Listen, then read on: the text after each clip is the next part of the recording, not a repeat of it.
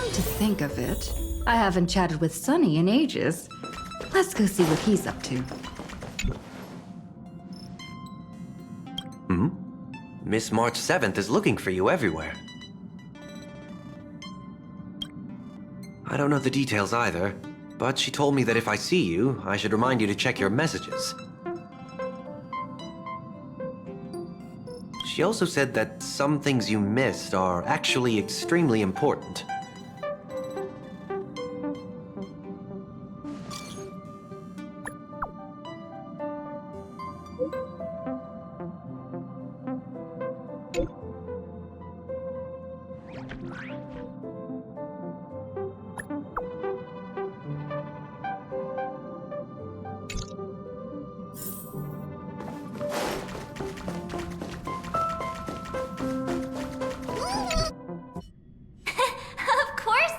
It.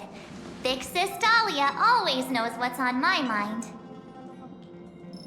So that means we'll be companions again on the next Trailblaze mission?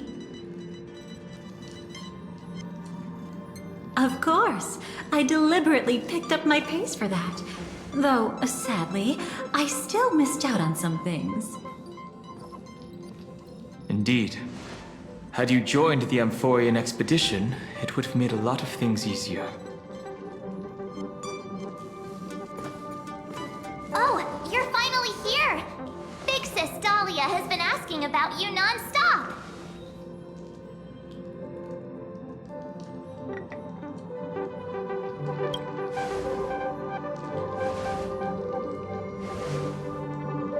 Whoa! Have you gone mad? Did you forget that we should never mention words like old or senior in front of Big Sis Dahlia?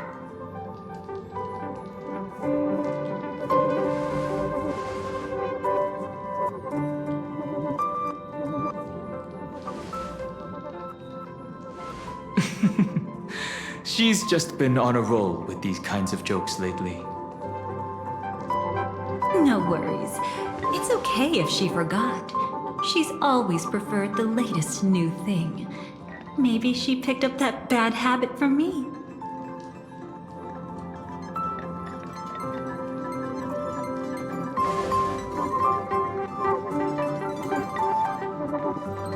Long time no see. Now, does anything ring a bell?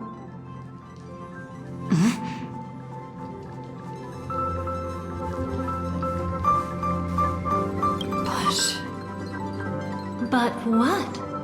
Don't tell me. You forgot something?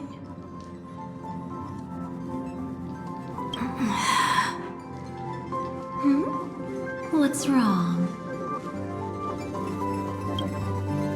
Who exactly are you? What's gotten into you? Did Amphorius give you amnesia? How could you forget about Big Sis Dahlia? She was the one who helped you suppress the rampaging Stellaron back at the space station.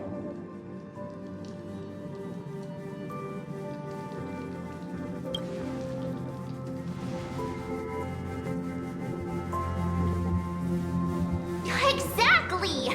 What's wrong with you? Totally!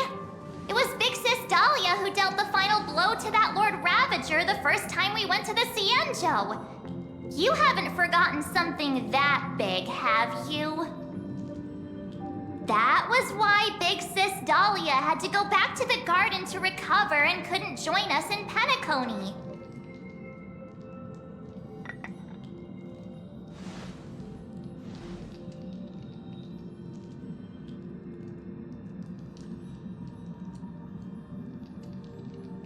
No need for reminders from us. She has spent more time with the Dahlia than anyone else.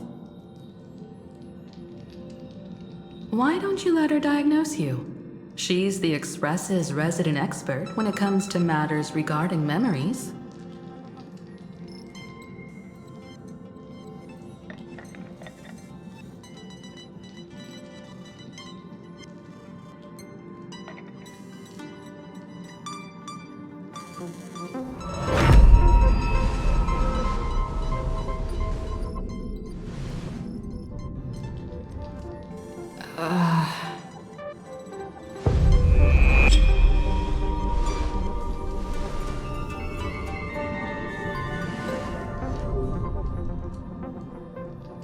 come on. Don't just stand there. Hurry up and get over here. It's not like this hasn't happened before. Leave it to Big Sis Dahlia. It'll be fine. I concur. If there's an issue with memories, then we'd better not waste any time. Why are you all... No. This isn't right.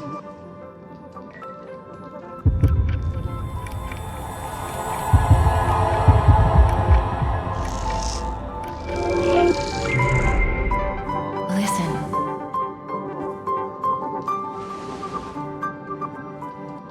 You'll face betrayal, lose your way, and seek answers.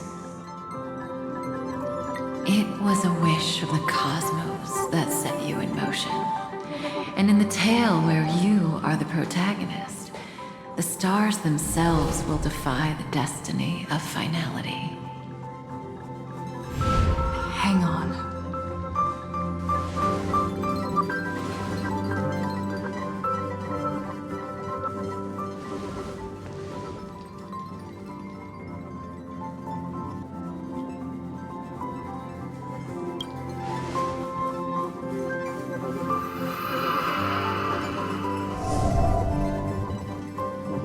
Well, this is quite unusual. Your memories are quite tricky. Is someone protecting those memories? Let's try again then.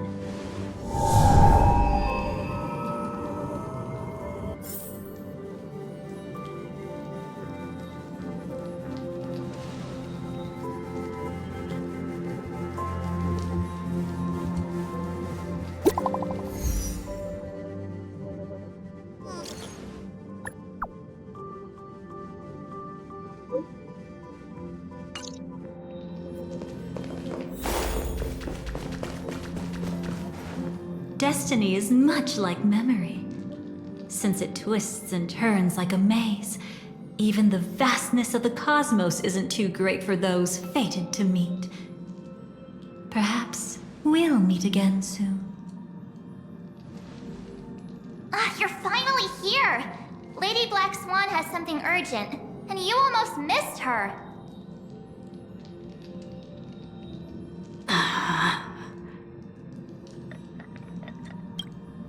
Now's not the time for jokes. We didn't have to be this direct. Guess there's no point in wasting any more effort, right? Your memories are truly extraordinary. It's as if they exist beyond the bounds of time itself. Why take memories so seriously?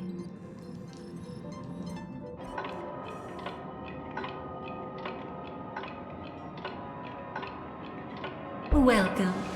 Would you like me to dim the lights more? Don't worry, I haven't harmed your companions.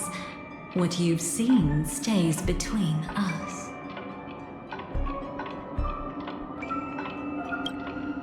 It's a bit complicated to explain. Through certain methods, I've brought you into my own heart. We could be watched if we met anywhere else. This is the only place where I can feel safe sharing secrets that should stay between us.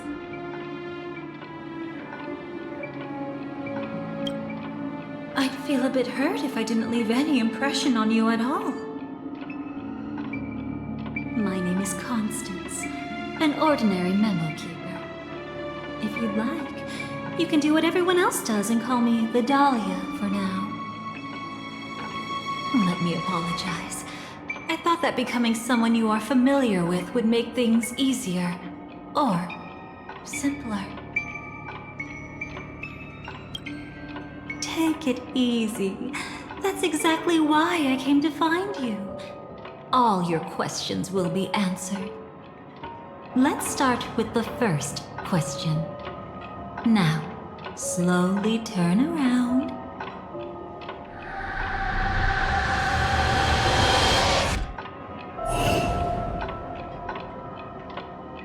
and witness your own death. How does it feel to see your own corpse like this? I know death doesn't faze the nameless. It's practically just another day at the office for you. So don't worry, this scene isn't real. It comes from something you're all too familiar with. This was foreseen by the script. It's another possible ending for you in Penacony, but it was prevented by the Stellaron Hunters long ago. It's a tomorrow that never came. In other words, it's a non-existent memory.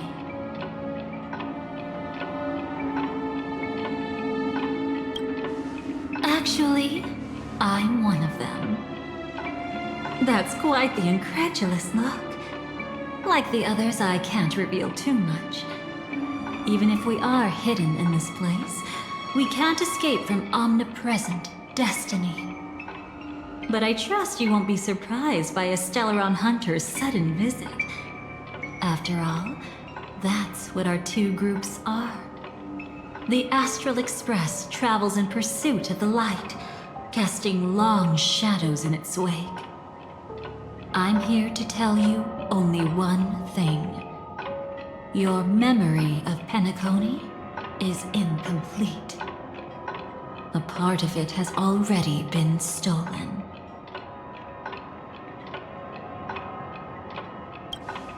It's not surprising. Have you ever kept a gentle pet? They can always guess what's on your mind, always actively trying to please you. Memories work the same way, if you ask me. Once your brain discovers a void in your memories, it'll carefully fill in the gap on its own, whether you need it or not.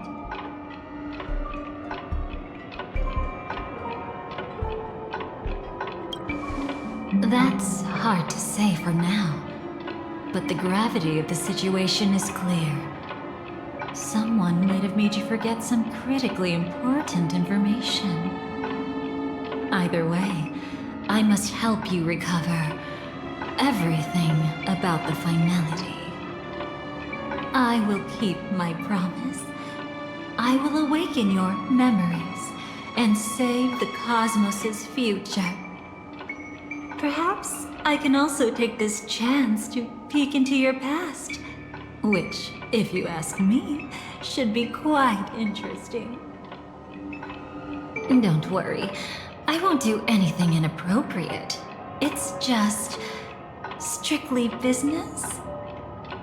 Please, let me touch you a little bit. It's the only way I can probe through memories.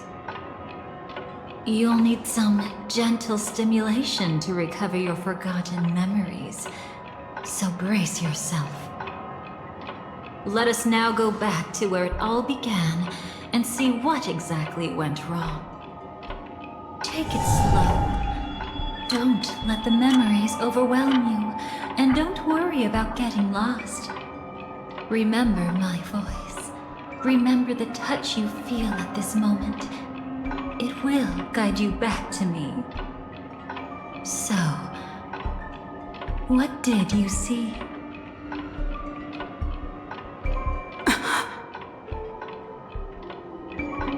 Seems like a rough start. Don't worry. Chaos is pretty normal in the beginning. Can you still remember where this journey began? Penacony, the land of the dreams, located in the Memoria-rich Asdana star system. At that time, a grand celebration of the Harmony was about to begin, and as fate would have it, an invitation found its way into your hands. The family's esteemed guests are cordially invited to Penacony to participate in our grand celebration. Witness the impossible in the realm of dreams. Find the legacy of the Watchmaker, father of Penacony, and thus the answer to the question, why does life slumber? There, you encountered Adventurine, an IPC executive who appeared to be answering the invitation alone, but was actually there to reclaim lost territory.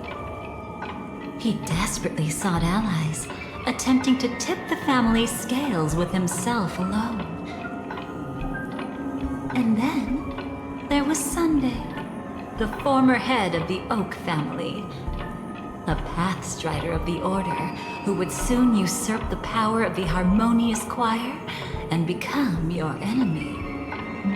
There was also his sister, the renowned Robin. She was meant to perform on stage, but got caught up in a series of unfortunate events, and in the end, found herself as lost as any bystander. Oh my, have there been gaps in your memories from the very beginning? This is quite troublesome. Where should we begin? Right, let's start with her. You must remember.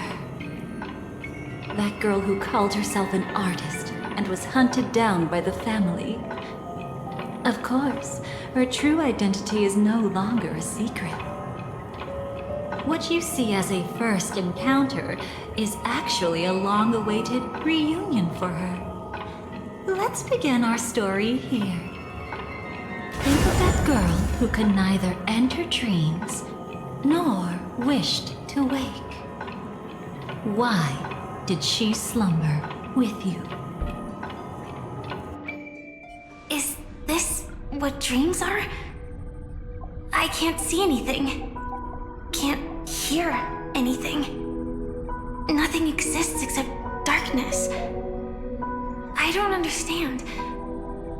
Why do people long for this darkness? Don't move yet. It's going to hurt real bad. Is the surgery over? Yeah. As expected, you can't recover the ability to dream. Even after paying such a heavy price, we only get one shot at this. It's fine. One chance is all I need. Is there anything else I need to do?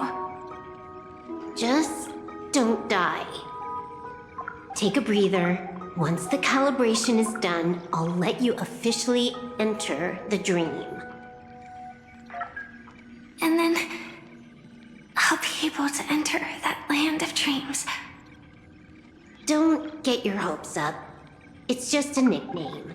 Your dream might not come true. I've been waiting for this day. People always describe it this way. Once you wake up, it vanishes without a trace. That's why sweet dreams are so precious. Sounds like you're just trying to make yourself feel better. Maybe. But when the day we cross paths again arrives, I think I'll pretend we've never met and get to know you anew. As if starting all over. I made a promise with her. Our reunion is right before us. I have no reason not to give it my all. Even if she's already forgotten it? But I won't forget. No matter how this story ends, I want it to begin with a smile. In the future that Elio foresaw, we never had an ending. But I still have the chance to wrestle back from fate the right to have a beginning.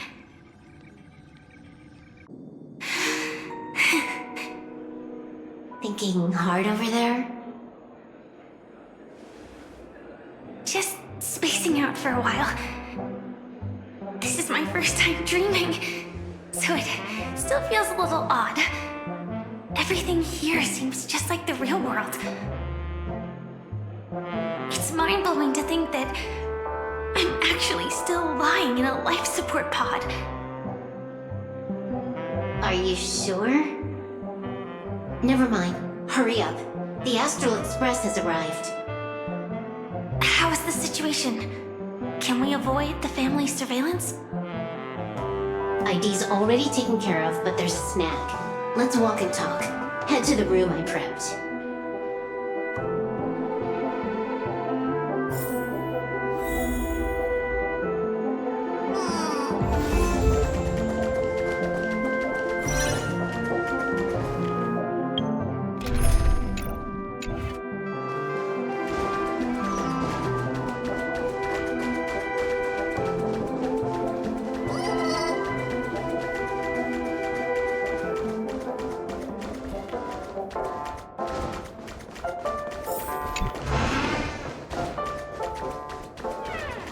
This time, I should be on the right path. Uh-huh.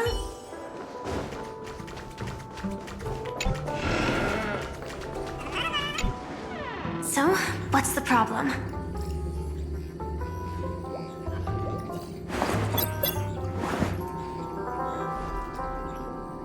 I hired a helper to slip into Penacony ahead of time to snoop around. She just sent me some intel. There's bad news. The family is borderline all-knowing and all-powerful in the sweet dream. Is there an emanator of the harmony here? It's not necessarily because of a person. It could be a phenomenon. Can't say for certain. Anyway, just like the script says, no matter how you sneak in, you'll be found out. There's not even a single gap? Even just for a couple of seconds? It's not that we can't create one. The problem is that you're too powerful. You're no small fry. Here in Penacony, you're a colossal threat. They'll be onto you even if you just try to enter the dream. That means, even if I manage to sneak in, I won't be able to escape the family's pursuit.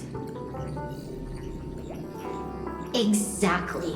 And a brawl won't change a thing. This is their turf. You'd be throwing your life away. It might be risky, but I have a plan.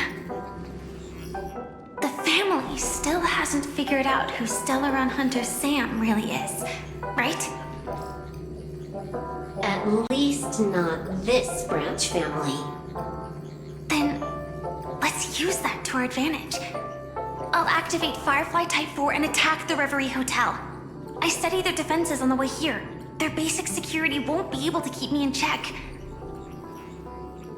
Create a commotion to force Sam in the spotlight. Then, I'll rush back here at top speed, and while the chaos is still fresh, dive into the dream as Firefly.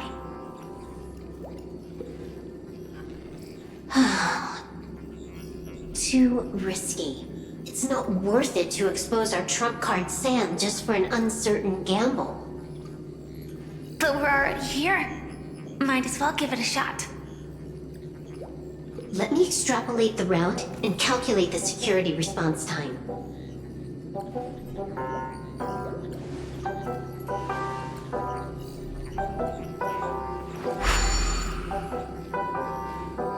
Hold on. What is it? Weird. My readings show security is practically non-existent. That doesn't match what you told me. Describe to me what you see, just to be safe. Describe? It's just your standard hotel setup. Sofa, dream pool, and... Who's there? Relax. There's no one here. Ah, I knew it. What you're seeing isn't quite the same as the surveillance I see. That is weird. How does that work? Let me fix it.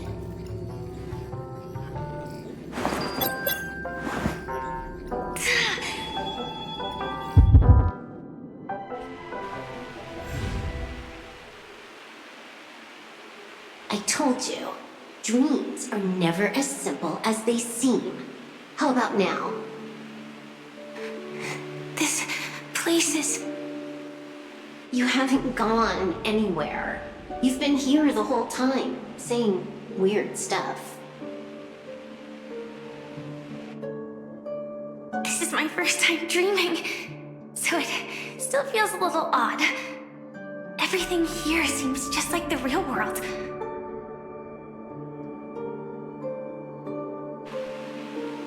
And here I thought you were just being stubborn. Sorry. Could you jog my memory again? It's a little fuzzy. Following the script, we secured a discarded dream pool. Wasn't easy. Some IPC lackey decided to fight us for it. IPC? Forget it. It's not like they won. I converted it into a life support pod. Right now, we're both drifting at the edge of the Astana system. I see. We're using the synesthesia dreamscape. But it seems I haven't made it into the real Penacony?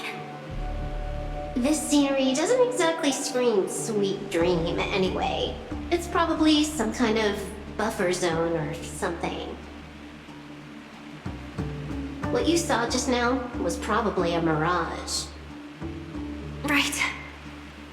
Then the plan to attack the hotel won't work either. Exactly. The only thing you can attack right now is me. In other words, I'm still in the clear. And I'm just one step away from the 12 hours. You always manage to find a silver lining in a pile of bad news. At least things are much clearer now. Let me take a look elsewhere first. Maybe I'll stumble upon a good entrance to become a stowaway. You scout ahead. I'll get in touch with the temp helper.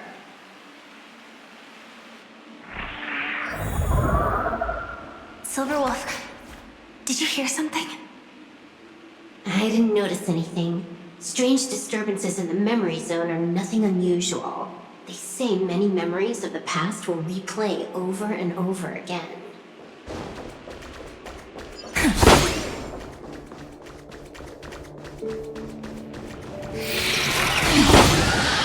Wait. I'd recognize that sound anymore. Just as I thought. But why? Shouldn't you take cover first? No need. I know them too well. It's not necessarily the real propagation. This star system went through the swarm disaster long ago, remember? And it was anything but small. Are you saying this is just an echo from the past? Ideally, yes. But it might also be more like a meme. A fear buried in the Asdanians' hearts like a nightmare.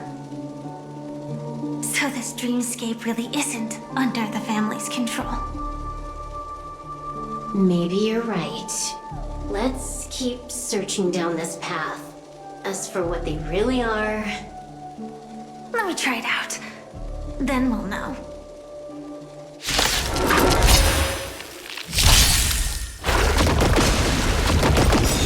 Night falls. Good night.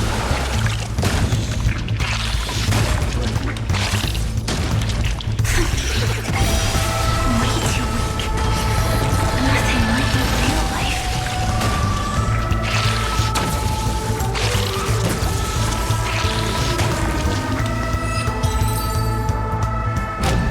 The remains are gone. Was it just an illusion formed by Memoria after all? Figures. No wonder a scrapped dream pool isn't worth a dime. Without the family's protection, any regular visitor here is just begging for trouble. Better stay on guard. Not every illusion has good intentions. Got it. Also, you can actually just go around them. No one said you have to pay attention to the bugs. That's your bad habit. Sorry. I just can't bring myself to look the other way. Never mind. Everyone's the same. They all try to do something for the past, even when they know it's futile. If it makes you feel better, I'll leave it to you. Just be quick about it. Thank you. But reliving old memories isn't always such a bad thing, is it? Looks like this business trip has put you in good spirits.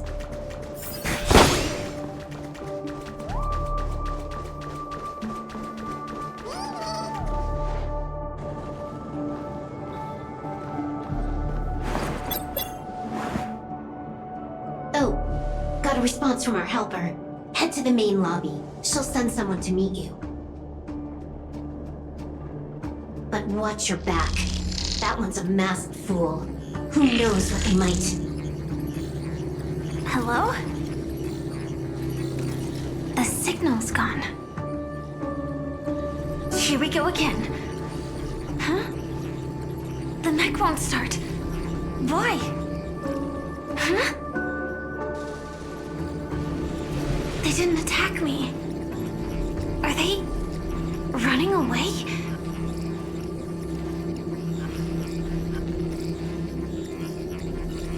What lies at the end of this corridor?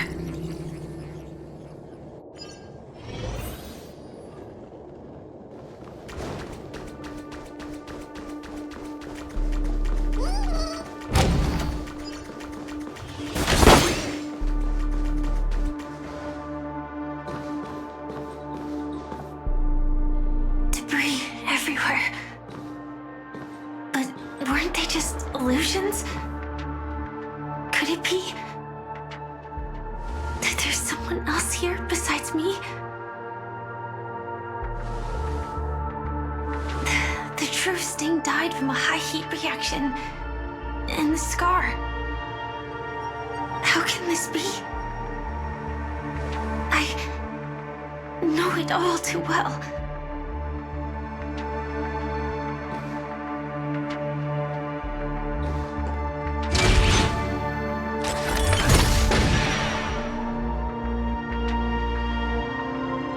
The swarm is one thing, but even for Memoria, why would Glamoth's Iron Cavalry appear in Penacony?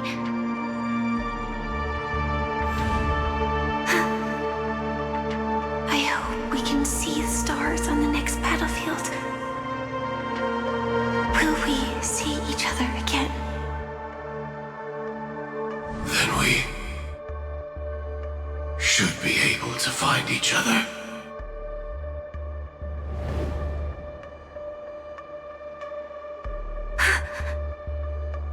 AR-214. Is this what dreams are? Is this nightmare your memory? All right. Not the best timing, but that's as far as this first try goes. So, how are you feeling? Any discomfort?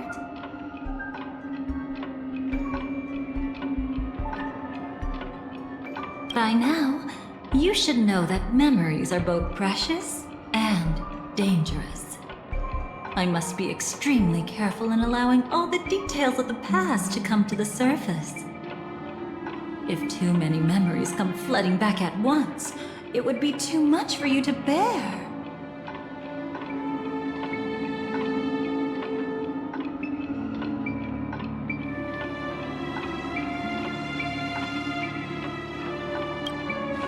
Relax.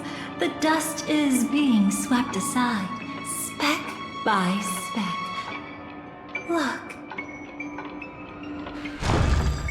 Though part of it was stolen, the memory of Penacony has become clear again. What you just witnessed was her beginning. This dream diverges into two parallel paths. Yours, named the Trailblaze, and hers, named the Finality.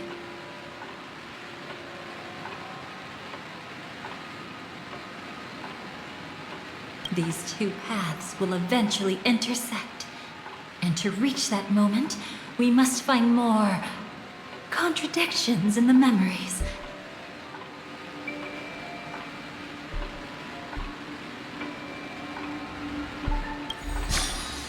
You still remember her, don't you? Robin, known by all. You encountered her early on at the hotel in reality. After you entered the dream, she was using the Harmony's power to help you adjust to the sweet dream. Oh, it's just that. After your farewell, she had already become a victim of a sinister plot when you saw her again. What did she discover during that time that would make her suffer such a terrible fate? Be careful. This time, we're going to dig deeper into a past utterly at odds with the memories you hold.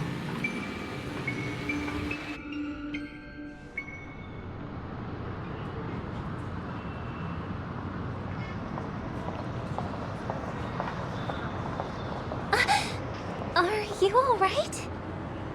Surprisingly, I don't feel anything. Well, you are in the dreamscape after all. Seems like our guest here hasn't gotten used to the transition.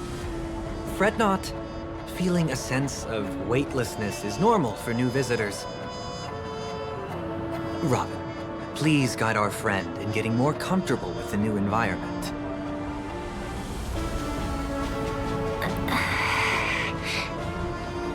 Robin? Leave it to me. Don't worry, just relax. You'll be feeling like your normal self in no time.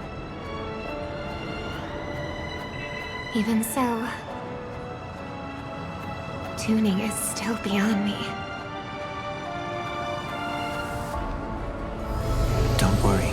Keep going. I'll help you. But brother, this...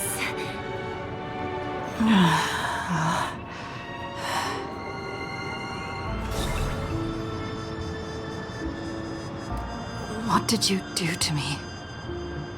Relax. Just did some tuning on you with the resonance of the harmony to allow you to control your limbs freely in the dreamscape. Essentially, the dream of Penacony is a world formed by memoria. Only by fully understanding its nature can you move freely within it. Unless you're one of the memo keepers of the Garden of Recollection, it can be difficult at first to manipulate the memoria as you wish. Once you've been tuned by the harmony, you can use the same laws of physics from the real world to understand how the dream world works. Oh, oops. I've fallen into my professional habits again.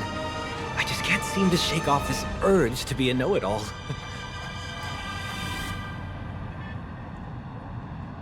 Don't mind him. He's always like that. Please, enjoy the beautiful dreamscape the family has built for everyone. We shall take our leave. Have a blast!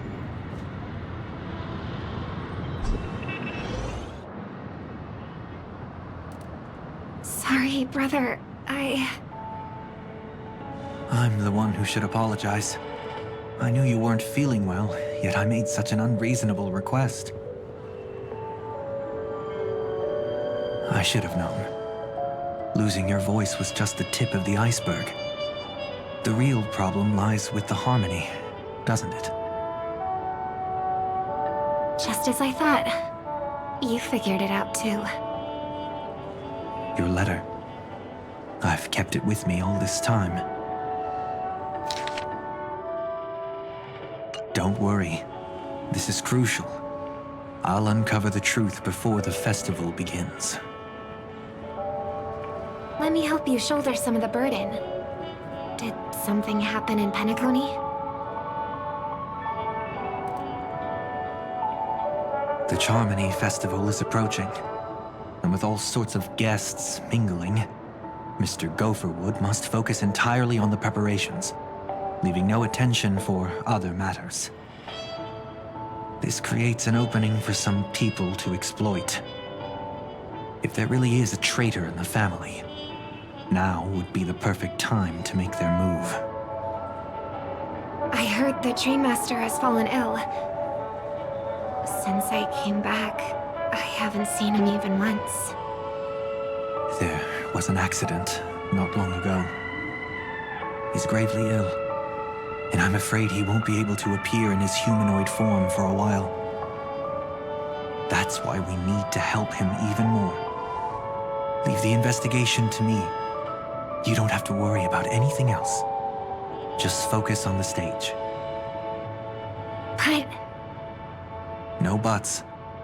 Listen, Robin. Never get involved with death in dreams. You need to sing your heart out. I promise you, when the curtain rises, no noise will drown out your brilliance. Not even the shadow of harmony itself. that's true. Ever since we were kids, there's nothing my big brother couldn't handle. Then I'll go get ready. I won't take up any more of your time. Be careful, brother. And don't forget to save a good spot for yourself. Of course. Who says I can't play favorites once in a while? See you later.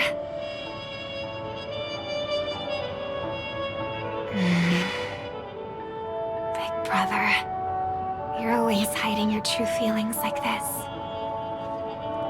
You're acting like everything's fine. But I saw you at Daylight Pavilion. You were clearly at your wit's end.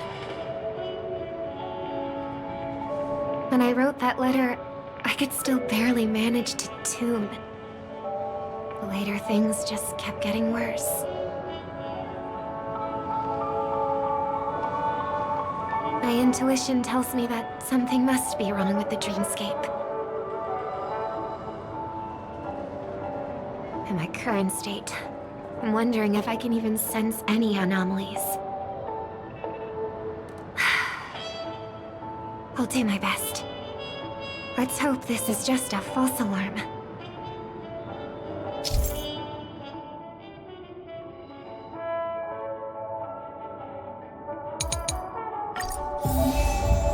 I've been wondering about something from just now. There seems to be a faint dissonance nearby.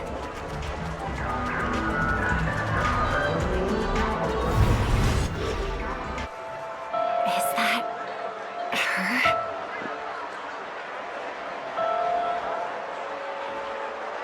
Don't even think about running away. You stowaway.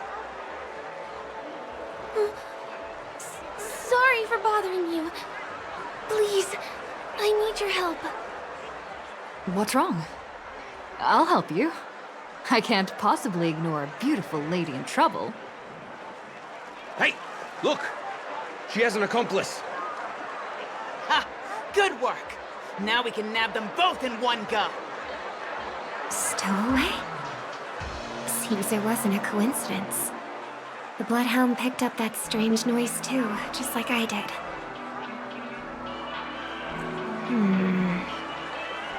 Better to stay out of sight for now. If that girl really is an outsider, this could be my chance. That's enough, boys. Sir. What's gotten into you all? Open your eyes and take a good look. Is this lady the stowaway we're looking for? Huh? Who's this? Don't you know him? Look at his brown hair and grey vest. He's the officer, sent here by the family to maintain order at the Charmony Festival. I see. Sir, the thing is, we're trying to apprehend a stowaway. And that young lady there looks very suspicious. We're sure she's the one. That's nonsense. Take another look, will ya? The witness report says that the suspect is a lad with silver hair, and you guys are going after a girl with silver hair. Does that even make sense? She's our guest. Well, just get out of my way and I'll take care of this. Yes, sir. Something's off.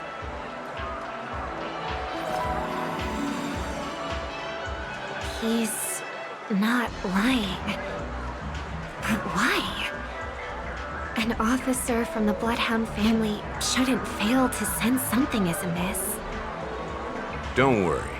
I believe this is just a misunderstanding. How could such a lovely girl like you be a stowaway? Thanks. Without your kind help, I wouldn't know what to do. Just part of the job. I need to get going. If you need help, you can reach out to me through the young bloodhounds in this area. I wish you an enjoyable experience in this land of dreams. Too many people know me. It wouldn't be wise to follow them so openly. Looks like I'll have to use a few methods of my own. I need to get closer, find a hidden spot.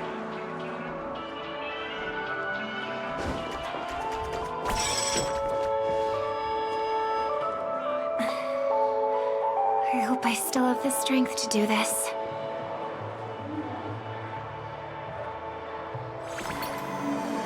Although the Bloodhounds mistook me for a stowaway, I'm actually a local. My name is Firefly, and I'm from the Iris family. I work as a stage performer, although right now I'm just an extra. A success! Thank goodness I wasn't discovered. That girl claims to be an artist from the Iris family, but I can't hear any resonance in her voice. Well, we can talk about that another time. Right now, I want to give you a tour of the town. Here we go. If I'm wrong about this, I'll make it up to you properly afterward.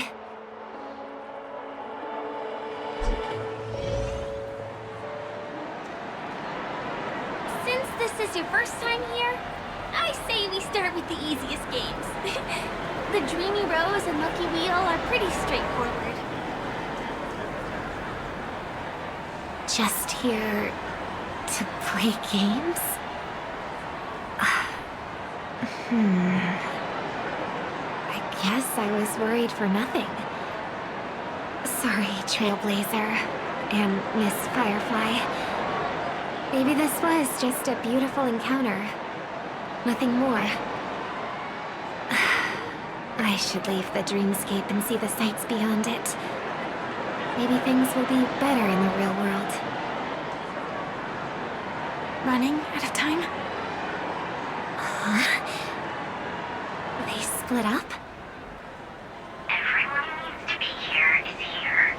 Not to be a buzzkill, but just a reminder. Don't forget about your first death. Who's she talking to? And what's this about death? Shh. Let's not talk about this right now. I think someone's following me. Did you have fun? No. My intuition was right. That girl is definitely not what she seems. Now I need to be extra careful.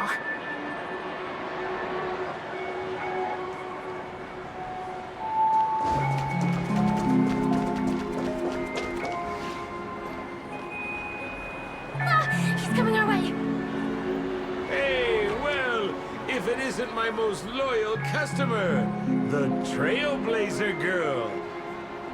It's been such a long time, old friend. And who's this?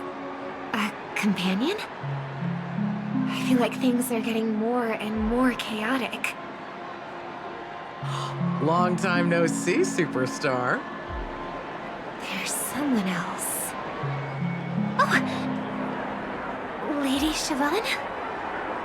Still radiant as ever. I could spot you from a mile away. I came over to say hi. What brings you here? Drawing too much attention is never a good thing. Oh, reminds me of that old saying, from afar, anyone under the spotlight seems endless and charming. But only when you get close do you realize how restless that heart truly is. Sorry you had to see that. I just came out to clear my head. The Charmony Festival is coming up soon and I'm a bit nervous. I heard about your voice issue. Drop by the Dream Jolt hostelry when you're free, and I'll take a look at what's going on.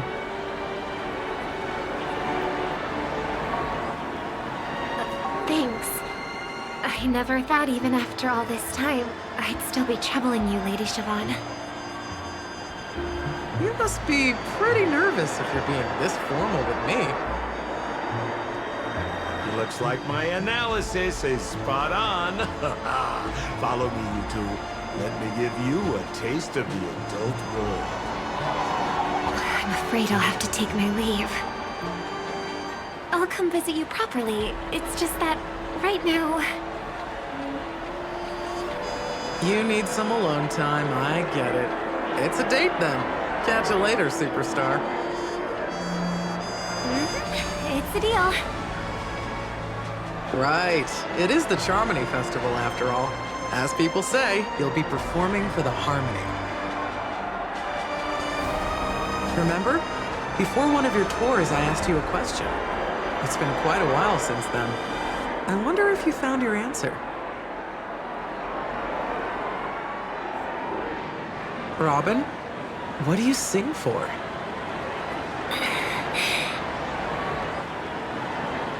I think I've got my answer now.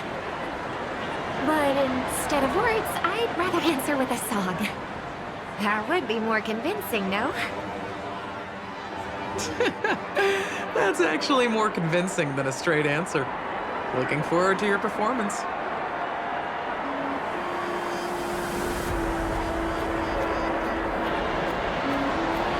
Sorry, Lady Siobhan. If there was more time, we could have had a proper chat. Now, let's get down to business.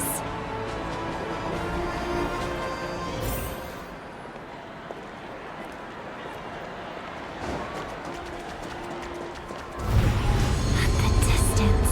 That's so far. Just where did they go?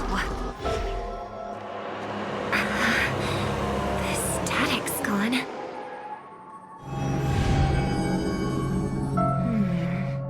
They passed through the commercial district. And past the Papashi Club. And then the voice just vanished. Did she return to reality?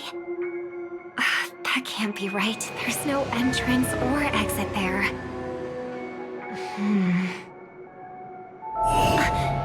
Again? Further away than before. This time in...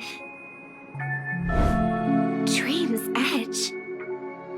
Oh, I get it now. It's the underground tunnel. Right. Makes sense. I should have known. That place is a hotspot for smuggling cases. I should have pressed those two bloodhounds for answers back then. Anyway, I'll check it out.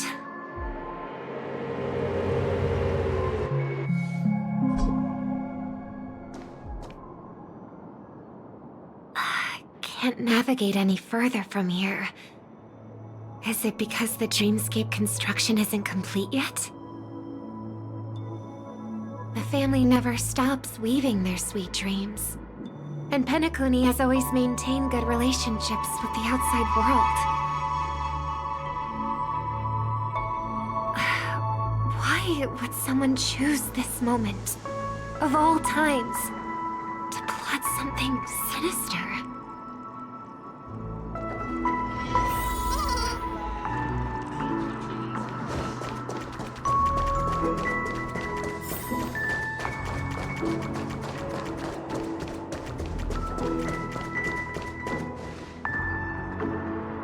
Excuse me. Ahead is... Is that... Miss Robin? Hello. I never thought I'd meet you here. When I joined the Bloodhound family, you were the one who delivered the family's greetings.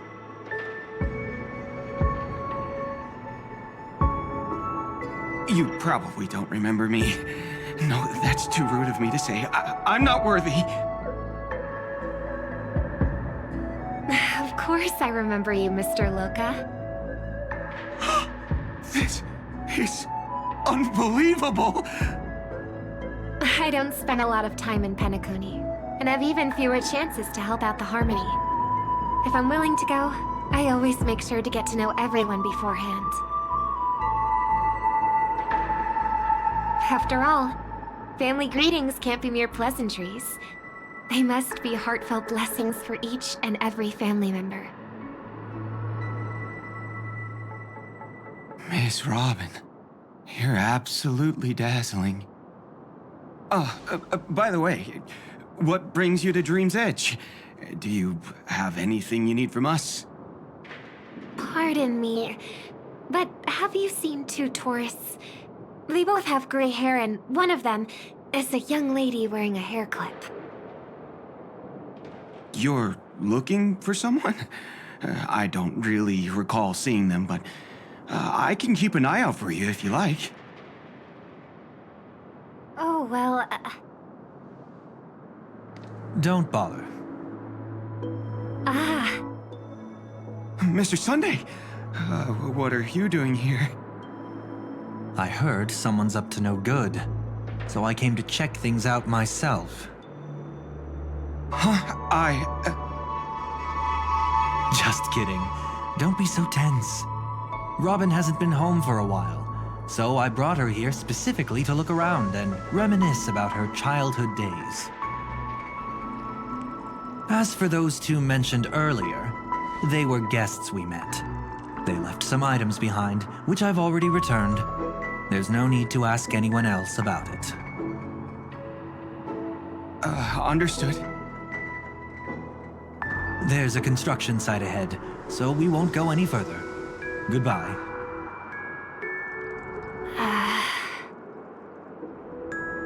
Thanks a lot, Mr. Loka.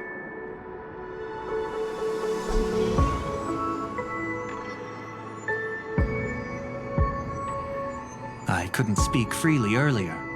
Robin, why did you come here? Like you said, I'm here to reminisce about old times. What about you? What brings you here?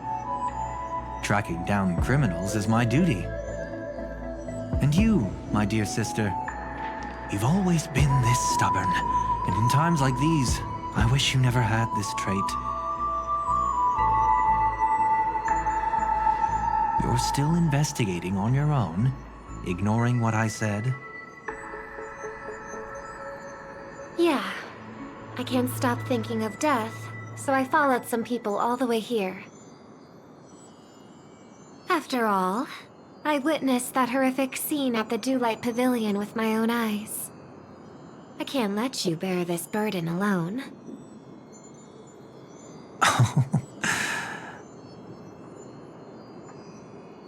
Oh, so you saw them. Those family members who were in the sweet dream, yet death took them away.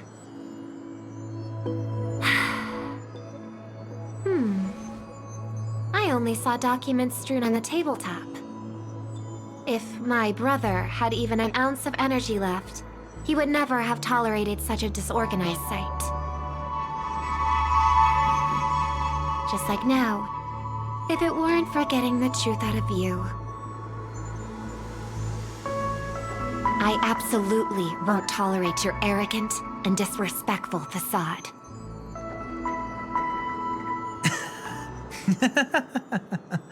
What are you talking about, dear sister? Just kidding. Don't be so tense. But my brother never jokes around with strangers.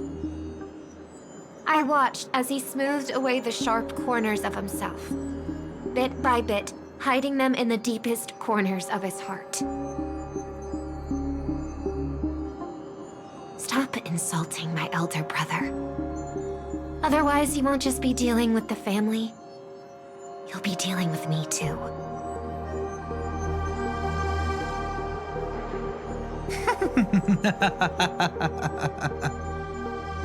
And here I thought you'd enjoy my little creative spin I put on him. Don't you think he's more likable that way? I trust you're mentally prepared to face the consequences of posing as a family head on Penacony. Jeez, I didn't expect to get played by a little bird. But do you really think you've got what it takes? There's no shortage of people trying to catch me, chicken-winged girlie. What makes you so special? This place is still governed by the 5 lineages. And along the way, you've seen how many of their members are stationed here. Besides, here at the edge of the dreamscape, I can also...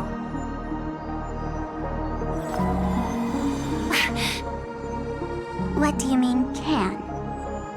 You think you can get your lost power back? I'll give credit where it's due. You must be quite talented to have been chosen as a chord master for the Charmony Festival. You're also quite clever. You almost got everything right, except for one thing. Silent little bird.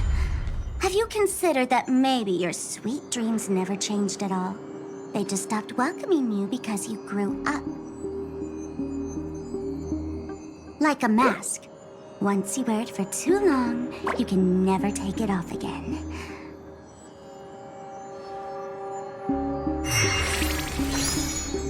As for that mask of yours, is it really called the Harmony?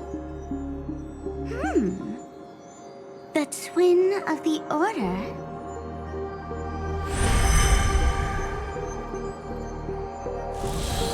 Oh. You know what they say. Robins will fight tooth and nail to protect their territory, even at the cost of their own lives. Looks like that name suits you pretty well. Oh, right on schedule. Gray hair should be wrapping up soon. Miss Sparkle, time to head to the next scene.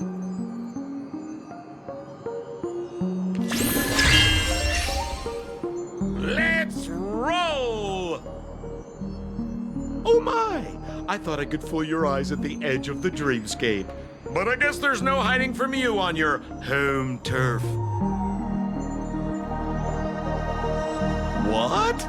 You want to settle the score with me for messing with your people? Why don't we sit down and have a chat? You seem like a patient one to me. So tell me, what exactly do you want to take from me? How are you feeling? Need to take a break? Before we continue, I have one more question. We've spent some time together, so at this moment, how do you feel about me?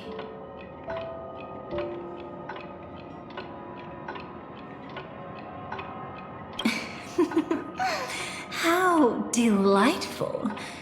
A pity, though, because that's not the kind of feeling I was thinking about. How much are you willing to trust me? As a matter of fact, I've appeared in your memories before. And similarly, it was related to Penacony.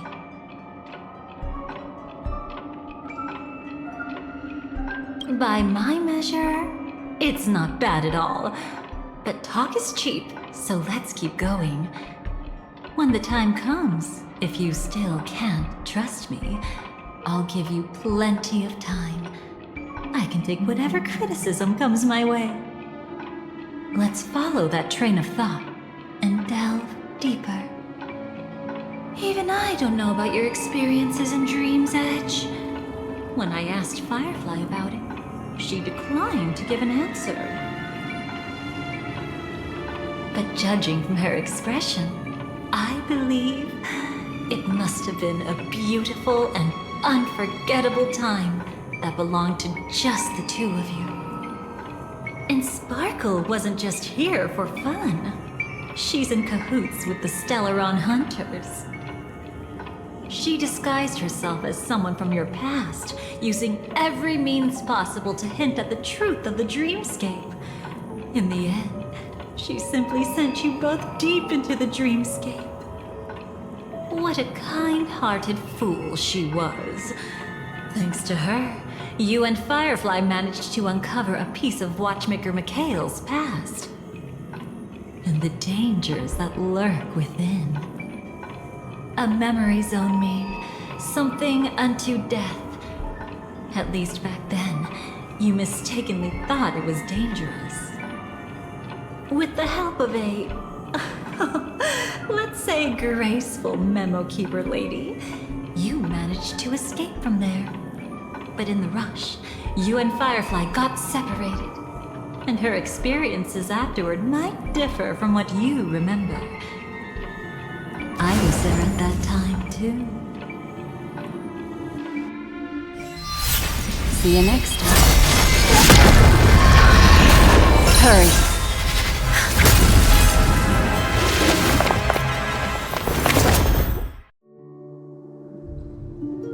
Don't worry, I've got you. How are you feeling? Passing through Memoria so suddenly always leaves you in a daze. That memo keeper had ulterior motives. She could have sent all of you away, but deliberately kept you behind. What happened just now? It's a memory zone meme. Some Penaconian legends mentioned it and called it death. I caught something unusual, but couldn't get a clear look at it. But I saw it. In that instant, before it was about to strike, a reflection of another dreamscape appeared in its pupils. It was somewhat similar to the 12 hours, yet the atmosphere was completely different. What if death doesn't exist in sweet dreams? Or so they say. But what if that's not a lie? Perhaps death is just sinking into a deeper dreamscape. Too bad. A nosy memo keeper had to show up. Next time we meet, leave it to me.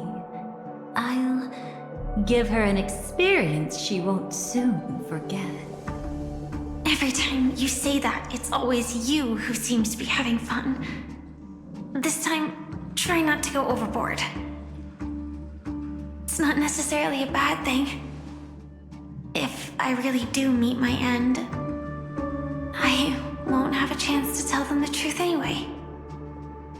Are they still around? I can't sense them anymore. I'm afraid they must have gone back to reality. Hold on. Still no good. I can't get in touch with Silverwolf in the primordial dreamscape. I left her a message. If she gets it, she'll help guide her back here. Or we could head back to reality first and get in touch with Silverwolf. Hold on. Recklessly crossing through the dreamscape now would be far more dangerous than before. What's the matter? Death caused such a huge commotion that the omnipotent being within the sweet dream has turned its gaze upon this place. Then aren't we? We should be fine for now. Death has his attention. As long as we are careful, we won't be exposed. In fact, within this dreamscape, we might find a way to strike back against him. Before you arrived, I did some digging around. From what I've learned, he buried his darkest crimes right here. Whatever it is, I believe it'll be of some use. Let's go look for it before they come back.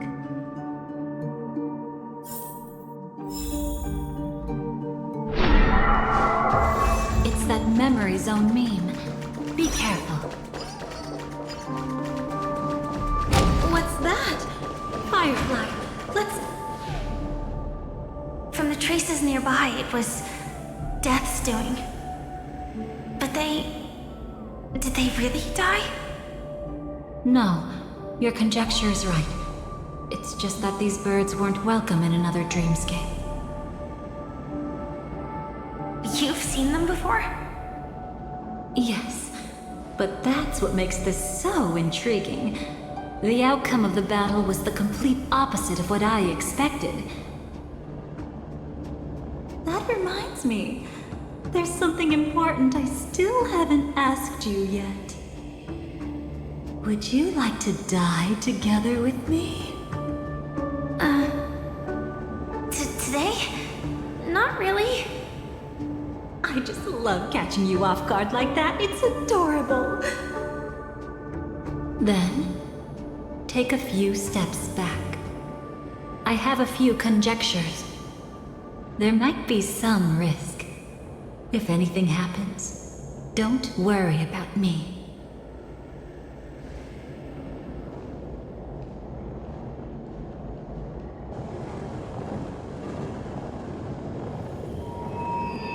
What are you... Just as I thought. So, what happened? These ravens are the incarnation of the Dream Master Gopher Wood, that omnipotent being in the sweet dream. In front of him, even death has no strength to resist. The power I just released should have been enough for him to notice and deliver a fatal blow. Yet here we are, completely unharmed. You know, you're quite similar to Blade sometimes. I mean, when you're staring death in the face. It's not relief I feel. I'm savoring a once-in-a-lifetime thrill. If only it was just once for me too. But was it really him? If I remember correctly, the Dream Master's body was burned to ashes in a riot long ago. And he can now only sustain his life within the sweet dream. Not only that, over the long passage of time, he has merged himself with every inch of Penacony's land. The title Dream Master doesn't mean he merely controls the dreamscape. Rather, it means he has already turned the dreamscape itself into his second body. In extreme cases, he could probably burn all of Penacony to the ground, though hopefully he wouldn't have the heart to do it. We better act fast. Easy now. We're safe for the time being. Maybe it's not that he doesn't want to act against us, but rather that he can't. At least, not yet.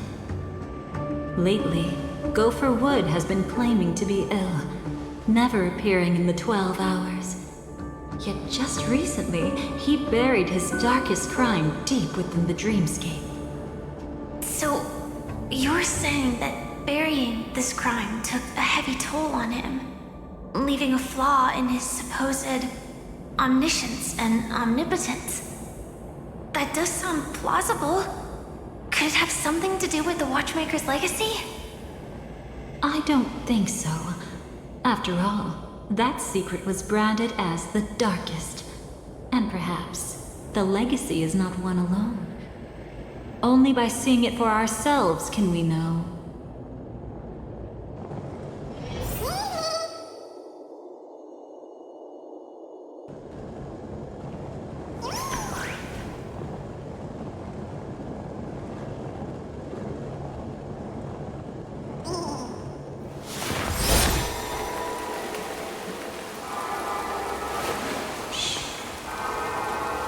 Listen with me to the memories.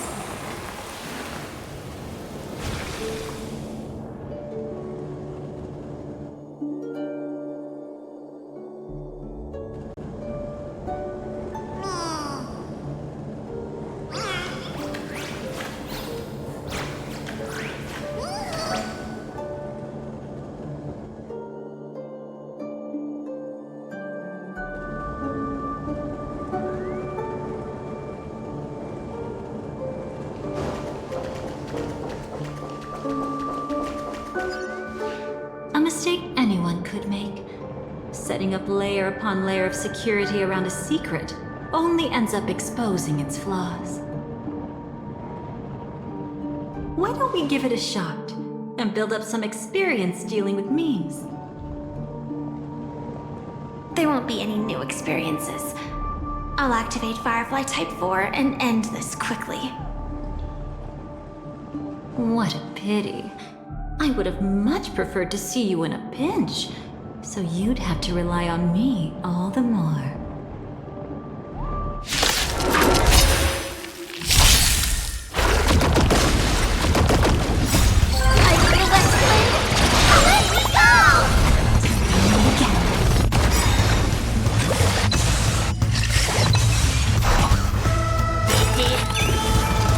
Night falls. Good night.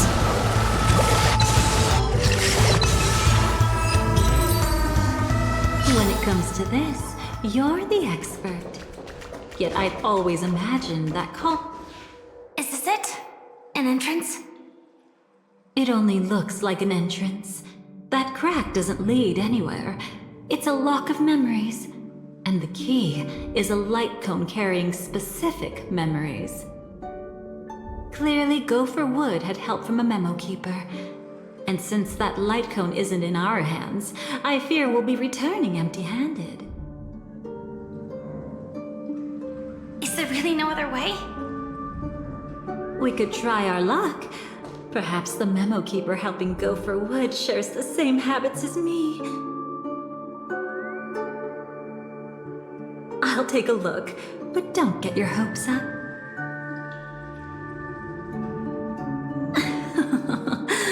Pretty careless indeed.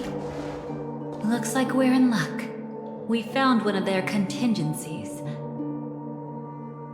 Do you have memories like that? A moment in time you never want to forget. One that you find yourself reliving over and over again. Of course. More than just one. What a shame. Huh? Don't take it to heart. I'm just imitating those annoying memo keepers. In their view, the more memories recalled, the more likely it is to become distorted beyond recognition. Each time you recall a memory, you risk distorting its true face. That's how they justify the necessity of light cones. How tragic. They never understood the truth. The more eternal a thing, the more it stirs the desire to destroy it. But they weren't wrong about the present situation. Even if Gopher Wood were to come in person, he'd need to bring a specific light cone. His own memories can no longer be trusted.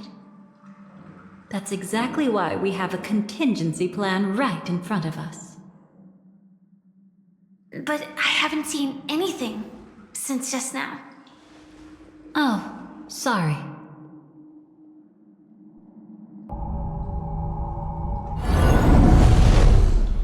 Inside here, there must be some kind of gentle trigger that would help him recover his memories before they are subjected to distortion. But for us, that's probably meaningless. Whatever triggers his memories would just seem bizarre and random to us. Still, let's go take a look inside. We might pick up some clues at least. That's right. Go ahead. Every action brings joy. And a price to pay. Paradise shall fall into this world of sorrow. And once dawn breaks, it will shatter in the light of day. How could anything golden abide? How can this be?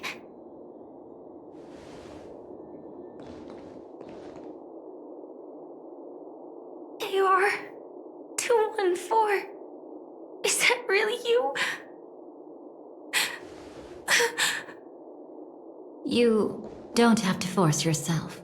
I can take care of it. No. It's okay. Was it her that you saw when infiltrating Penacony? Yes. I saw her fighting off the swarm. But it was just Memoria, and it vanished quickly. Silverwolf mentioned that Penacony had also faced a swarm invasion before. I kept telling myself that she was just passing by and lending a helping hand. And after everything was over, she had already left, safe and sound. So this time, do you still want to know the answer? Would it be any different? I really want you to tell me that this is not real. It's just Memoria. But thinking about it calmly, nothing can change it. A memory is ultimately something that's already happened. You're more composed than I expected. I wish I wasn't like this. She and we could be called friends. I wish I could just break down and cry for her, like any normal person would, to mourn her loss. But what surfaced in my mind was that one sentence. This is our predestined fate, and one day, I too shall meet the same end. One day. Not today. Though it's already too late, there are still other things I can do for her. Maybe you should calm down first. Unfortunately, this isn't Memoria, but a real Glamoth Knight. Clearly, Penacony was her final destination. I'm surprised she made it to Penacony at all. Oh, the Glamoth regulations. She broke those prohibitions? Worse than that. She was the first and only deserter of the Glamoth Iron Cavalry.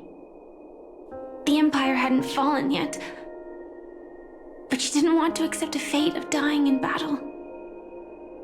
So she left on her own.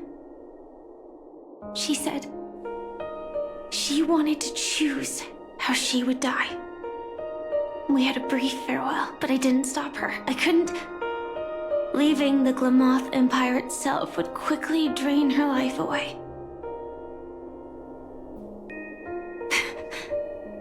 If we can't change the outcome, why should I stop her from making her own choice? Quickly drain her life away. Oh, entropy loss syndrome. Yes, just like me. Leaving the cockpit without permission is strictly prohibited. Surviving knights must actively return to formation. These aren't just military regulations, they're the terms of our survival. When not piloting the Firefly Type 4, I must stay in the cryo sleep pod. Otherwise, my entropy loss syndrome will only get worse. So, have you figured out the reason yet?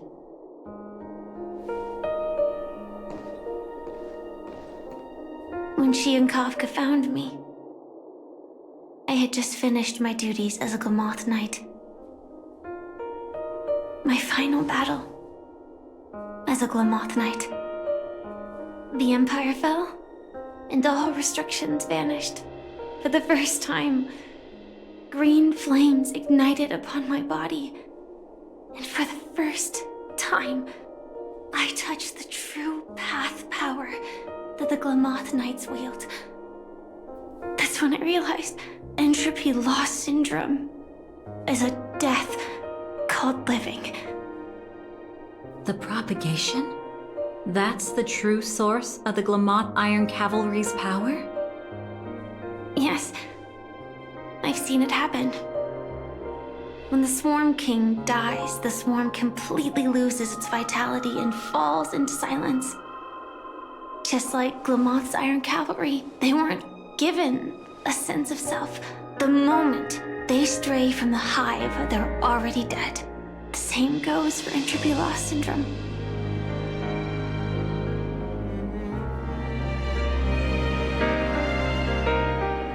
Could you help me take her away? I don't want to leave her here alone.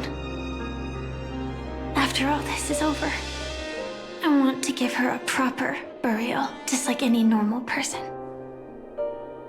I'm happy to help.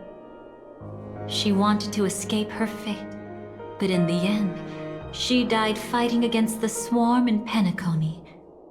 The detestable thing about destiny is that it brooks no defiance. Do you know her name? When we parted, she had no name, just like me. But I hope, by the time she leaves this world, she will have found both a name and a purpose for her life. Why did Gopher Wood leave her here? No matter how much I think about it, everything he's scheming couldn't possibly be connected to the propagation. How deeply is your past intertwined with this place? It's not clear yet. But obviously she had multiple fatal wounds on her body. She didn't die from entropy loss. Before we left, Kafka told me, in her view, dreams are inherently a convergence of the past. It's the same for everyone, no matter how much you want to avoid it. No matter what you're seeking, you can't avoid it. Perhaps she was right. However, the Dream Master's weakness has also given us an opportunity. Good. Now then... Oh? Good news. It seems like we've got a few intruders in this dreamscape. Looks like Silver Wolf can still pick up signals from here after all. That was fast. Must be that Memo Keeper's guidance. Either she's lost her sense of restraint or got something nasty up her sleeve. Let's go check it out.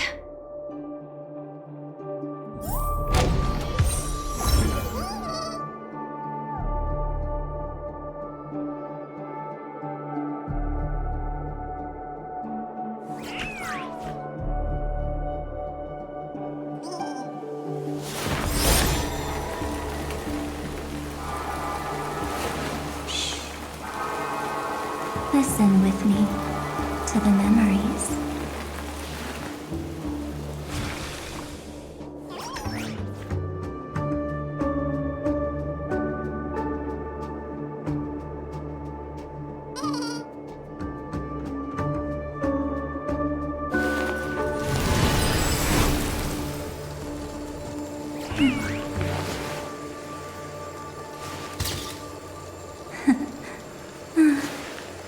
They really are cute.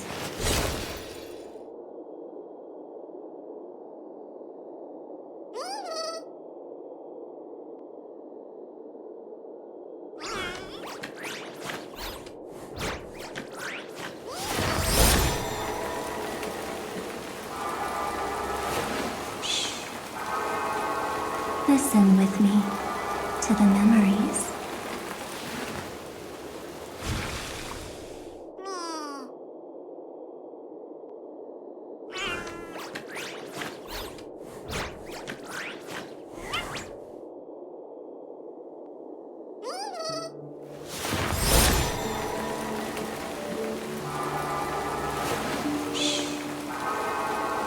Listen with me to the memories.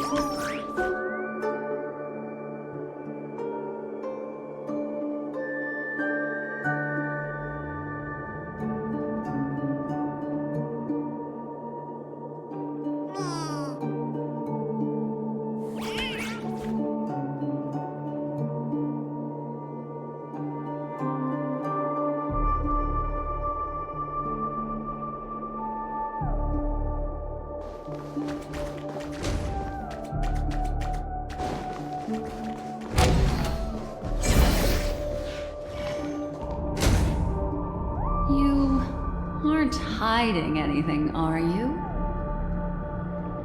Great. She's okay too. Hold on. There's a troublesome stranger here. She looks familiar. She's... Oh? You don't know? Setting allegiances aside, she's much more dangerous than the Dream Master.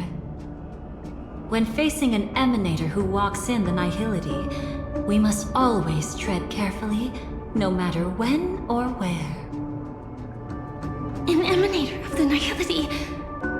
Was she ever mentioned in the script? No. If it weren't for my father's death, I wouldn't have known about this either. Your arrival is timely. This dreamscape is fraught with danger. Since our destination is the same, how about we join forces? I can protect you from harm, but in the memory zone, I'll need assistance from the Memo Keeper as well. And if we run into the family, it wouldn't hurt to have one more person to explain the situation. Absolutely not. We need to keep her away from her. Shh, be careful. What's wrong? Right now, their journeying together is actually saving us a lot of trouble. I can sense it. Death has cast its shadow once again. It's close, and unless things change, they'll cross its path before long. That Miss Stellaron is clearly unfamiliar with Memoria, and that arrogant swan, always mindful of appearances, is unwilling to show all her cards. Only with Acheron present can they cross beyond death. Then all the more reason I should find them right now and tell them the truth. There's no need for another conflict with death. But Black Swan is still here, with unknown intentions. If she chooses to twist the truth, you won't be able to convince the others. Here, a Memo Keeper's word carries more weight. No need to rush things. There's still time to reveal the truth later. Absolutely not. Have you forgotten? As a Stellaron hunter, I have a 0-point mission. One that must be completed at any cost. If there's even the slightest chance that Acheron might draw her blade, I cannot let her be there.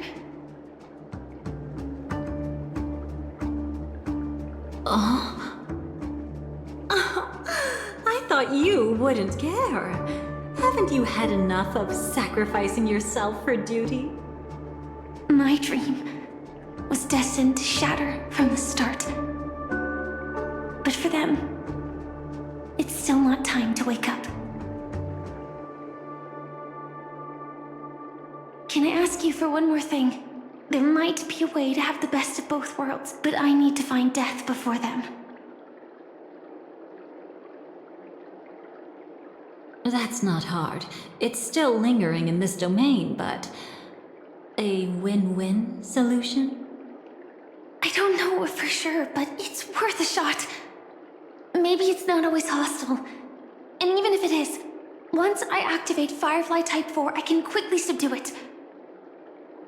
But if we're dealing with the worst-case scenario, Elio once said that I would face death 3 times in Penacony, and for this first death, I want to decide how it comes. I just hope that reunion a moment ago didn't rattle you. Go on. I've burned a hole through the Memoria that'll take you straight to the meme. Better hurry, though. It might not stick around in one place for long. Got it. Thank you. There's no sign of anything. Could it have already left?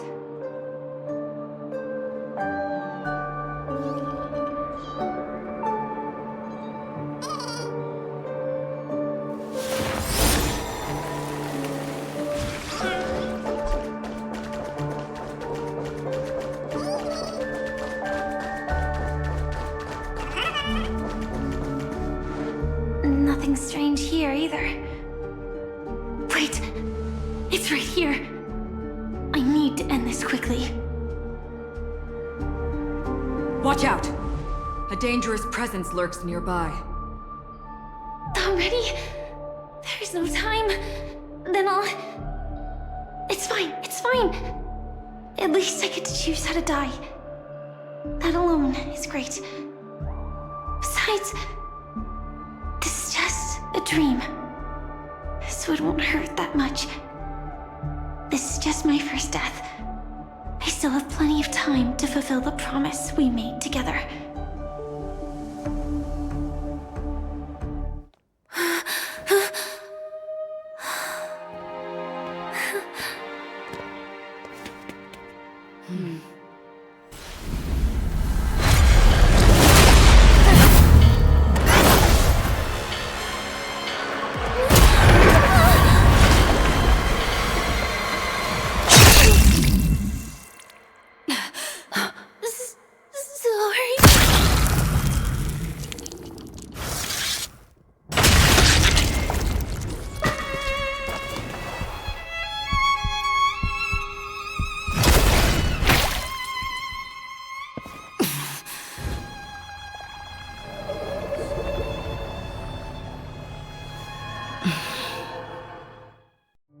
You should be able to recall at least some of what comes next. She hoped to reveal the truth of the dreamscape to you through her own death. At the moment she was impaled, even the emanator of the nihility would falter, blade wavering in hesitation. That was her way of securing the best of both worlds. Unfortunately, fate still played a cruel trick on her. The Memoria transformed so quickly that she didn't even have a chance to explain. After that, she arrived at Dreamflux Reef, land of the exiles, the true Penacony. The family went to great lengths to conceal its existence, using death as their justification. However, at that time she still couldn't venture deeper with peace of mind. Unable to reveal the truth, the situation that had worried her before continued to persist. She was burning with anxiety to return and get you away from the battlefield. Fortunately, a kind and caring lady was still watching over her. I reached out to help once again.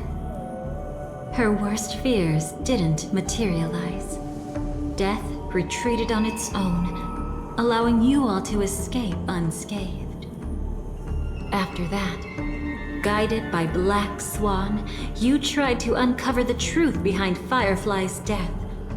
However, as you must have noticed, be it losing contact with her companions, or the embarrassment of being unable to activate her mech, those Memoria illusions were clearly left behind when she infiltrated Penacony from the memory zone.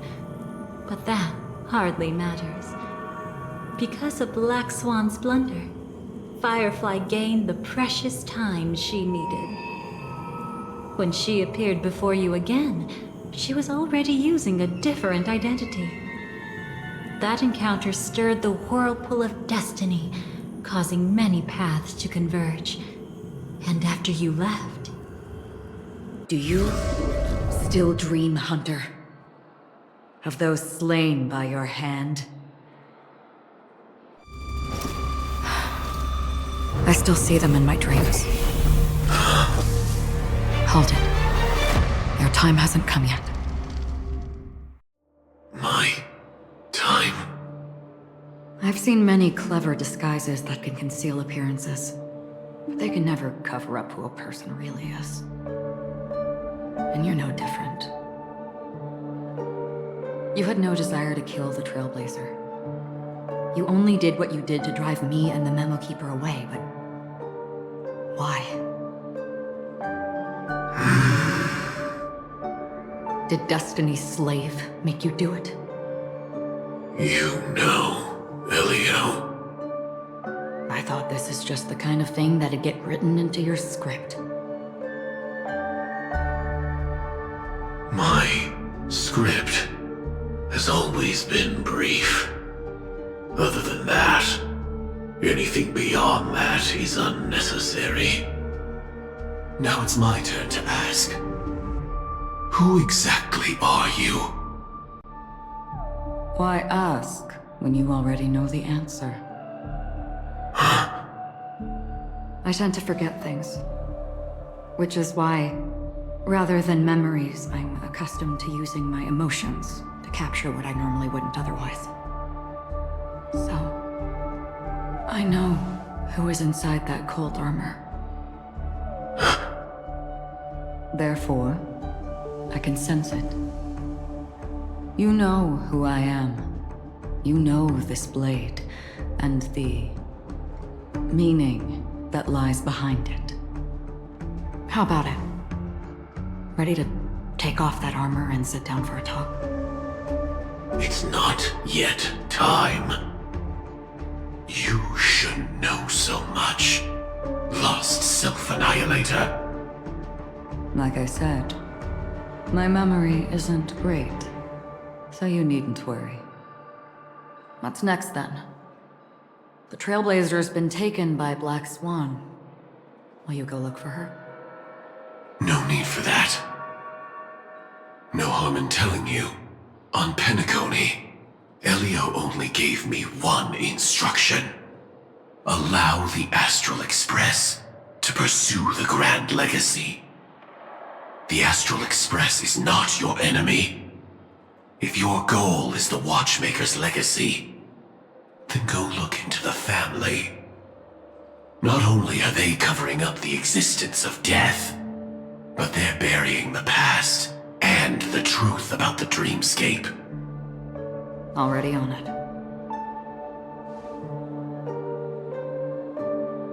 Before we part ways, let me give you a piece of advice.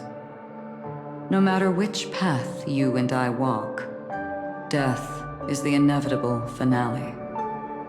Even if we say farewell in the mortal realm, we shall have one final reunion when Terminus ascends to godhood once more. And the same holds true on Penacony. I've already been to the Dreamflux Reef. It's not a secret that's hard to uncover. Well, I'm afraid you have yet to realize just how awake you truly are. It is precisely because life dares to slumber that they can awaken. Ascends to godhood once more. Even if she's an emanator, she shouldn't.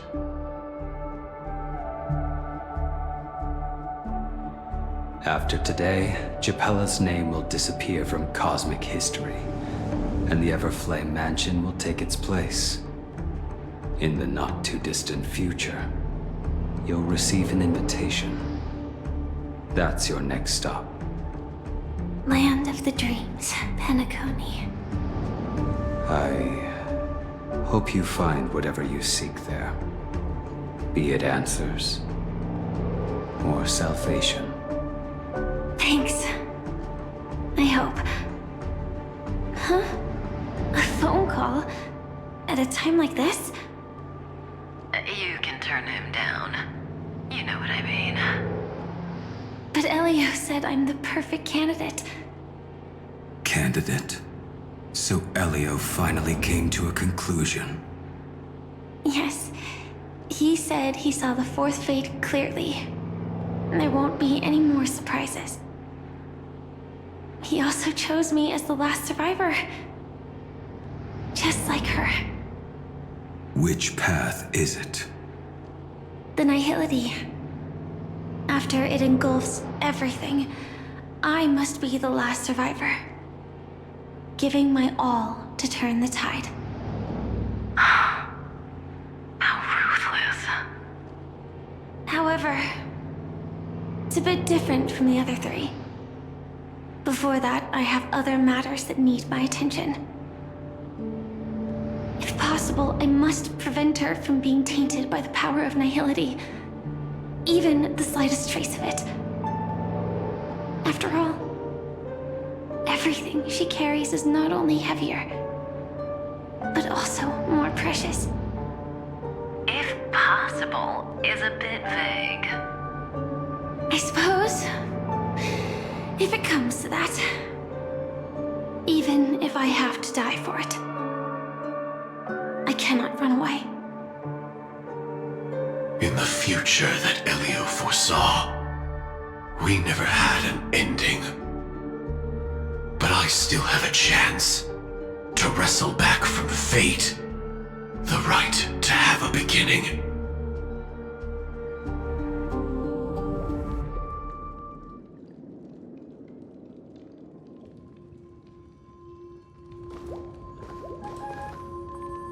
Your guest room in reality is surprisingly modest. An aesthetic you share, Miss Acheron. It's a cinch, this music box. The invitation received by the Annihilation Gang. There are latent memories that linger on it yet.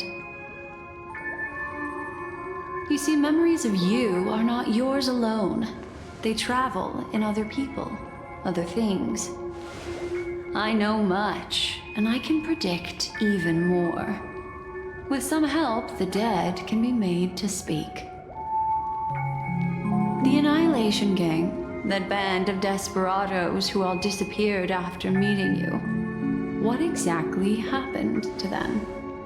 Well, let me reveal all.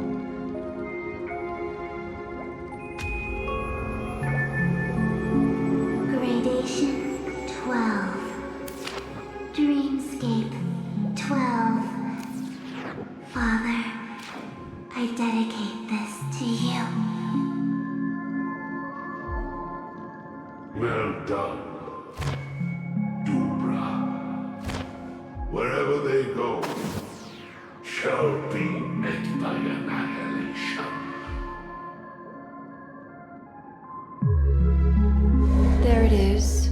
It's hazy, but it's Ifrit's voice. The other one is probably his progeny. This is the residual memory from when the invitation was first delivered. They were abruptly interrupted. Then, what happened next is...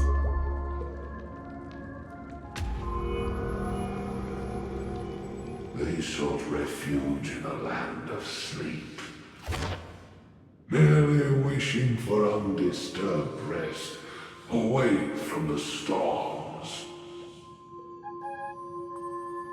Children of the flame, this marks your rite of passage. She won't be necessary. I alone am enough.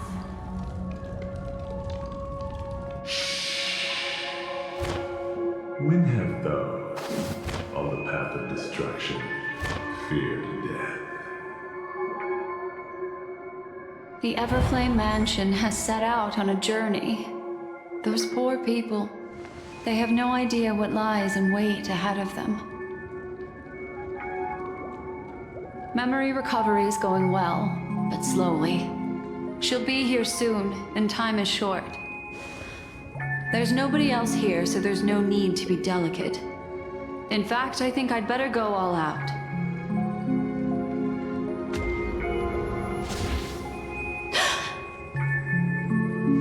What happened?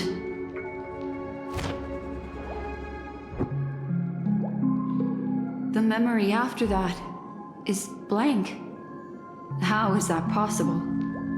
This music box fell into Acheron's hands, and she brought it to Penacony. That's a fact, and that's how it should have gone. But along the way...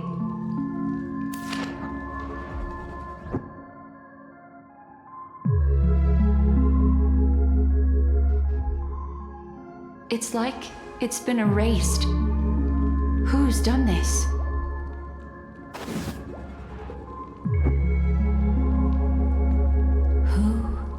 Are you? Who are you? It's... no. Is this... not a memory.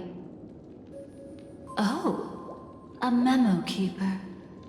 Do you serve the Garden of Recollection? Or the Cremators? My name is Constance. A pleasure to meet you. We were supposed to meet in Penacony and spend an unforgettable time together. But that seems unrealistic.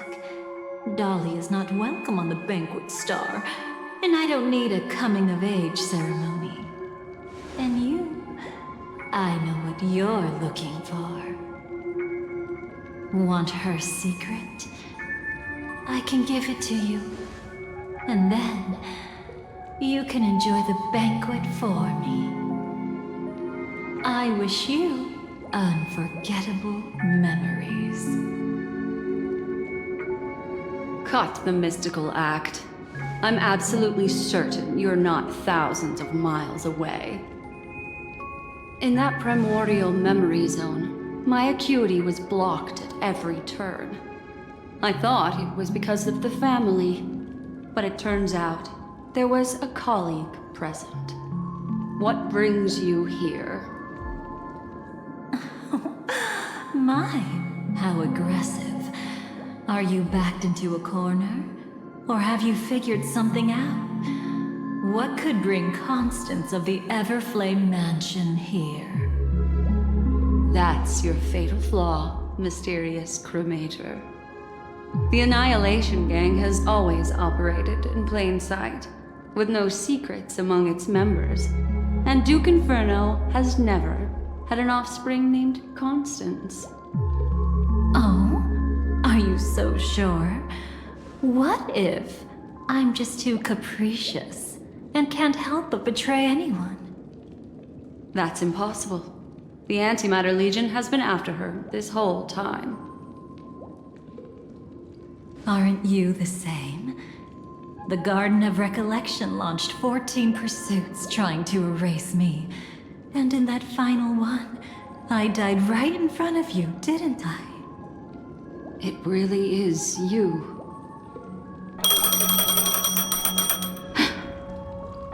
To interrupt another's reunion. Such a graceless act.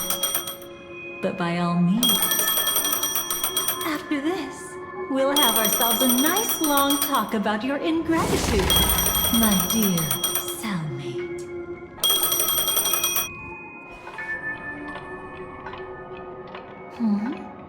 That's a peculiar look on your face. Before this, I was always anxious about this moment. Always afraid you might find me frightening.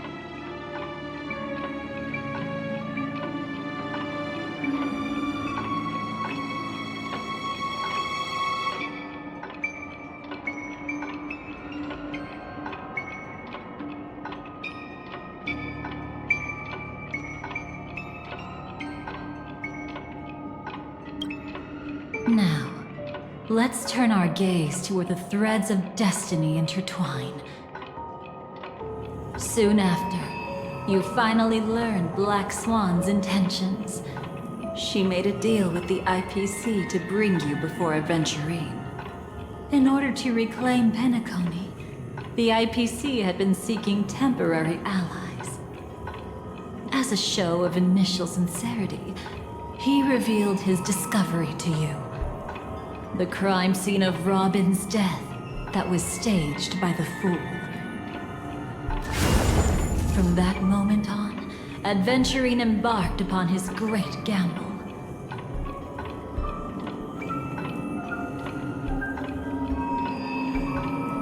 Willing to shatter the cornerstone as precious as life itself, he deceived Sunday with his schemes, earning himself a chance to risk it all. With such a high-stakes gamble, he succeeded in provoking the Emanator's strike.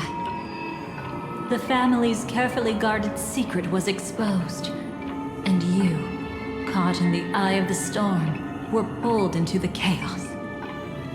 But that's all about the living.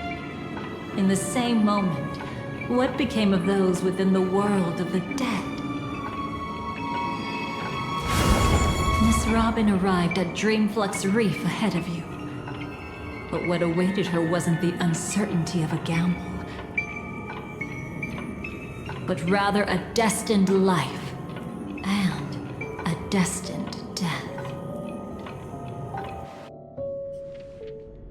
Brother, I don't understand. For a bird, does flying also need a why? Since it falls to us to decide whether to release it back to the sky, we must take responsibility for that choice. That really sounds like Mr. Gopher would. But I've made up my mind. Let it soar free and wild.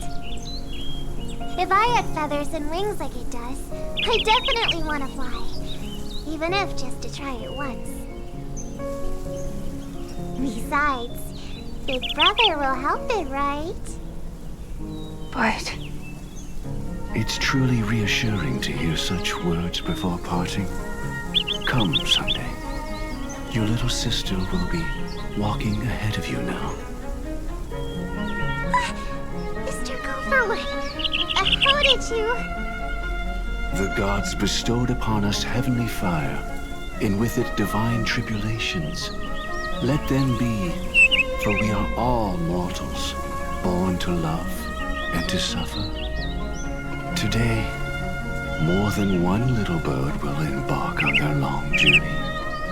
How could I miss the moment of your departure? Come here, child. I've prepared a farewell gift for you. What did she give you? Miss Robin? Sorry. Where was I? In Dream's Edge, a masked fool attacked you and left behind a parting gift. Oh, it's hard to call it a gift. When the fool killed me, they put a mask on my face. But when I woke up in Dreamflux Reef, it was gone, and I couldn't feel any effects from it. As for that mask of yours, is it really called the Harmony? The twin of the Order?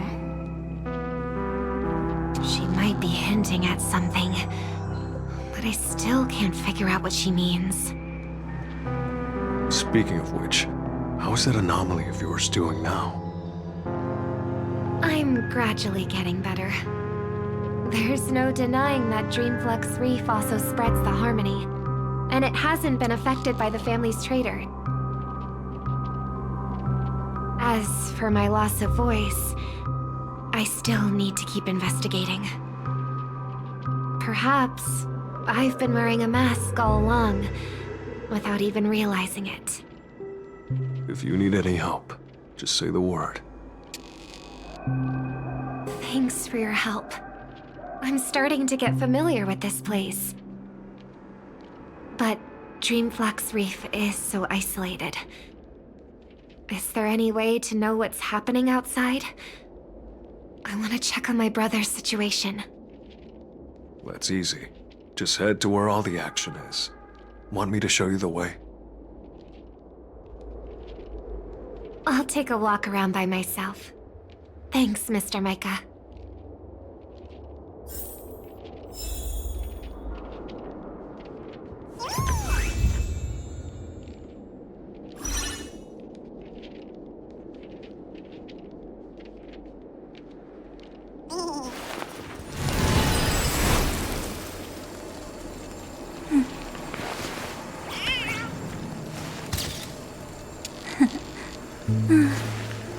They really are cute.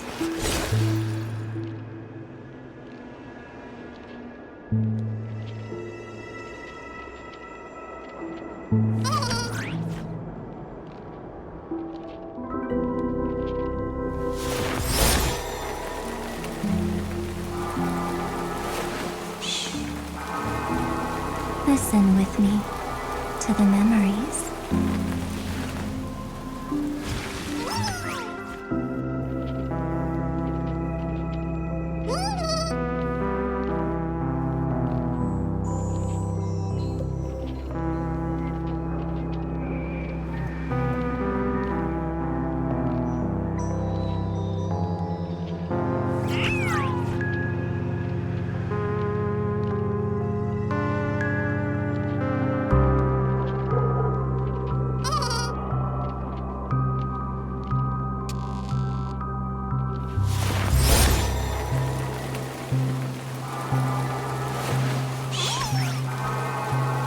Listen with me to the memories.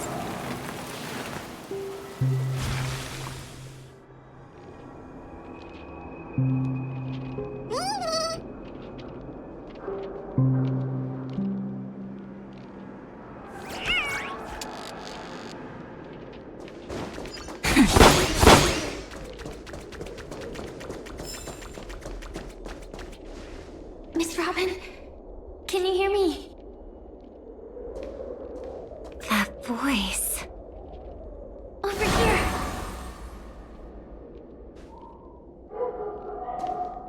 Are you Miss Firefly?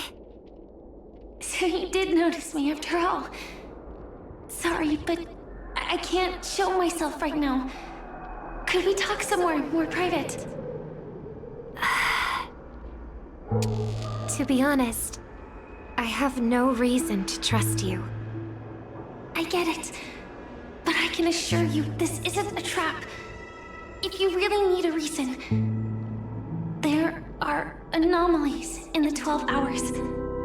We are suspicious of the Dream Master's true identity. Lead the way. But let me be clear. Agreeing to me doesn't imply anything about my stance. Understood. My companion will show you the way.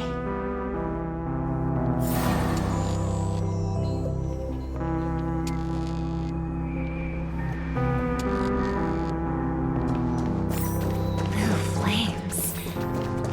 Is there a cremator among Miss Firefly's companions? Miss Firefly, you can show yourself now. Sorry, just a moment. My companion will bring you this way shortly. This way?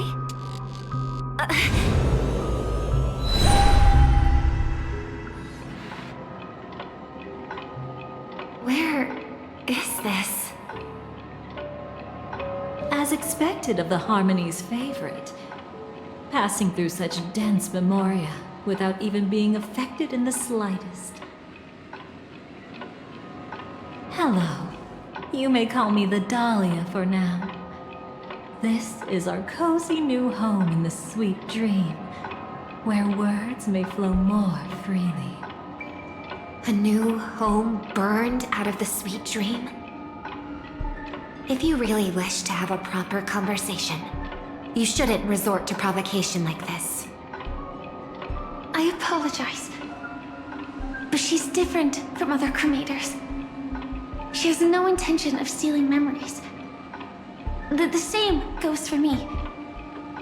I have never wished to destroy the sweet dream. Sneaking into the dream was my only option. I really like Penacony as a tourist. This is my first time dreaming. And Penacony is more wonderful than I imagined. Thanks. So, what brings you here? I'm sure you've noticed it too. The Dream Master Gopher would completely merge with the dreamscape, becoming virtually omniscient and omnipotent in Penacony. But now, he's losing his grip on the dreamscape. To find out why, we conducted some investigations.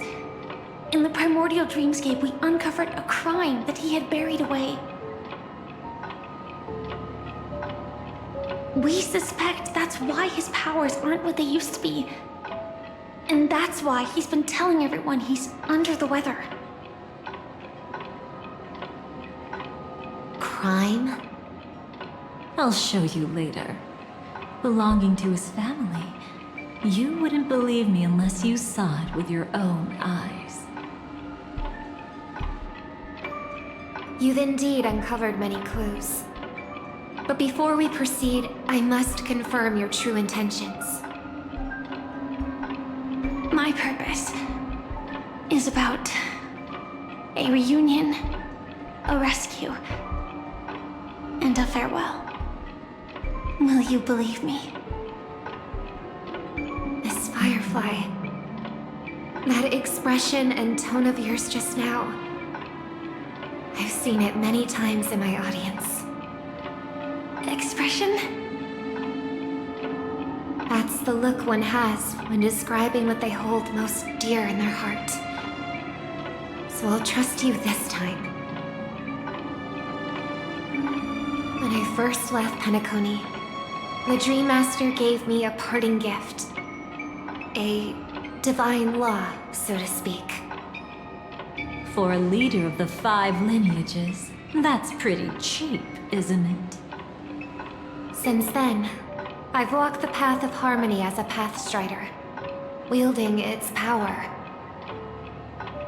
Until I returned once again for the Charmony Festival.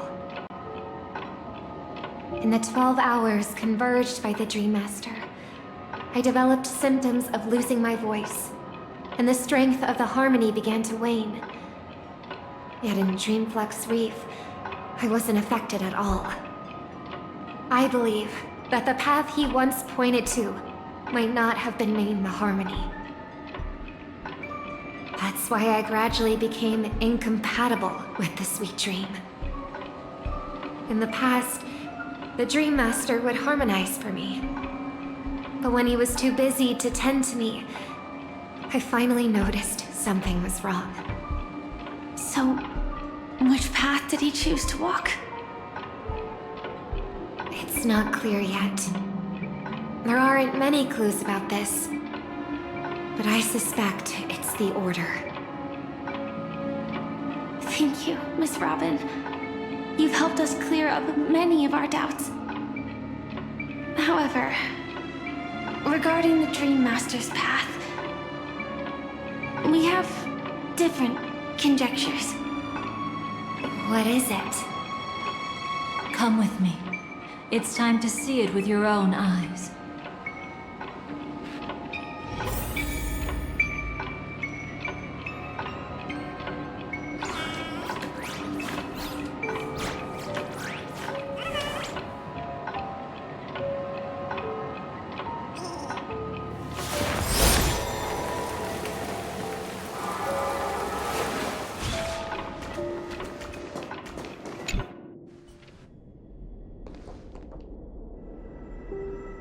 Here lie secrets that the family tried to conceal, and a long, romantic tale. Sadly, most of it has nothing to do with us.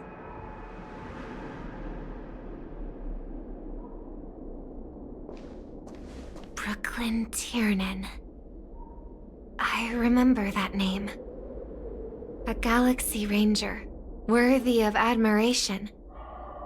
When Penacony was plagued by the swarm disaster in the past, he was the one who fearlessly protected our sweet dream. That's why we had to come here. We suspect that after turning away from the family, the Dream Master sided with the propagation. How could that be? History as we know it may be long gone, but people's memories remain preserved in the memory zone. If we can master the technique, we'll be able to pierce through time itself and salvage the past from chaos.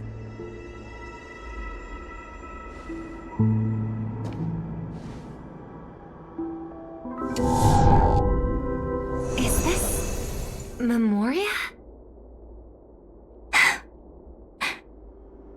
Every disaster brought by the swarm was accompanied by countless sacrifices. Some names were remembered, but others were not only forgotten, but betrayed. What are you doing? I am not your enemy. Indeed. Our true foe is that abominable fate. Then why? Why? Easy, child. Your struggle only adds to the pain. The strike I just delivered, dishonorable though it may be, did not miss. Here and now, your death is certain. But I was clearly helping fight against the swarm here.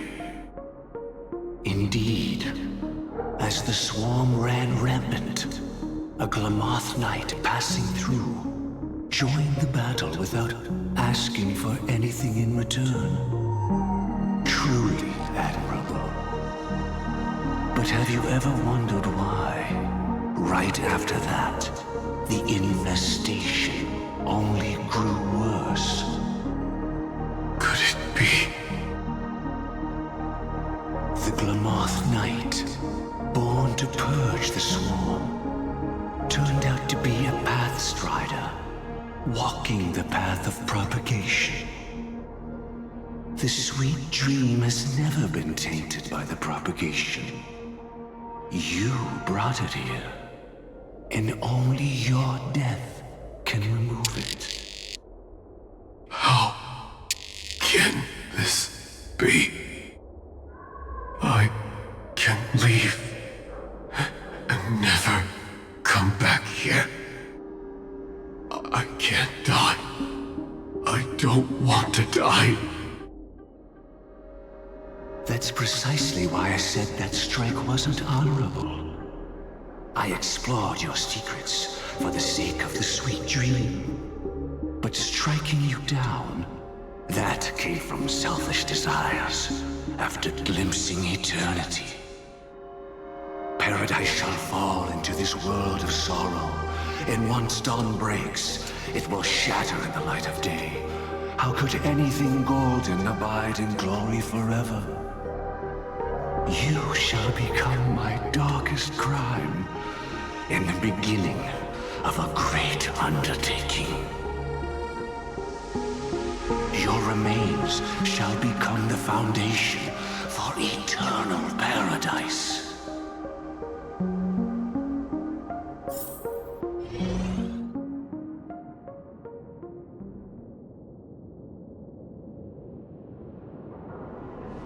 You're quite familiar with the Memoria, so you should be able to tell whether this memory is fabricated or not. Laying the foundation for eternal paradise? This...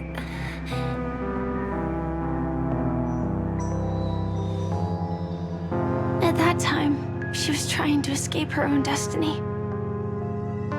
But when the swarm was discovered on Penacony, she didn't just stand idly by. Even though she died while fighting against the swarm, it wasn't destiny catching up with her again.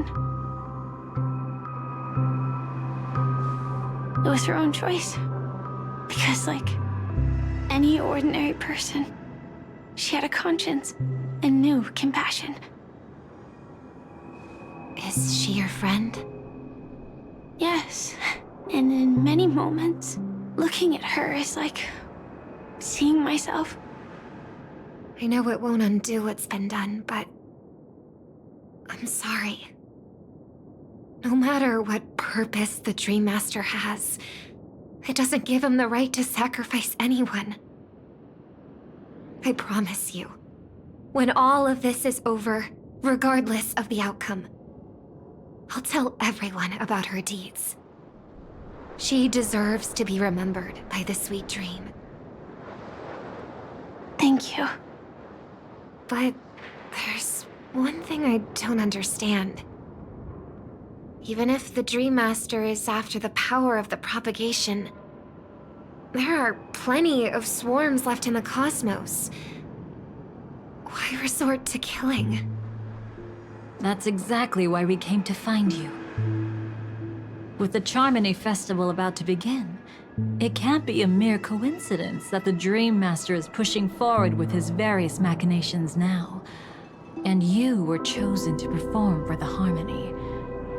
Whether you're aware of it or not, you must be absolutely crucial to his plans. I see.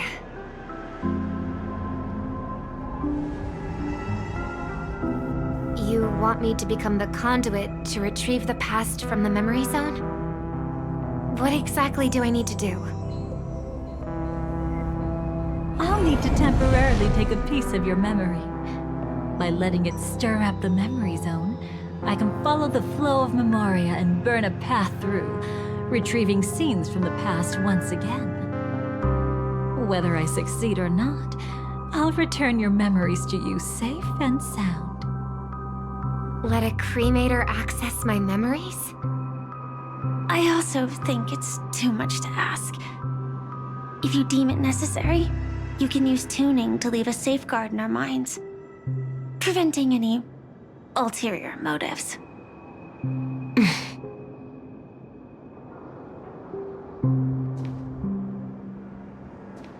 There's no need. Let's get started. May the harm that befalls you never lead to your downfall. This is a blessing that has been passed down through the family for generations. I don't want all trust to be built upon mutual threats. So this is what star power looks like. You've even made me a little starstruck.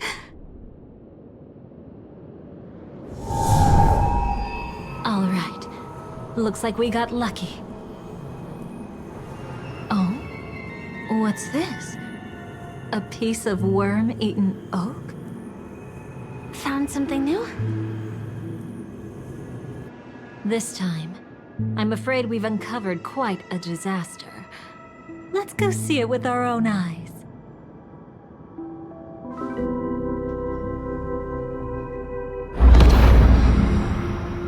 Nothing but lies, my dear. Hiding behind the title of a memo keeper? Tell me, how long have you been lying to them? You really seem determined to savor those unforgettable moments, don't you? Be smart and take a hint. I don't have time to entertain you right now. Oh, because you're busy, pretending to be a Stellaron hunter? Who are you talking about? Quite the clever move there.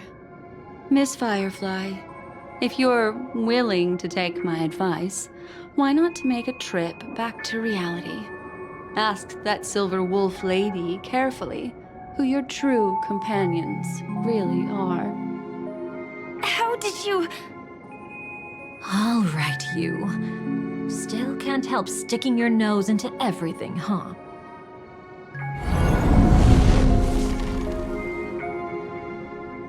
Who exactly are you people? She's just a cremator who manipulated memories and pretended to be a Stellaron hunter's companion. She fooled all of you. What about Miss Firefly? Is she all right? She might get lost in the memory zone's turbulence, but don't worry. She's quite something. She'll only be stuck there temporarily. I'm here to bring you back to the Oak family. Mr. Sunday is worried about your safety. He tasked me with finding you in the dreamscape.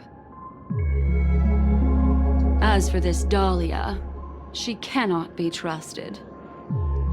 To extract specific history from the memory zone through just one memory? While there might be memo keepers capable of such feats, they certainly wouldn't be mere pathstriders. Seems you've been watching for quite a while. Yet you only show up fashionably late when we're about to make progress. Who's the untrustworthy one here, I wonder? Save your excuses. I bring a message from Mr. Sunday that will prove my identity. Just a message? Don't you find that a bit ridiculous? Let's give it a try. It's only 2 words. Charmony, Dove. I don't know the details, but Mr. Sunday said you would understand. Indeed. Unless it's an extreme situation, this is enough to earn my trust. The IPC, Astral Express, and now you're even taking assignments from the family? My, aren't you popular? But you just had to choose the path of your own demise?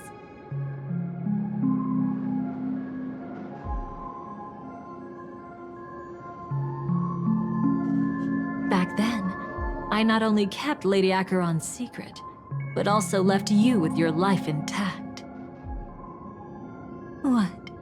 You're that eager to rekindle our past? Well, you are the Dahlia, after all.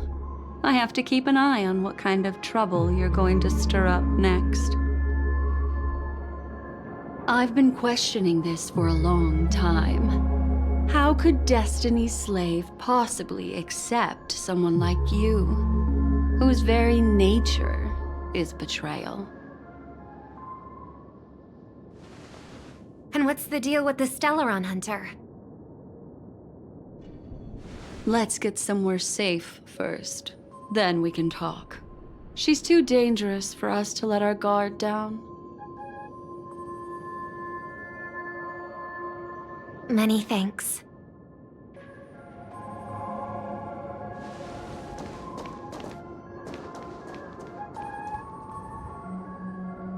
You've gotten more composed. Or have you just gotten slower? She's already left this area. There's no way you can catch up to her now. Catch? Why would I chase after her? Arrogant swan. If I didn't take her memories just now, then what exactly did I do to her?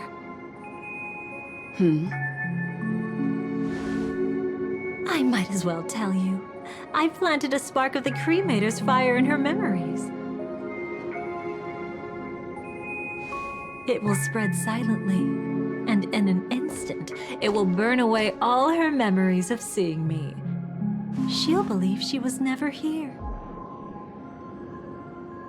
The suspicions that have already taken root in her mind will also gradually fade away. No matter what she has discovered, the moment she attends the Charmony Festival, she'll revert back to that good child who was born to walk on the Order. You're the one who's run out of time. I see. Not a member of the Everflame Mansion, and definitely not a Stellaron Hunter. Your true ally is the Dream Master? Oh, aren't you clever? How about a little reward for that? Cut the act. Even with your usual reckless methods, you can't handle me alone. You're right. I can't do it alone. But I rarely feel lonely anyway. Repent and return to righteousness. Though you soar like an eagle and make your nest among the stars, I will bring you down from there. Now, can you still keep your cool? He actually gave you strength through the divine law. The Dream Master would go this far for an ally? What can I say? I'm just that trustworthy.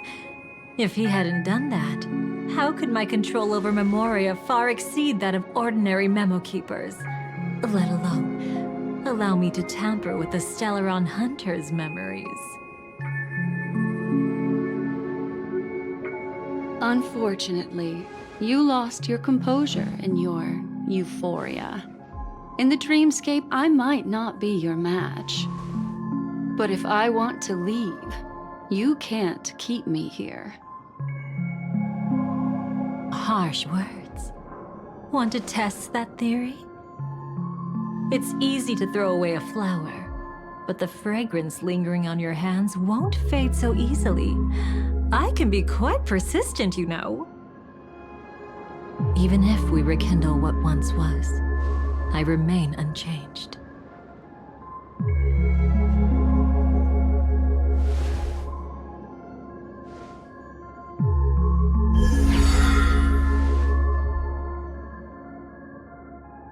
run faster. I love watching people resist, love watching them flee. Let's savor this moment a bit longer. After all, for us, this will be an incredibly crucial moment.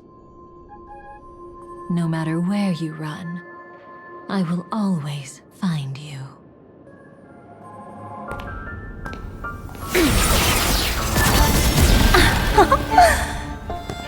I have the numbers advantage. You have no chance of winning.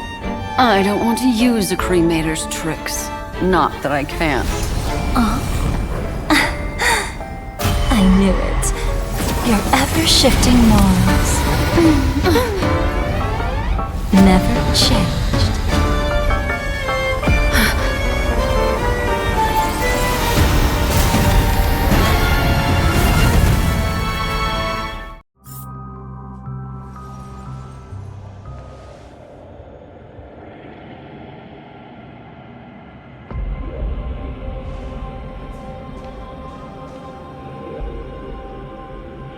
Where do you think you're going? After putting on such an elaborate show, won't you stay for a little chat?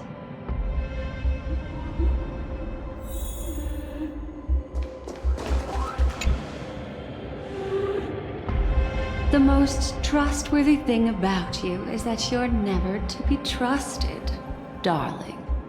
And that's one thing that's never changed about you. When did you figure it out? That the divine law used to share power with me was also the shackles he placed upon me. The moment you admitted to being the Dream Master's ally, I began to suspect your true intentions. Until now, you've betrayed every single faction you've joined, without exception. Besides, after not seeing each other for so long, and now having such an overwhelming advantage over me, you'd do everything in your power to stop me, even if I had the slightest chance to escape. The openings you deliberately left during our clash weren't exactly subtle. Rather than toying with me, you were leaving gaps everywhere for me to cremate Memoria.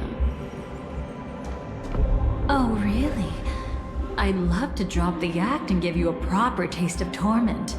But alas, as long as the constraints on me remain, I'm not my own master.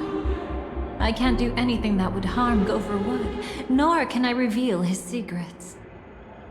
Good thing we've always had this kind of tacit understanding, always trusting in each other's capriciousness. I wish that wasn't the case. I'd rather not draw the Garden's attention because of my association with you. Aw, back to your old tricks again? It's an epiphany, dear. Something you'll never understand. Let's talk about what's really important here.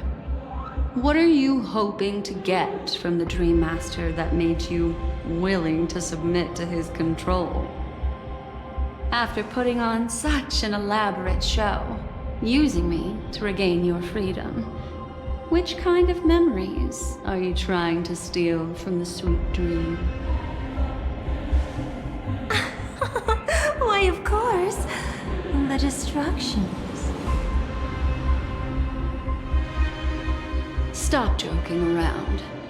You abandoned that path long ago. You're still as charming as ever. So, let me show you a glimpse of the past. Just this once, Weren't you really interested in the Everflame Mansion? So you were the one who erased the memories from that music box after all. That's right. I kept only this scene as a memento. I wanted to remember how I felt at that moment. And look closer. It's not just the memories. The Everflame Mansion itself has ceased to exist. Those claw marks. You've long since strayed from that path, yet you can still wield the power of the destruction. Isn't it the same right now? I've betrayed the Garden of Recollection, yet I can still show you the memories. If you have time, I can help you savor the memory of our first encounter. Go ahead and savor it on your own. I want to put it behind me. The sooner, the better. But can't you tell me something I don't already know? You betrayed the Everflame Mansion. Is that really supposed to be surprising? Destruction is a glorious moment. As Duke Inferno's daughter, I will see his last wishes carried out to perfection, even if my role as such is only temporary. And besides, who said I betrayed them back then? I came here to fulfill Duke Inferno's last wishes. This was his command to me. Make the Knights of Penacony crumble and wither. Leave naught but a tomb of remembrance. In other words, everything on Penacony related to the Remembrance was my target for destruction. But this was already a world of Memoria. How could I possibly accomplish this without any help? Working with the Dream Master may be like dancing with the devil, but I have no better choice. Oh yes, everything tied to the Remembrance includes you, of course. Grateful? You should be.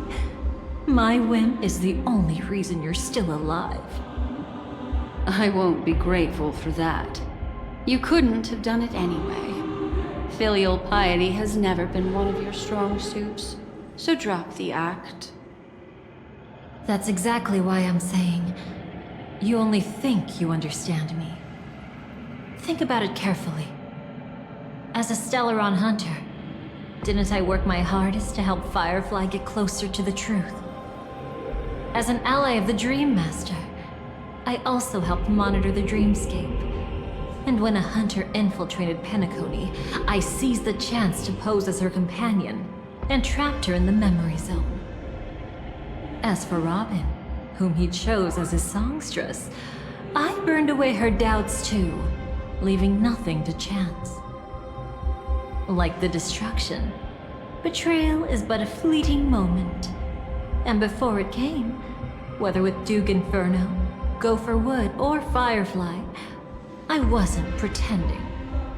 I truly, wholeheartedly became their companion.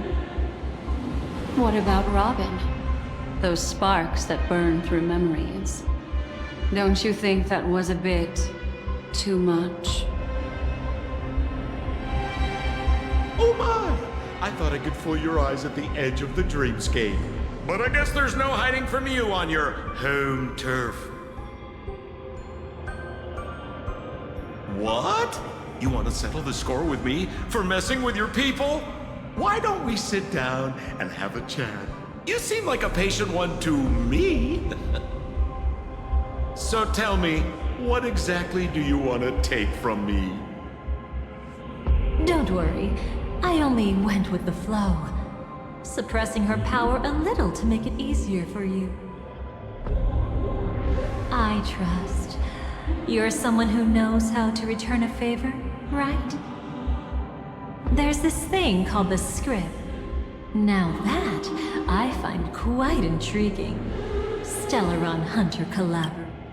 Soon, Robin will understand the true purpose of those sparks, and thank me for it. I can hardly wait. Even though I'm not a Stellaron hunter, this time, I might have a chance to betray destiny too. So stop thinking you've figured me out. I don't want to miss out on any possibility life has to offer. Betrayal isn't in my nature. Greed is. Darling, are you fatally wounded or terminally ill? Unless you're on your deathbed, I don't believe you're actually being this honest. I can make an exception for you, but most people, I certainly don't want them to remember. Sometimes I resent memories, because some people don't deserve to witness my radiant bloom again in their memories. And besides, you're no better when it comes to greed. On my deathbed, I suppose that's not entirely wrong. I was hoping a little honesty could talk you into dying with me. No, thank you. Too late. You're already caught up in the secret. Come on, just a few steps more. Even if I tried to turn you away, you wouldn't want to.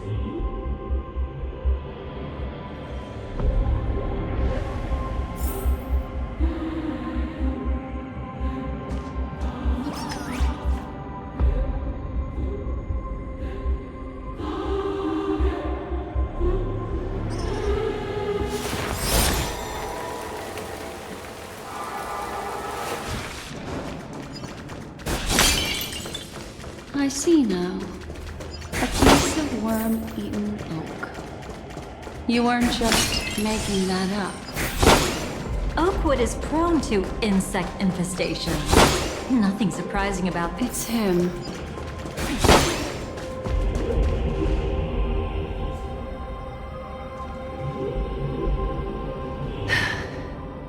Just look at this place. Shouldn't be this lively here. Ladies, which one of us would you say is the uninvited guest? Mr. Aventurine, what are you doing here? Well, the game's over. And I scored a big win. Oh, what did you get out of it? The Nihility Emanator cut me, and I died in the most spectacular fashion. Oh, speaking of which, you must know exactly how that feels. My dear lady who loves to dance. Still better than having no invites at all, my dear helpful lady. You two are really something special. You're quite interesting, Mr. Aventurine. However, you weren't supposed to find your way here. Unless you can give me a reason, I'll indulge you by letting you die once more. That confident, huh? You haven't hidden your weakness well, even though you're one of the 10 Stonehearts. Right now, you'll be easy enough to handle. I wouldn't be so sure. Since you know who I am, you should know better than to gamble. Consider this warning a welcome gift from a friend. So long as my trump card remains unplayed, none will dare see the hand through to the end. Too bad you've used up all your luck for today. I've always found losing more interesting than winning. What's the harm in giving it a try? Hold up. No need to rush into making enemies. Mr. Aventurine, congratulations on uncovering the truth behind death. But from what I know, you should be at Dreamflux Reef instead. Well, after taking a solid hit from the Emanator's blade, I never got the chance to enjoy a good nap. Thus I sank into the chaotic memory zone, and then my desire led me here.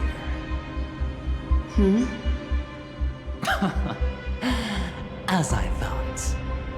You two haven't noticed. The answer was right under your noses this whole time. You can traverse through Memoria without relying on roads, which is exactly why you missed it. Ladies, you didn't think the IPC would enter Paniconi unprepared, did you? Backed by a most attractive package, I quietly assembled a team to research the memory zone. And I only asked for one thing in return. How to escape alive if I accidentally got lost in Penacony's Memoria. To be honest, they didn't contribute a thing. But they did help me discover a certain legacy. Rosalina Jane Estella, the former undertaking once belonging to this Nameless. She once boarded the Astral Express as an outstanding surveyor. Years ago, in pursuit of the primordial dreamscape secrets, she ventured alone into the memory zone and was never seen again. Everyone believed she had perished, taking the mysteries of the dreamscape to her grave. But that wasn't the truth. Before departing from this world, she single-handedly forged the pathway of Memoria. Mr. Aventurine, do you even realize what you're saying? Look, I didn't believe it at first either. But the Nameless, as it happens, had quite a unique background that led her to devise a brilliant solution. Using the technology from the Zarina Erd system, she gave her life to the memory zone, giving Penacony's dreamscape a unique signature. When dream chasers wander into the memory zone, they'll drift towards places that can fulfill their desires. Those who yearn for freedom will witness the form of the primordial dreamscape. Those consumed by obsession might encounter certain special dream bubbles.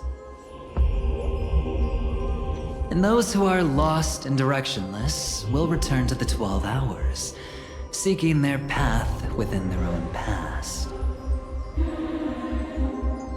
The family discovered this trait and cleverly utilized it, allowing guests to be sent to different hours upon their first dream entry. In other words, this Nameless is the true founder of the planet of festivities. As for me, maybe I ran into a good doctor. From the look of this place, he's the one who let me blunder my way in. The impossible in dreams is not death, but dormancy. Do stay alive. I wish you the best of luck. Looks like I'm pretty lucky. I can't wait to see what I'll discover here.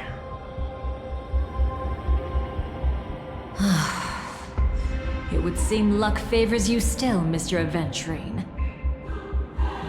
Fate is truly fascinating, yet cruel. Remember Miss Robin's question? If the Dream Master was after the propagation, why did he have to harm the Glamoth Knight? Years ago, he had already completed this plan, waiting for a Glamoth Knight to enter the dream. Unfortunately, with the sudden fall of his empire, his hopes seemed to have been dashed. Yet just as the Charmony Festival was about to begin, a descendant of the Glamoth Knights appeared uninvited, and everything began to turn once again. The Dream Master was never afraid of Firefly investigating the propagation. That was exactly the truth he wanted her to see. Wait, is that why you trapped her in the memory zone? Correct. This place is where the Dream Master wanted her to be. And he wanted her to think she'd figured something out, only to make the wrong decision at the most critical moment. So, what exactly is the Dream Master plotting?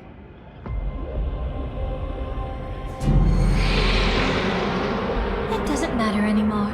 We've missed our chance to stop him. Even if we catch him in person, From the very beginning, he never existed anywhere at all. When he attempted to merge with the dreamscape, he transformed himself into 4 primordial divine laws.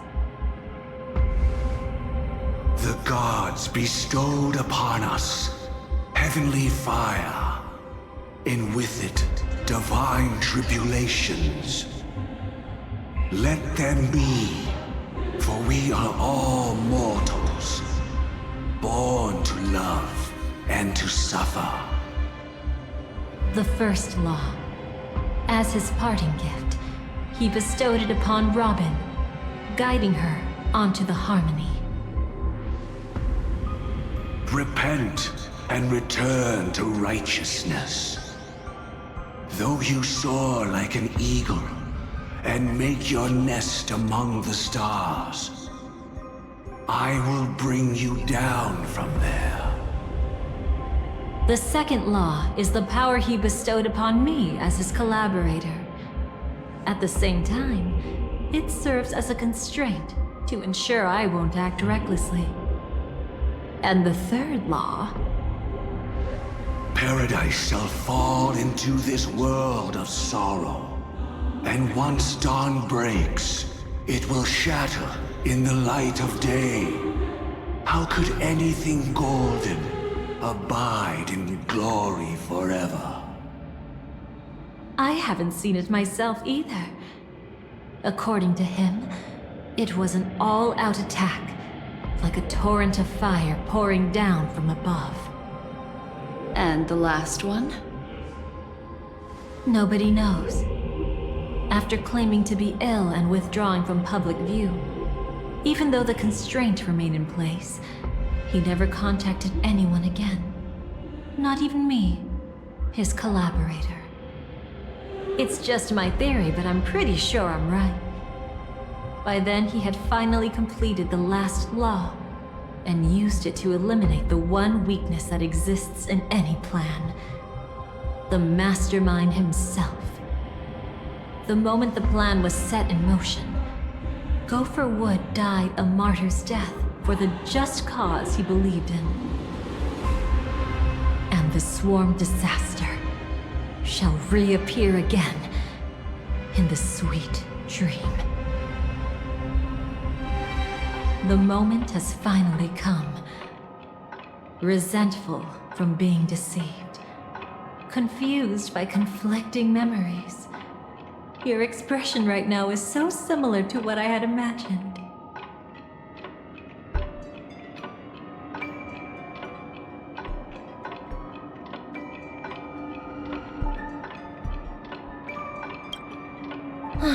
As you can see, he became a martyr, leaving all his power in the 12 hours, like a self-turning hand of time, driving his plans forward. The Order truly is a harsh path. Enna, Gopher Wood, and Sunday, the one you know even better, they all chose to sacrifice themselves for it.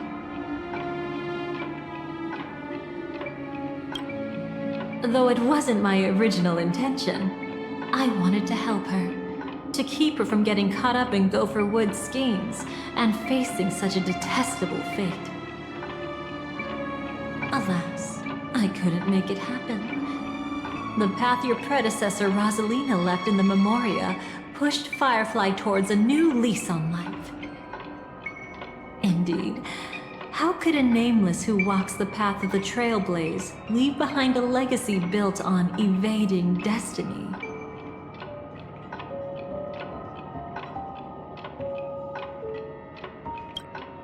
Every sigh. I'll try to fulfill Duke Inferno's last wishes, advance Gopher Wood's plans, and yes, indeed, I've helped the Stellaron Hunters uncover the truth. Don't be too mad. I wasn't a Stellaron Hunter back then, but wasn't everything that happened in Penacony the perfect opportunity to join? But then, something interesting happened. You turned out to be that variable. As Aventurine said, Rosalina's legacy would send dreamers to where they truly yearn to be. For Firefly, that place turned out to be by your side. She revealed her true self to you, reuniting with you as a Stellaron hunter. Then, guided by a history fictionologist, you witnessed the life of the watchmaker Mikhail. It was truly a life worth remembering, worth giving everything for. I would have loved to raise a glass of hello and goodbye to him, just like the one who saw things through to the end, Mr. Gallagher. What a shame I can't do it properly here. Sunday also came here, feigning cooperation, to reveal to you the truth about Penacony, the foundation of the sweet dream, hidden behind the Grand Theater's curtain, was actually a Stellaron. And the true mastermind behind everything was none other than the Dream Master Gopher Wood. But you know now that his words weren't entirely true. What followed was one of the few beautiful memories that Firefly has held onto to this day. In order to win tickets to the Grand Theater, you and Firefly participated in the moment of scorched sand auditions. Your coordination was so perfect, like you were companions who long shared the same rhythm. See, even though you've forgotten everything from before, some traces remain etched in this moment, becoming part of your instincts. Until, following the script, Firefly sent you all to the final stage before departing on her own. In those beautiful moments before that, she experienced the joy of living, yet she still had to face the terror of death. However, you may have noticed that during this period there was a small gap. She and you weren't together the whole time. You returned to a child's dream through a dream bubble left by Mikhail and witnessed his legacy. However, Firefly was not a trailblazer, so she couldn't enter it. While waiting alone, she met her true collaborator, and thus learned that there was more than one legacy in Penacony, and more than one watchmaker.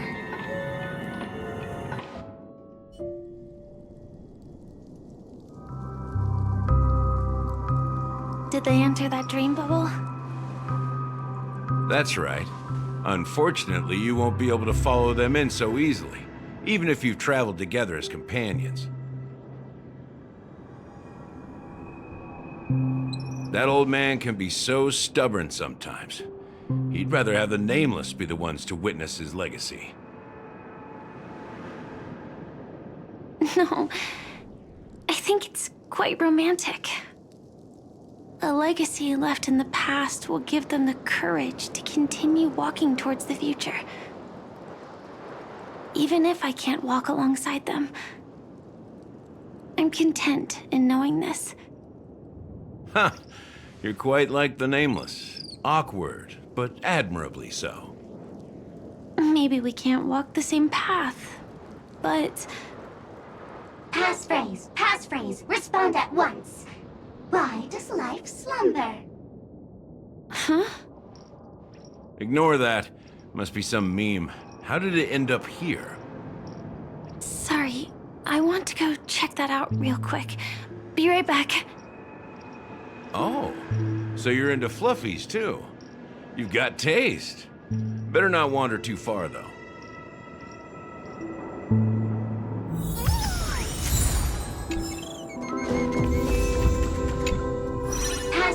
Passphrase, respond at once. Why does life slumber? Because people are afraid to wake up from the dream. Perfect!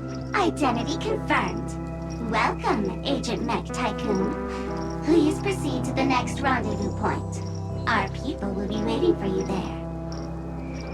Is this really necessary? Gotta stay in character.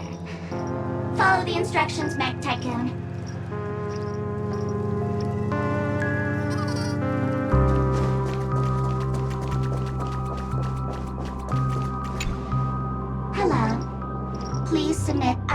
verification for Agent Ultra Firepower Instant Star Traveler. Who? Mech Tycoon wasn't cool enough, so... So, Miss Sparkle went ahead and changed it. Masked fool. You shouldn't be here. Well, someone's been kept in the dark this whole time, completely oblivious to their real body standing right in front of them. Buddy? Don't tell me you still haven't noticed. That memo keeper has already stabbed you in the back once. No way. Silverwolf never mentioned me? But she's the one who invited me to team up. The family's omnipotence in this sweet dream, that was my intel. Now you all are going back on your word? Your intel? With Kafka's spirit whisper, my cognition shouldn't be susceptible to distortion. Could things be different now that I'm in a dream? Before heading to Penacony, Silverwolf did tell me to keep an eye out for anyone asking, why does life slumber? But as evidence, that's not enough. Oh, really? Then what if you were to die 3 times in the sweet dream? Then, why is this the first time we're comparing notes? What else could I do? As a fool, how could I ever catch up to a memo keeper in a dream? Every single time, just when I was about to reach you, poof, she'd vanish with you. Who exactly is Constance? She works for the Dream Master, but she definitely has her own agendas.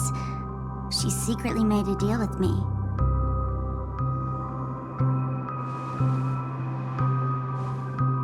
She pointed to a nightmare in which all the Dream Master's schemes would be carried out. I've been looking everywhere for you just to give you this spoiler. A nightmare? What exactly is in it? Tell you straight up? No way. I went through hell and back for this.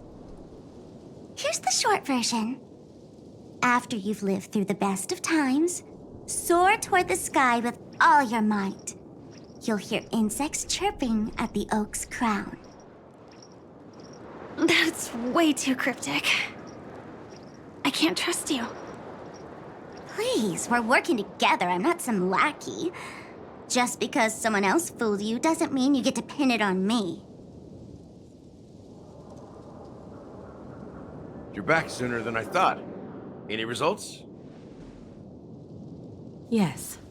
And now, it's up to us to forge ahead. Sorry, I'll catch you later. But thanks. At least you brought good news.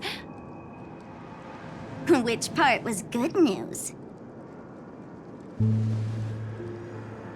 The best of times. And now, the Dream Master's plan begins to turn like clockwork. And so too does destiny. What does the Dream Master gain from recreating the Swarm disaster? Oh, reminds me of the good old days during the War of Gods. Oh, silly me. I almost forgot. I need to retrieve a certain lost item. Otherwise, there's a lady who won't be too pleased. Sorry, but I need to get going. Sorry, but you're not going anywhere. This is the land chosen by Gopher Wood to meet disaster. But he doesn't want the Swarm to truly surge forth and devour the world. The Swarm disaster will be trapped here, and so will you in your weakened state. Unless a kind memo keeper lends a helping hand, right? But I can't find a reason. So far, there hasn't been a single case of one of the 10 Stonehearts being killed. It's driving me crazy with curiosity.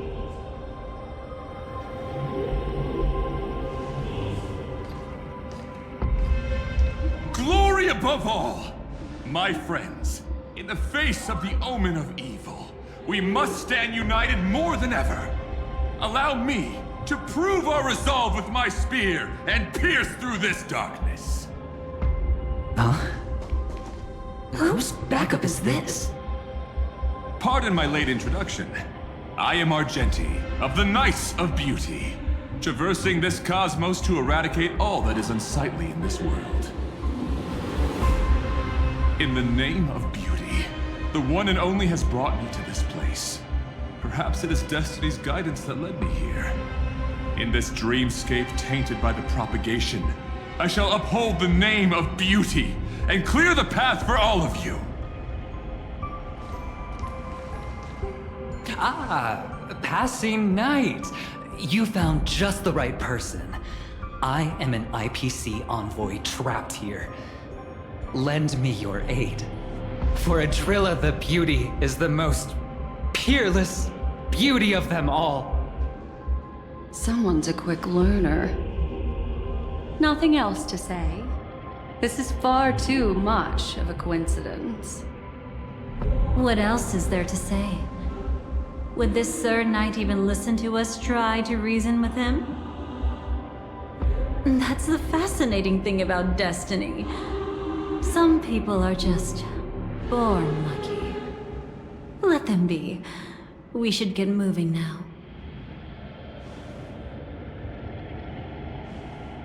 Where are we going? To find your dance partner, darling.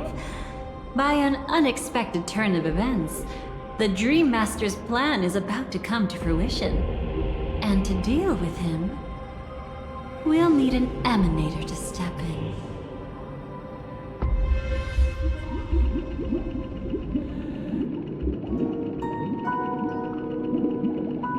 Since the future of the Stellaron, Penacony, and even the entire cosmos is at stake, let's draw a conclusion there, in all fairness. Does that mean he wants to fight us during the Charmony Festival? I'm afraid so. Anyway, we can't leave the Stellaron unchecked. This is about trailblazing a bright future for Penacony, and fulfilling the long-cherished wishes of Mikhail and our other predecessors. After you've lived through the best of times, soar toward the sky with all your might. You'll hear insects chirping at the oak's crown. It's all over now. So that's how it is. Well then, it's time for me to depart. They've harnessed the will of an entire planet to create an eon. This confrontation is far more complicated than a simple power struggle. To secure Penacony's future, fighting on the stage alone is not enough. What do you mean? Are you not coming with us? I believe Firefly is trying to say that she's heading off to another battle.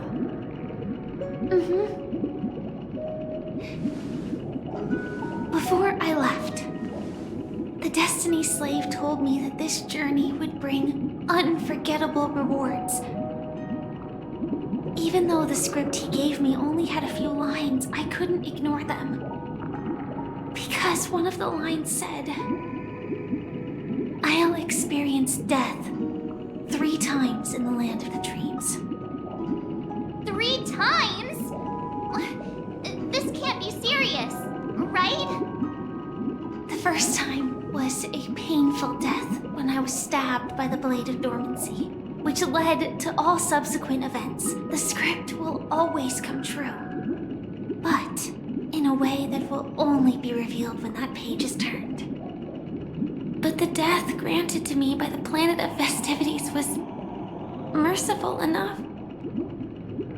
For my first death, I chose how it would come and what it would change. For the next 2, I want to try my best to achieve the same outcome. Have you made up your mind, Firefly? Yes. Otherwise, I wouldn't be here. Thank you again for your assistance for the Astral Express. May we meet again, in reality. Yeah. Farewell, everyone. May your trailblazing expedition never end.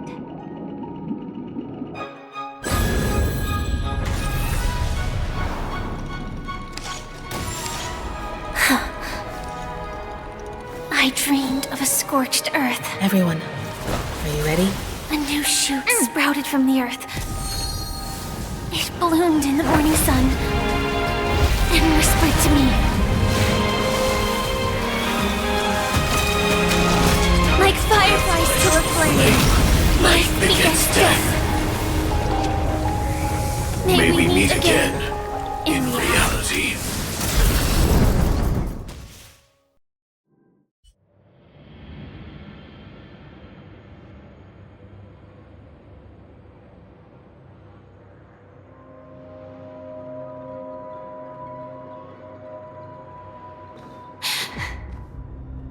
Is this the place where the Dream Master executes all his schemes? Or perhaps it's the place where he'll find redemption. Dream Master? No. Just one of his divine laws. Don't think I'll let my guard down. I know your true nature. Whatever your goal is, I will stop you. No need to be so tense, Miss Firefly. I am but a thought, formed from memory. Feel free to strike me if you wish to verify this. But his actions aren't baseless. There's a reason for my presence here. Please continue. Thank you for your openness. I'm equally unaware of the Dream Master's malicious plans. But he's been waiting for your arrival. That Glamoth Knight he killed with his own hands, through me. He hopes to restore justice for her. And you, her friend, are meant to witness it. Justice? Indeed. I'm quite familiar with this place, and can guide you. This has its own significance for you, too. Witnessing his confession is tantamount to unveiling his crimes. I don't need your guidance to get this done. But you need someone to decipher the truth. Force alone won't solve anything.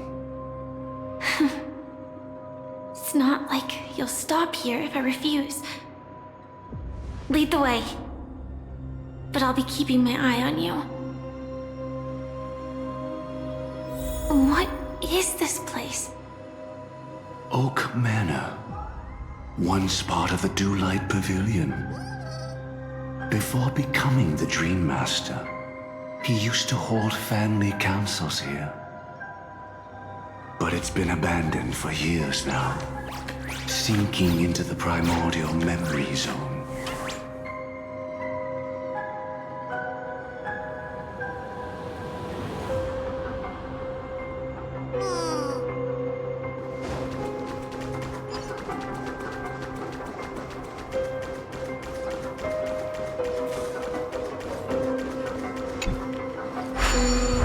Is that...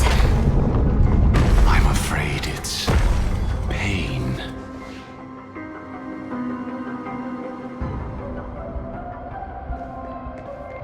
Did Oak Manor always have decor like this? After taking over the sweet dream, he never turned away any sincere dream seekers, even if they were shady characters. Walking along the harmony, he firmly believed that even villains could be transformed by Shippei's benevolence to show mercy, act with justice, and walk with humility. It seems his wishes didn't come true. Indeed. Those villains never learned their lesson. They even conspired with one another, foolishly attempting to establish their own family lineage. Such arrogance.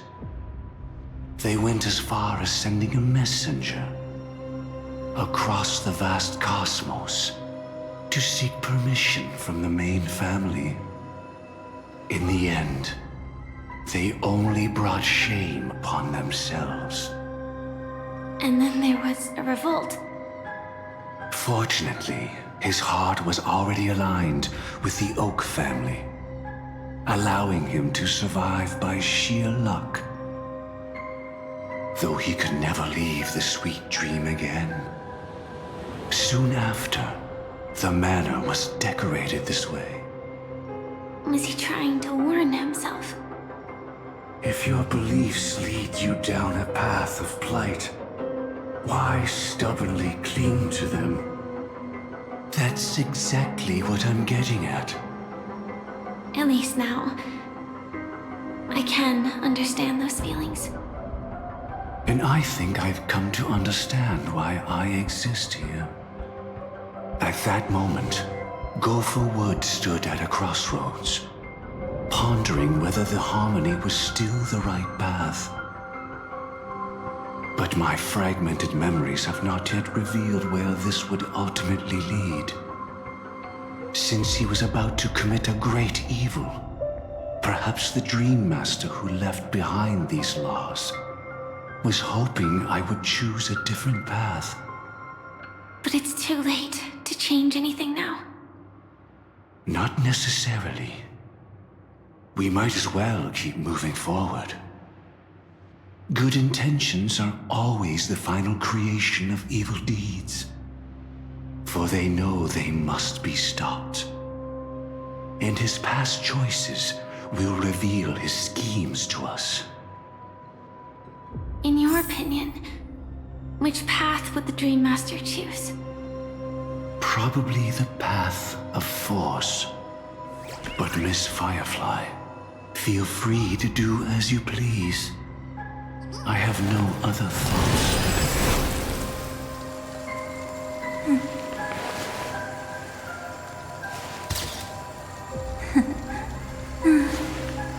They really are cute.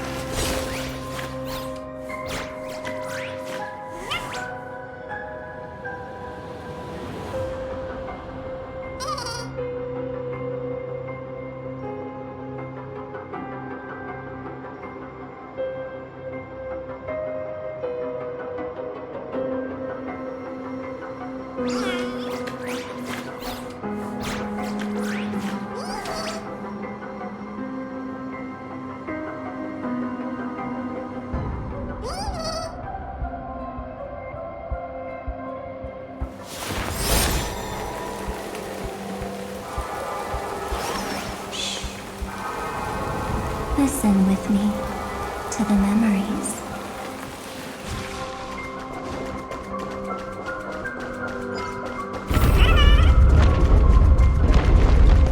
The road not taken can never be retraced. Even in dreams, this truth remains.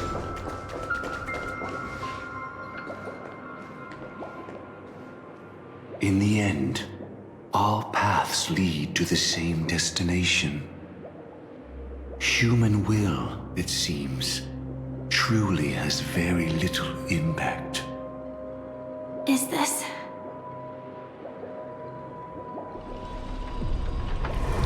The manifestation of Nanook and the fall of the Eternal Centurion. Such news has shaken the universe, and I've long since known about it. So why would a messenger of the main family take the trouble to visit this frontier? Just so you know, I'm here to deliver punishment, and you're the guilty one. I barely escaped death, and I still can't reveal my true form. Tell me, Why have I been branded a criminal upon returning to this place? You've already confessed to your crimes. The family doesn't tolerate incompetence, even from a branch leader on the frontier. Not only did this one fail to quell the situation, he was even murdered. If it weren't for Nanook's manifestation, the Eternal Centurion would have descended upon Penacony to eliminate these villains. But you survived by sheer luck, and I set out for this very reason. You must settle this matter yourself and reclaim your lost respect. Not for yourself, but for the family. To survive, but without the power to do anything. Therefore, your crime shall be punished with a blessing. I shall bestow upon you another crime. Its evil reaches even the heavens, and once known, the name Gopher Wood will lose all meaning. You will be alive in body, but dead in spirit. I know my sins. Please bestow your punishment. Here and now? That's not possible. Before I lead you to that honeyed fountain, I shall tune you, so that you can no longer speak out. People believe it to be a creation of the destruction, for it always arrives coupled with calamity.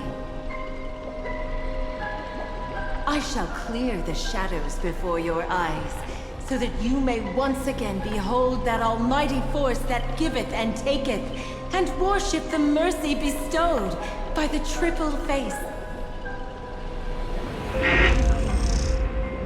The harmonic cancer, the Stellaron.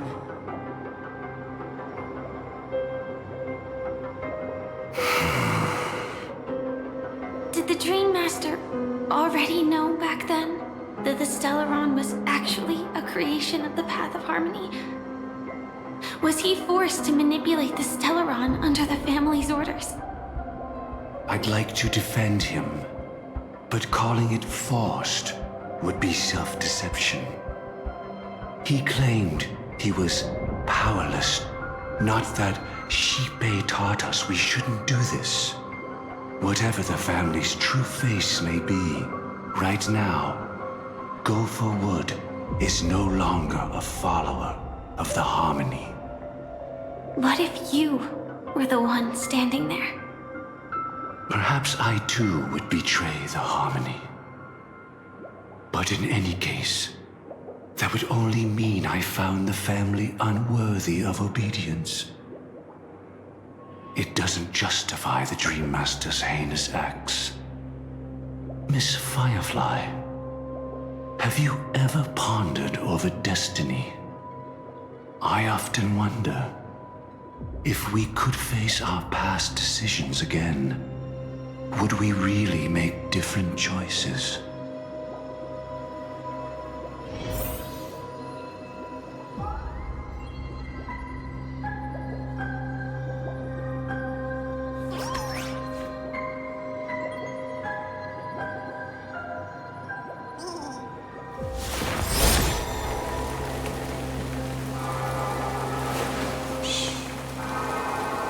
Listen with me to the memories.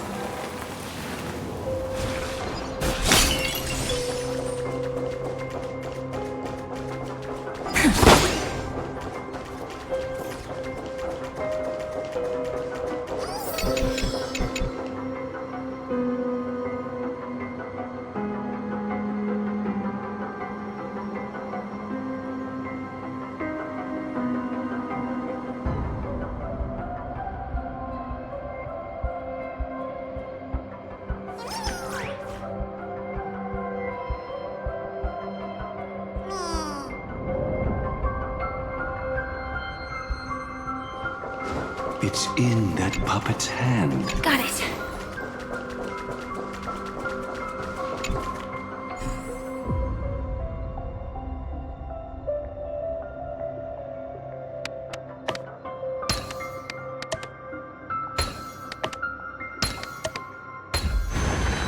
has changed, huh?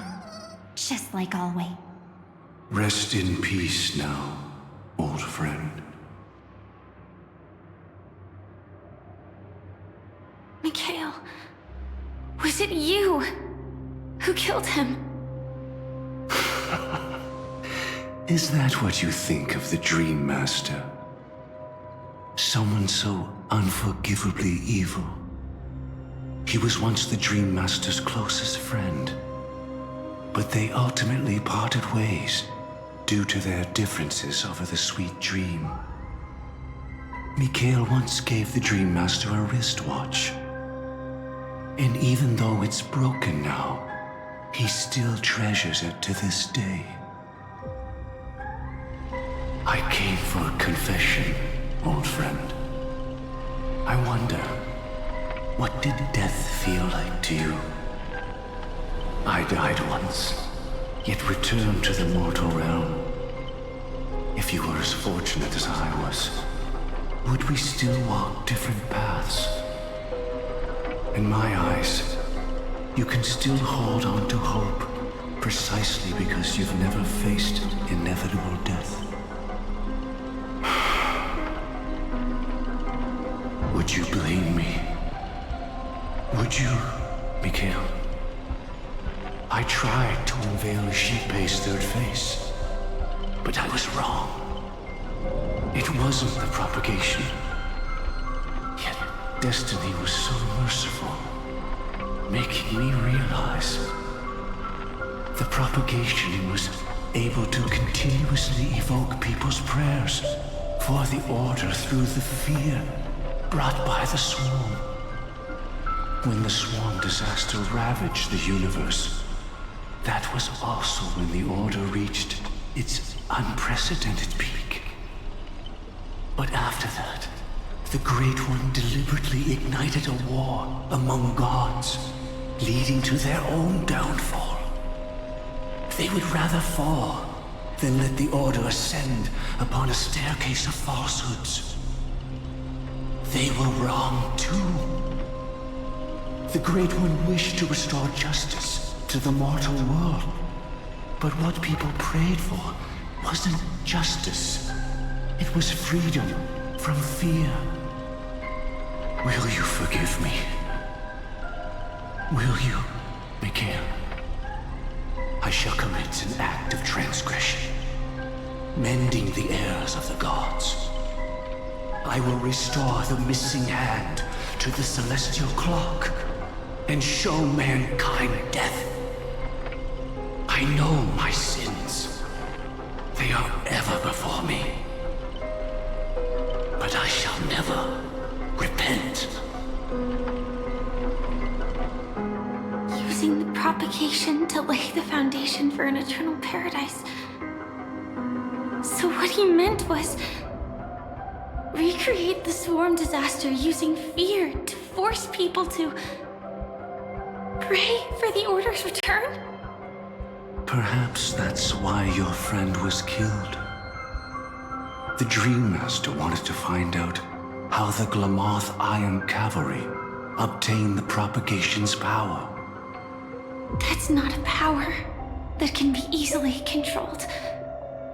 We need to pick up the pace.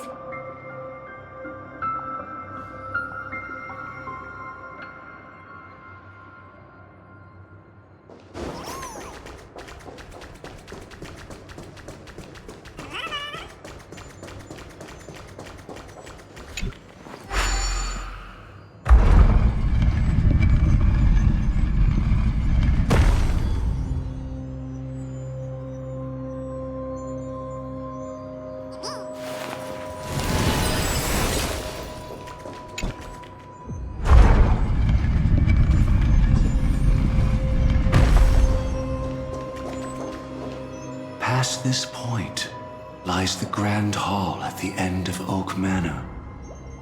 And before us lies his final decision.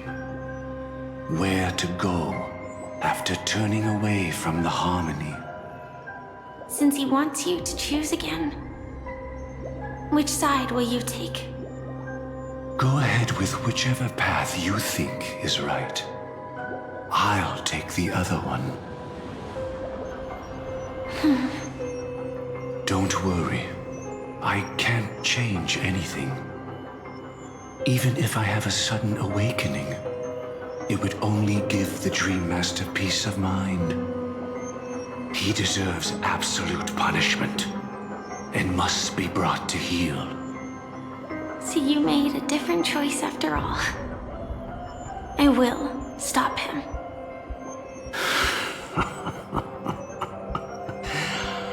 I hope everything goes well. This is goodbye, then.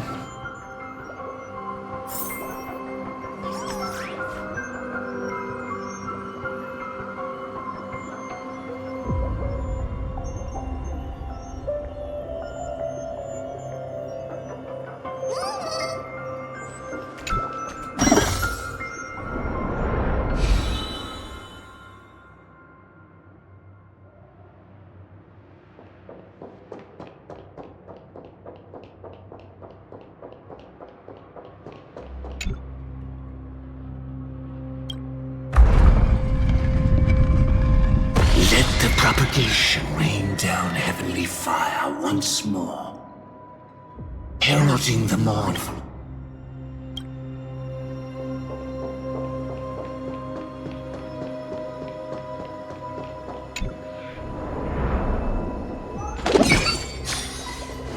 Well then, our paths diverge here. You go towards... So many. Could Gokuwood's plan already be in motion? No. Impossible. This place already looks... We need to hurry!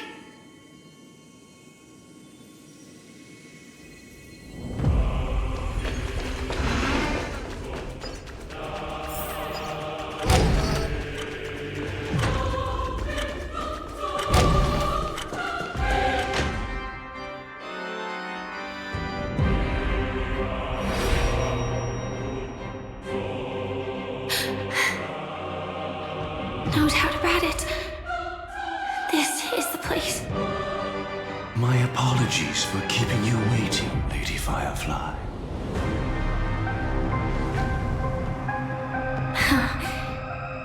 It's you. It seems the other path leads here too.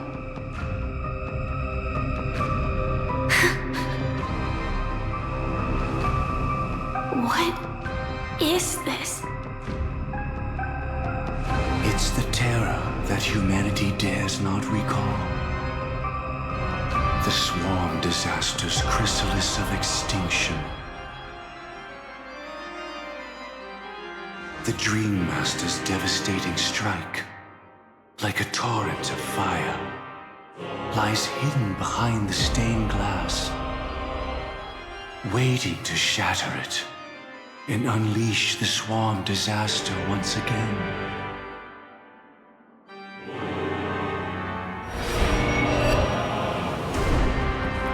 How did the Dream Master become this powerful? We need to stop him.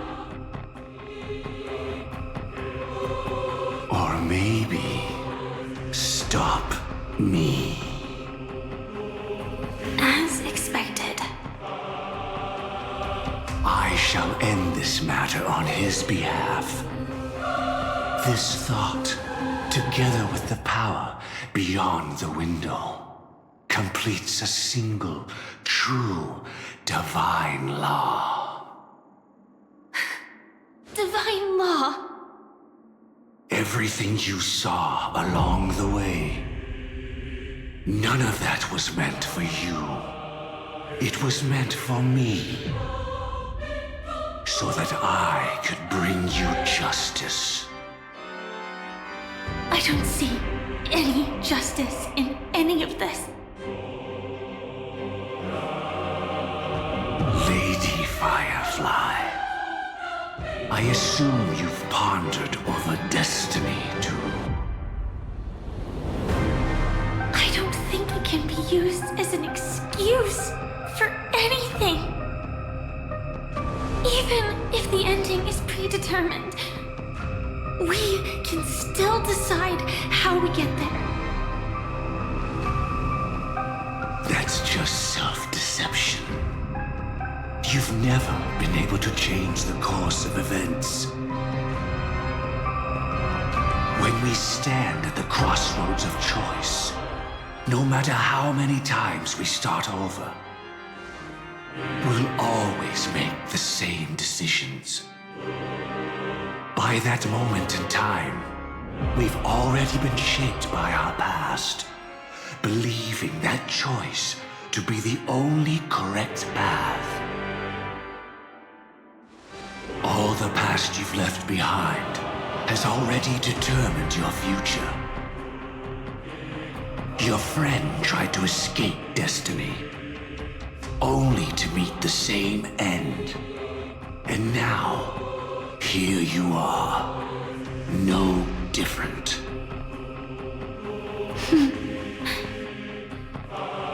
But the person you met today is someone who has rewritten their destiny.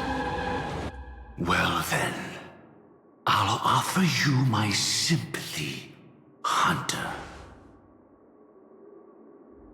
As far as I know, there's only one way to rewrite destiny. Give up your true desires and stop walking your own path. In doing so, your destiny will indeed change, and you may even sway the course of the world. But from that moment on, you will have killed yourself. Alive in body, but dead in spirit. This is the price we're willing to pay to defy destiny. Not everyone chooses to surrender with their hands up. Everyone has the power to see the world as it is, and to bear that weight. This is the true meaning of sacrifice. I admire your resolve. Since you don't mind sacrifice, that's enough talk. Stand down, Hunter. You can't stop that strike. I won't let you get away with this. Oh, really? How did the Harmony succeed in spreading its cancer across the universe then?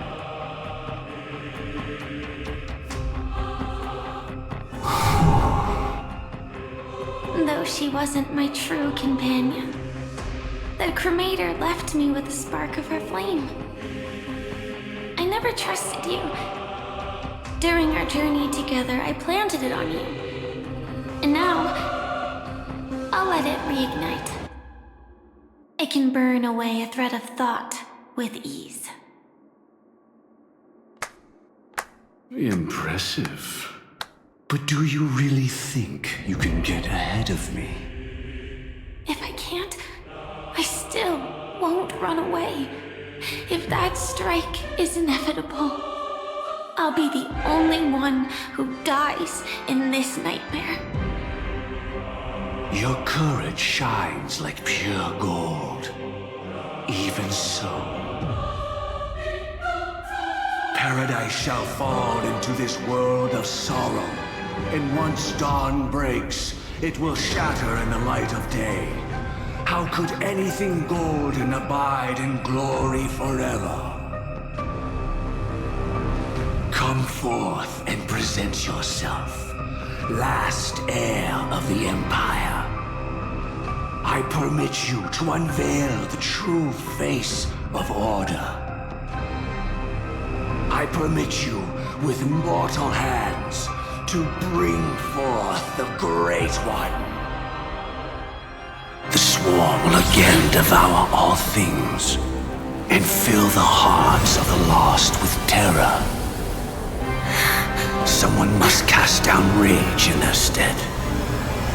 All that lives will one day die. Even so, I will still do as I've always done, and pray that I can stay alive I can do it. Right? But death will come because you, out of all people, are the foremost in seeking life.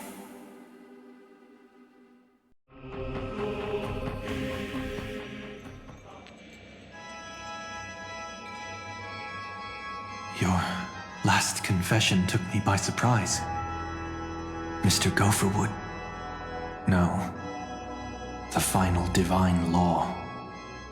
I suspect there was never any chrysalis of extinction from the swarm disaster to begin with. Was there? What exists in Oak Manor is nothing but a disguise.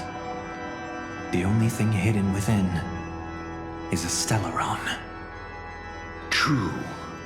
I never unraveled the secrets of the propagation. Now, split into 4 parts. A single strike of mine cannot harm that hunter.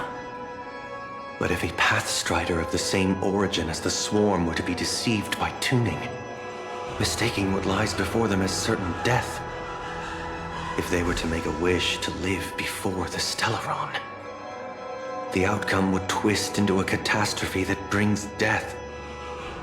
The Swarm disaster. Her life shall beget death, and that death shall beget life unto this world. But why are you so certain that nothing will go wrong? I've already glimpsed the secrets of the Stellaron, and I have no need for certainty here. Even if she never entered the game, that strike would still fall at the appointed time, causing the Stellaron to shatter.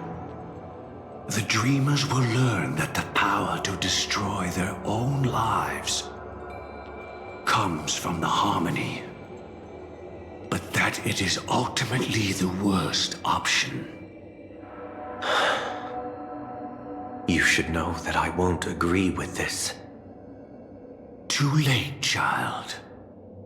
The hands of time have struck midnight. Look up at the stars. Do you know why they are so cruel? That reason shall be the final divine law. And with this, we entrust everything into your hands. Because the stars belong to everyone, they have never belonged to anyone. If you love everyone, then you love no one. Well, that's where our conversation ends. Go ahead. The 107,336 souls of the Oak family have dreamed of this moment too many times. The opening is near. Go, my child. Seize the power of the harmony and reveal your karma. I shall walk the path of the Order to its end, as you wish. But I can no longer accept your divine laws. If I become the only star in the sky, even if I belong to no one, there would still be no cruelty. The stars are cruel, only because they have never shared their heat with the masses, burning fiercely only for themselves. Well, there can't be 2 suns in the sky. I'll step up and take down the other sun if necessary. Moreover, how could I allow other stars to shine during the day? Paradise shall soon be created. Not at midnight, but at noon. I shall initiate the first and only divine law of the great Septimus.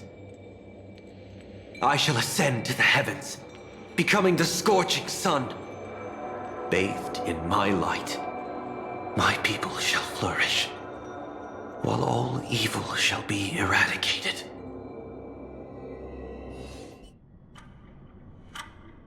Very well, child.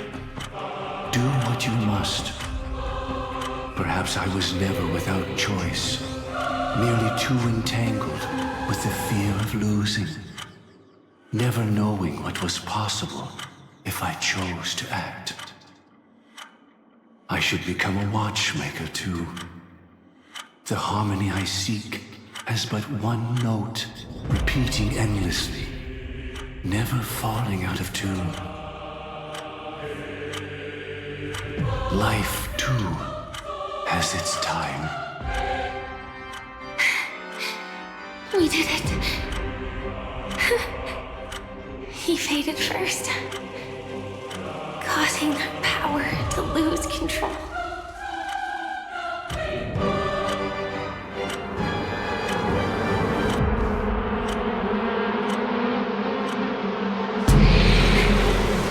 Is that doable?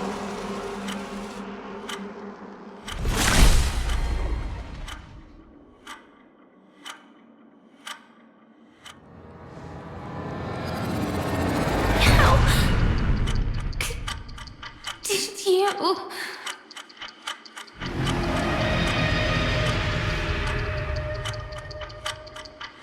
Death comes for us all, eventually. I'm starting to hate how powerless I am. How I wish that I had some way to comfort you right at this moment. Oh, don't worry, that was all in the past. It was confined within the dream. Even a Stellaron could not truly revive the swarm disaster. The Dream Master's actions could only evoke fear in those already dreaming. Yet this swarm was frighteningly real when you consider the next steps of his plan. Enna's dream had enveloped the entire star system, which meant the swarm disaster would gradually become indistinguishable from reality. The propagation would awaken the most primal fears in all dreamers. Through their cries, the path of order would be sustained, until the entire cosmos drowned in a singular dream.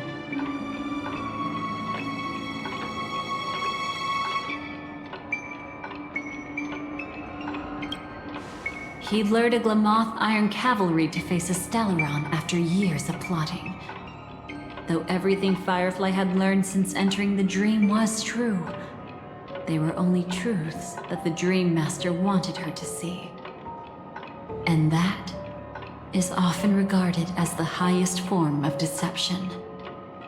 The Stellaron answered Firefly's desire to keep living. In response, it recreated within the sweet dream the swarm disaster and the Eon Enna. She had almost reached her demise, yet she survived. Her second death hadn't come yet. It would be upon her soon. You engaged in a decisive battle with Sunday at the Penacony Grand Theater afterward. He had, without question, become an emanator at that time after usurping the Harmonious Choir. But you showed no fear, and gave it your all in your fight against him. And you emerged victorious with the help of your allies. Yet that battle, the setbacks, the victory, was just an illusion woven by Sunday.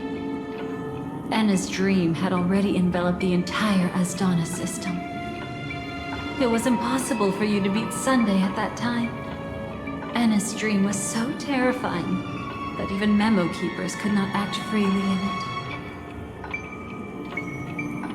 Fortunately, we sought out Acheron first, and she lent us a helping hand.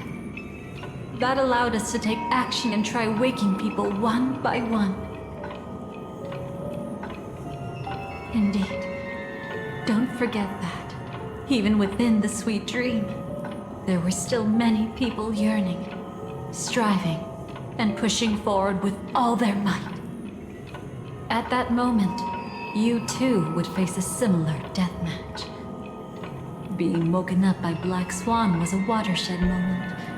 Due to the existence of Enna's dream, your memories from that point onward can no longer be viewed from the same perspective as before.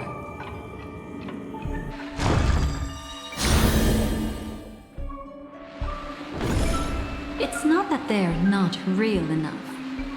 Things always look different when viewed from different angles. Ever thought about whether we've truly seen our authentic selves in a mirror?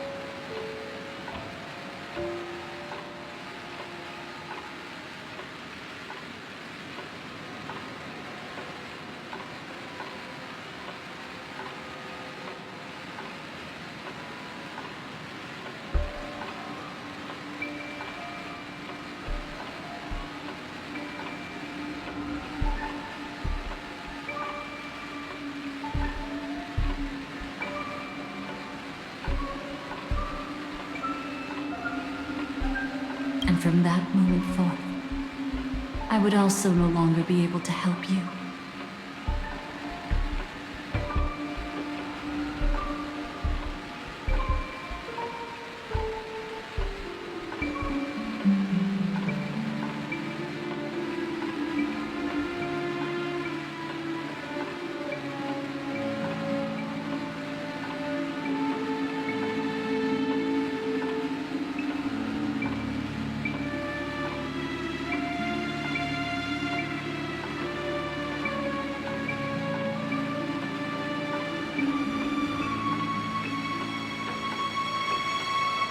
Your memories belong to you alone at the end of the day.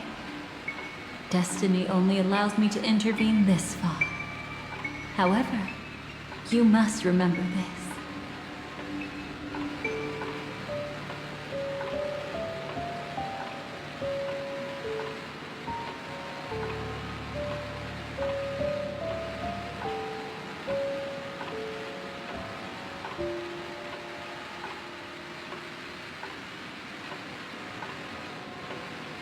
How your memories manifest is ultimately up to you.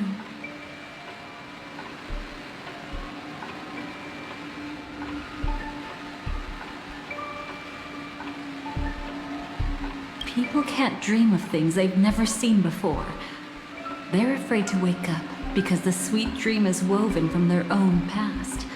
A past they still can't let go of.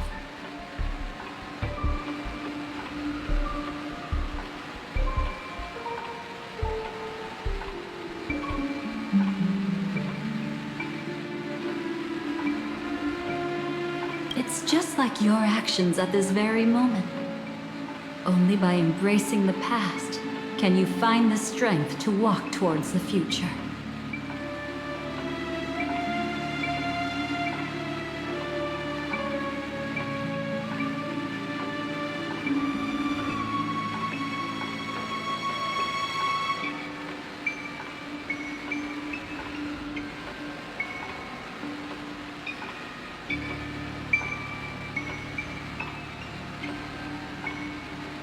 Firefly, me, the Stellaron Hunters, this entire world.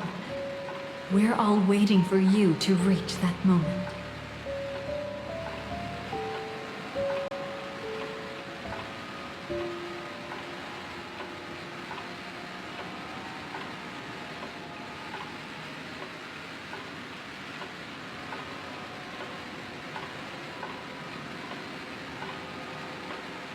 I can hardly tell if this is nervousness or excitement. You are different, unique, and worth waiting for.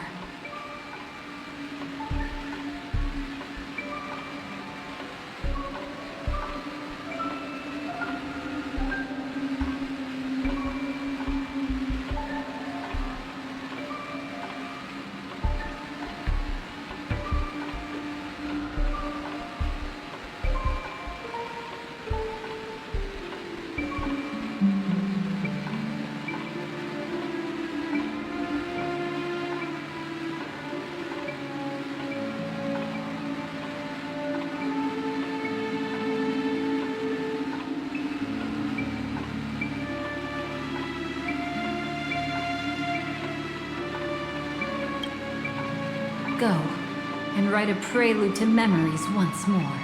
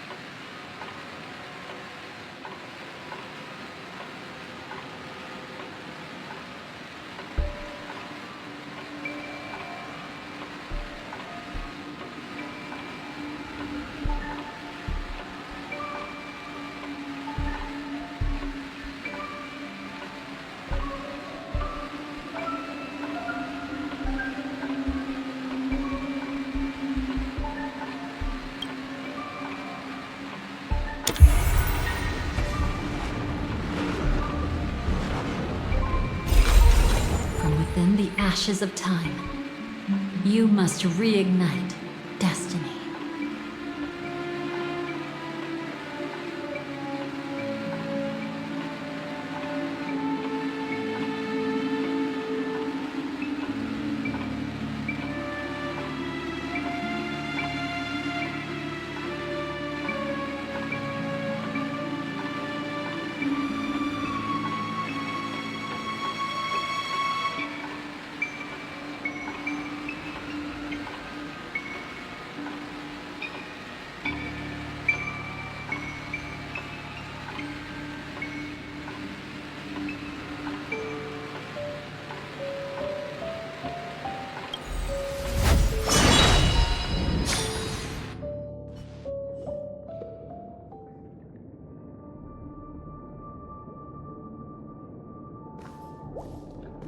This way, darling.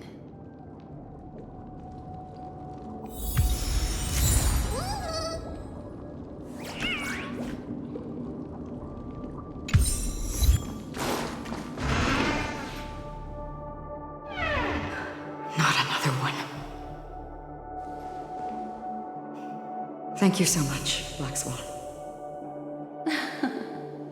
Finally, I can breathe a sigh of relief.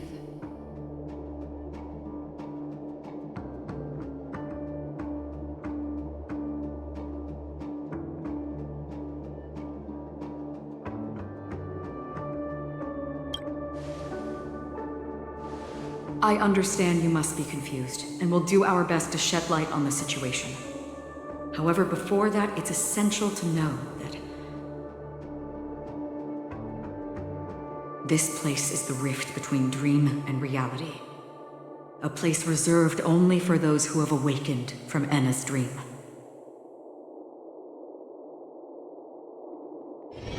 Do you remember Sunday's ambitious plan? He intended to harness the power of the Stellaron, the collective will of over 100,000 Oak family members, and the desires of everyone in Penacony to usurp the harmony and restore the order. Unfortunately, it didn't stop there. From the early days of our journey into Asdana, we were already affected by the Stellaron. That strange dreamscape where we met. Maybe it was a sign that your thoughts were beginning to drift away.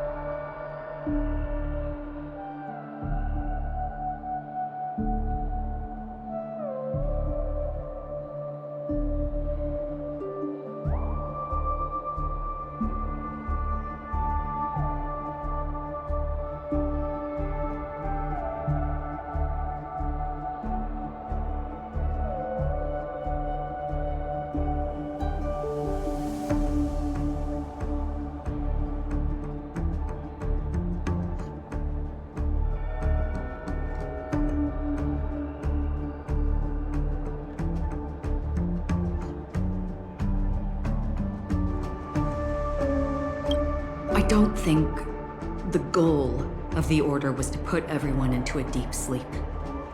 Quite the contrary. They used the Stellaron to catalyze the leakage of Astana's Memoria into the material world, allowing the dreamscape to blend with reality. People think they are awake, but their spirits have long since stepped into the Temple of Order.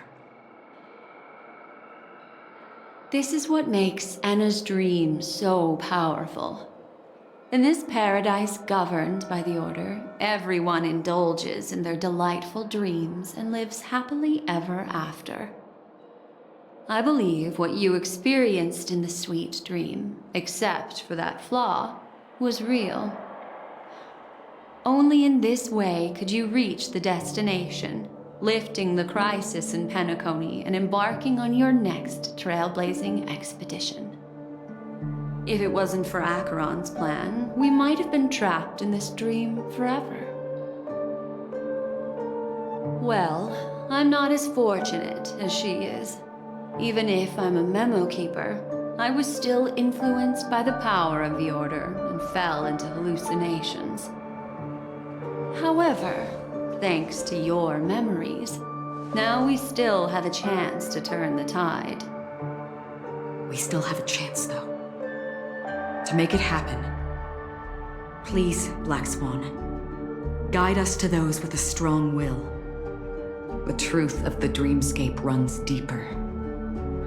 We must notify anyone willing to wake up, so we can end the long night together. All right, please come with me.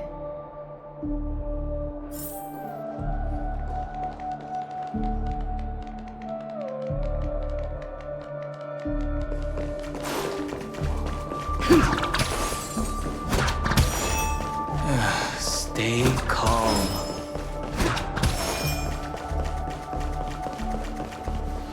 I bet that even if I don't resist, you'd still...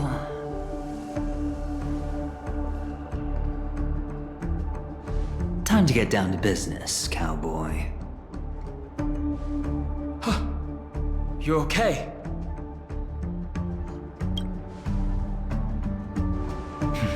A memo keeper is looking for them. We must do everything we can as well. Quite the fateful encounter we have here, friend. Seems you're also a light sleeper. I'll send you some of the IPC's sleep aids one of these days. Unfortunately, we need to stay awake right now rather than sleep. We're still nowhere near capable of breaking free from Enna's dream. Let me break the bad news first. The enemy we're up against isn't just Sunday anymore, nor is it the harmonious choir that he's usurped. The Dream Master has awakened the swarm disaster within the sweet dream, and cast shadows into the hearts of all dreamers through Enna's dream. The primal fear taking root in people's hearts had led them to call out to the Order for protection. The path of order is gradually being restored, and this has transformed Sunday into Enna.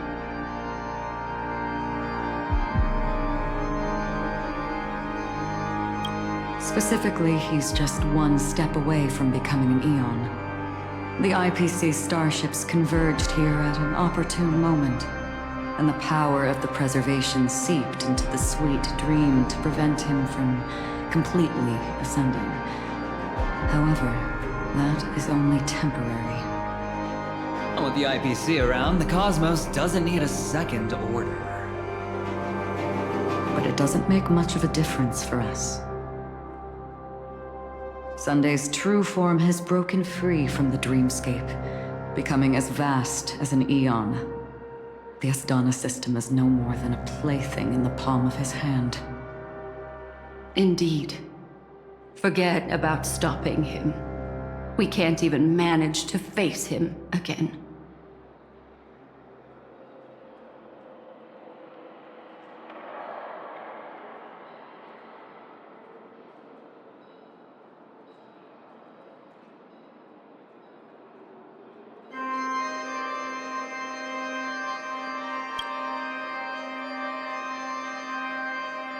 The key still lies in Enna's dream.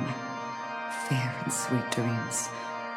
He relies on these two lies to gather the dreamers' shared wishes. He's still just a false god who barely managed to ascend. If we can wake people up and break Enna's dream, Sunday's divinity will fall with it. But the current sweet dream is extremely complex. Miss Black Swan, could you please explain the rest of it? My memory isn't the best, after all. Time is of the essence, so I'll cut to the chase. There are 3 layers to the dreamscape trapping us. First, there's Anna's dream controlled by Sunday. It wove a beautiful illusion for every dreamer, making them flounder in it. Second, there's the primordial dreamscape, which includes Dreamflux Reef. The swarm disaster is manifesting again in the Oak Dream within this layer, and is continuously empowering the Order through an endless stream of fear. Third, there's the 12 hours established by the family. This layer was the first to merge with reality and is itself an enormous trap. Forget about winning. We need to cross all 3 layers of the dreamscape before we can even face Sunday again.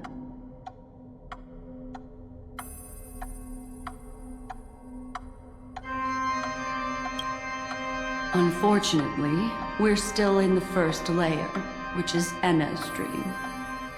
Although we've regained our sense of self, we're still dreaming. We've only managed to connect our individual dreamscapes, but have not escaped. To destroy it, we must make everyone in Penacony want to wake up from their dreams.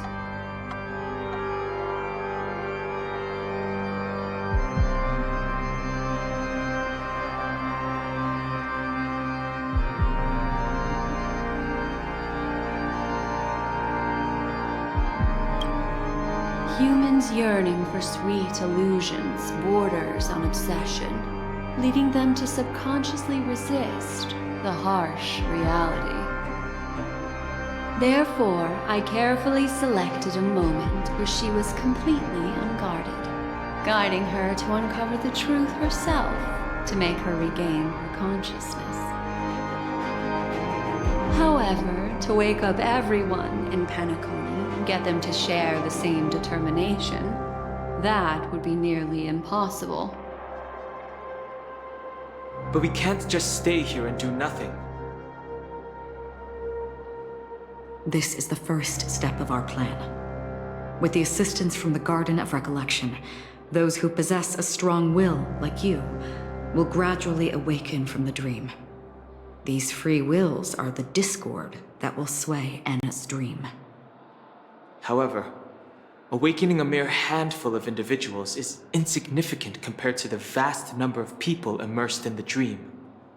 We must find other ways to awaken the free will of millions of people within a short period of time. Looks like the Jadab Kiss of Allying Oath will be the only solution. No need for that. Keep your once-in-a-lifetime treasure. We don't need to bother the Cienjo Alliance for such a tiny request. You want thousands of people with unwavering free will? That's easy.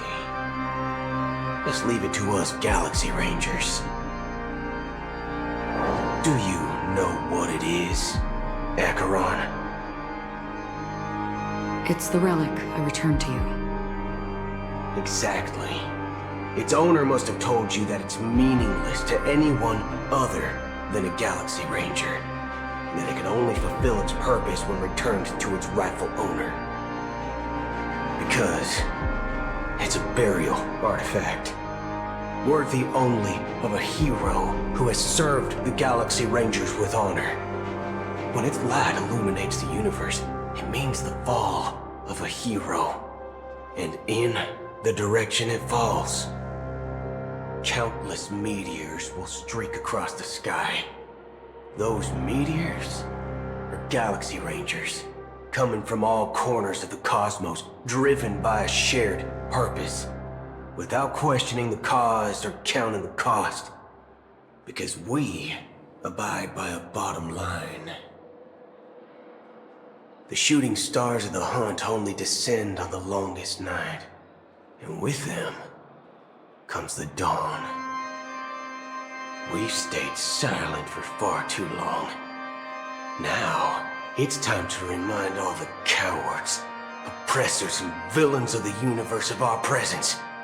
I'll be the one to ignite the first spark. This should be enough to delay his ascension to godhood. As for the foundation of Enna's dream, it would take an immense power to shake it in an instant. I think that shouldn't be too hard. So, you're the key in the end, I assume? Even if it is just a counterfeit god, we'll need an emanator to step in. Perhaps it's not about being an emanator. This is a different collective wish. I will do everything in my power to strike down that evil god for you all. What about the other two dreamscape layers? There's nothing we can do about them. They're even more dangerous. Unlike our current gathering, the dissipation of Anna's dream will take time, which will draw Sunday's attention. Exactly. Once we enter the next layer of the dreamscape, we'll be facing an eon's strength head-on. But by then, we'll have played all our cards.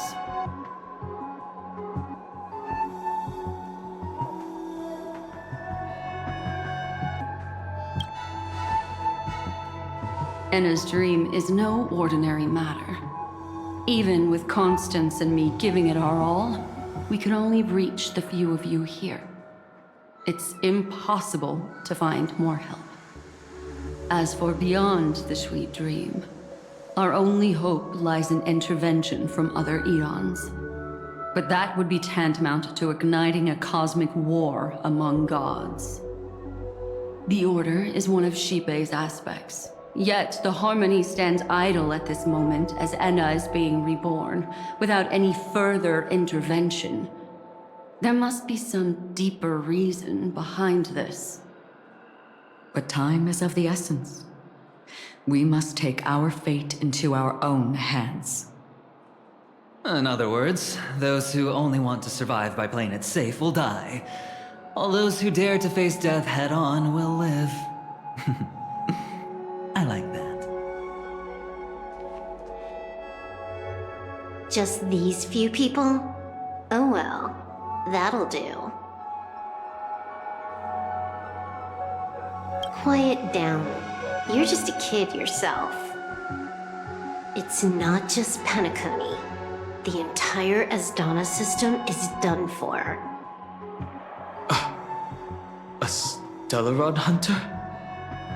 She was at the edge of the Asdana system, but she still got dragged into this mess.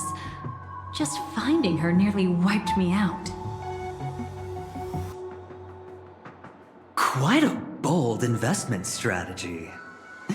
Tell me, with such a huge risk, what kind of payoff are we talking about? The other two layers of the dreamscape will be handled by the Stellaron hunters. One of our associates is searching in the 12 hours for the other person chosen by the Harmony. Oh? Miss Robin?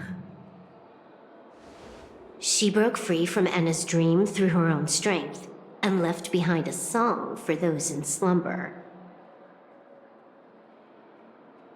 It's true that some people are born strong, and others are born weak. If the Trailblaze is the target of heroes, then the Harmony will guarantee that the strong help the weak.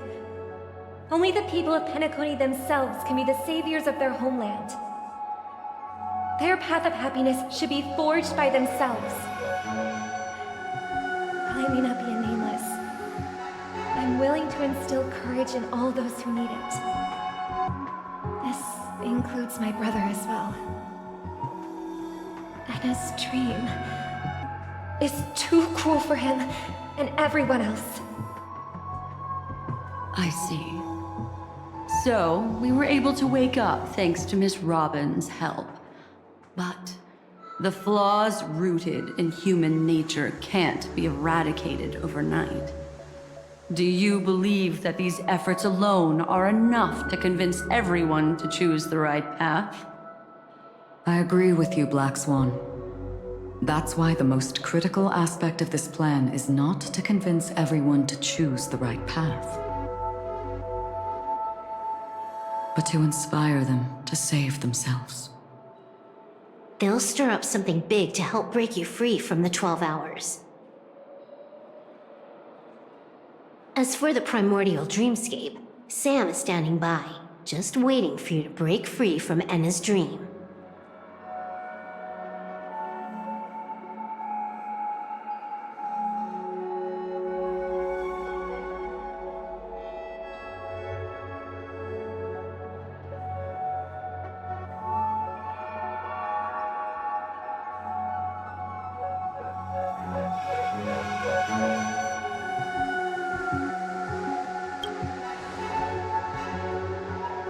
Now, I'll tell you, but don't panic. She will die. She will die a second time, facing everything she wants to run away from. But her fate will be determined by you. She will help you break through the second layer of the dreamscape. Then, she'll fall into Enna's dream, which hasn't fully dissipated yet.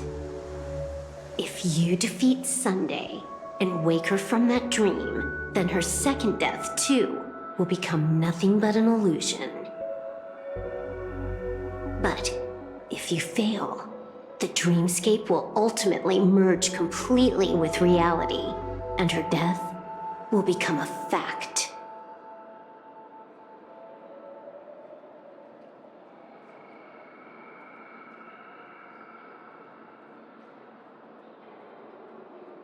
But that still doesn't solve the fundamental problem.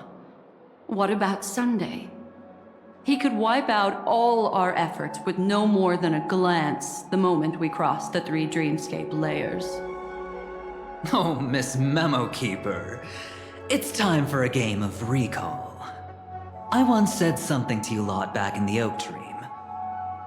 So long as my trump card remains unplayed, none will dare see the hand through to the end. And now, it's time to reveal that ace. Let me point out 2 mistakes. One of them is yours.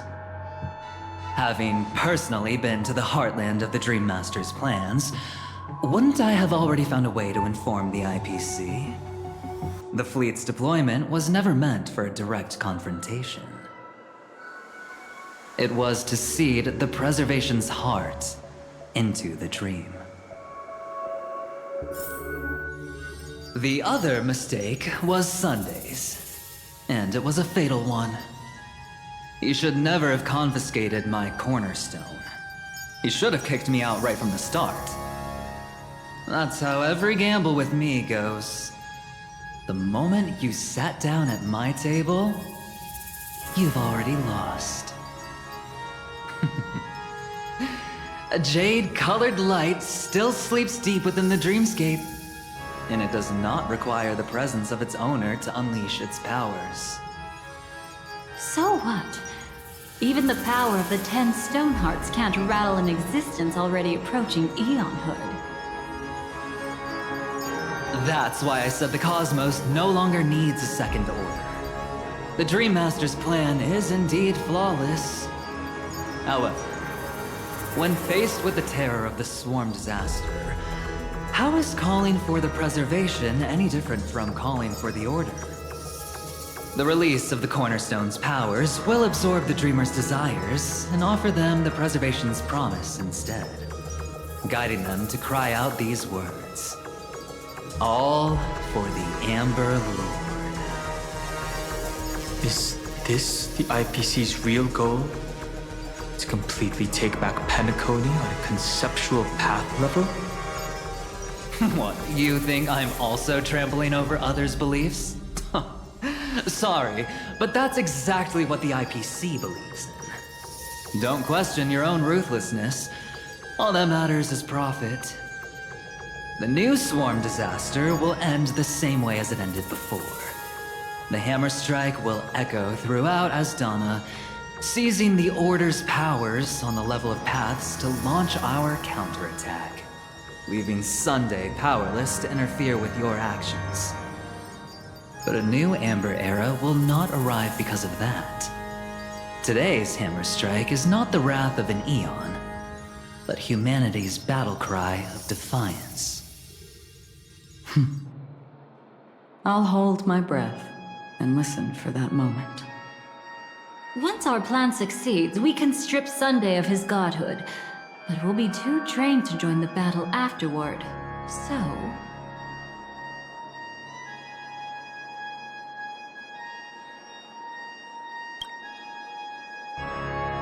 take your time to prepare. Before you head out, may I have a moment alone with you? There's one more thing I need to explain to you.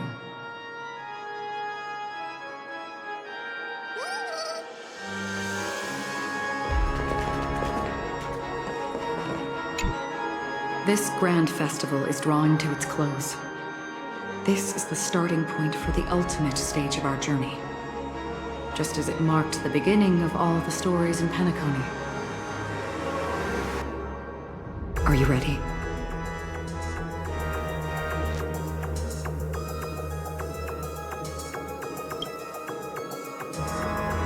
Very well. Now, please close your eyes. A glimmer of fireflies. A sigh of regret. It is because life dares to slumber that they can awaken.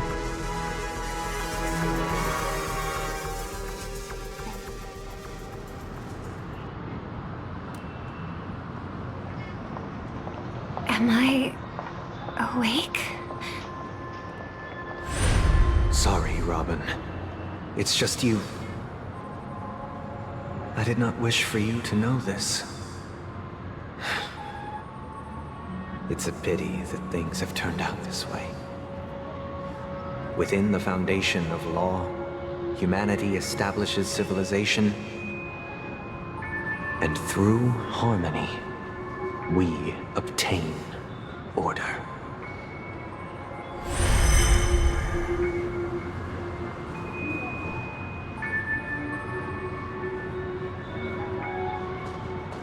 My brother.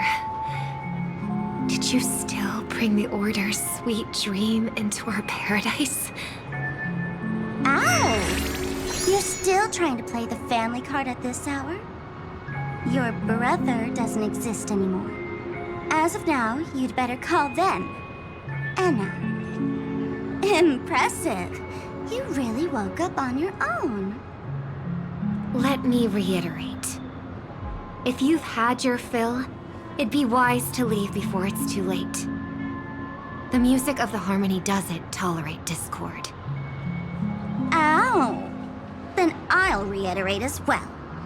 I've done my part, and now I'm simply waiting for the fireworks to begin. Why don't you just cut to the chase? Time's short, so I'll condense the report. Oh, that even rhymed. I'm so talented. A nosy cremator left something on you. She wanted to use it to burn down the illusions you received from the sweet dream, allowing you to wake up from Enna's dream. But it looks like you don't need it anymore. Then, how were you able to reach this place? Well, a fool has thousands of faces. It's gonna take a lot to create a sweet dream that can satisfy me. Both you and I can still stay awake for just a little bit longer. Just a little bit? Honestly, I don't even need to find you. But I am just so kind. I've already killed you once to give you a chance to regain your home field advantage. You're the last festival host awake in Penacony. So, do you want to play a round of roulette? The wager will be the entire planet of festivities. Stay where you are. What are you trying to do by showing up in front of me? I want you to watch me blow up all of Penacony. Only then can everyone else launch a counterattack and wake up together. Think about it. Your brother's already a god beyond the heavens. You're not even gonna see him unless you rip open the sky. Ever heard of the trolley problem? Make your choice. Do you want everyone to go down together? Or to have Penacony make a small sacrifice? Why should I trust the words of a masked fool? Don't think that I'm just trolling you. My bombs are hidden all over Penacony. They took a really long time to set up, you know. Maybe I should blow up a few to demonstrate how they look. Let me see. Which one should I choose? Stop. What's gonna happen to the Dreamers once the bombs go off? They will all die. Then you know I'd never agree to it. When it's time to make a sacrifice, reality won't be giving you any choices. Or do you want to replay the old joke about the Harmony treating everyone the same? Life is never a joke, fool. There is no such thing as a lesser evil in this world. Evil, just like morality, cannot be measured, nor can it be compared. Isn't that still the Harmony's same old song and dance? But that suits me just fine. Didn't I already say this is a round of roulette and not an ammunition showcase? Get ready to sing. Be like a bird. If you can make Sheepei hear you, then they definitely won't allow me to blow everyone to pieces, right? What will you choose now? You can either watch as I blow the entire place up, or you can try to save their lives. Maybe this will be your last ever performance. Last ever performance.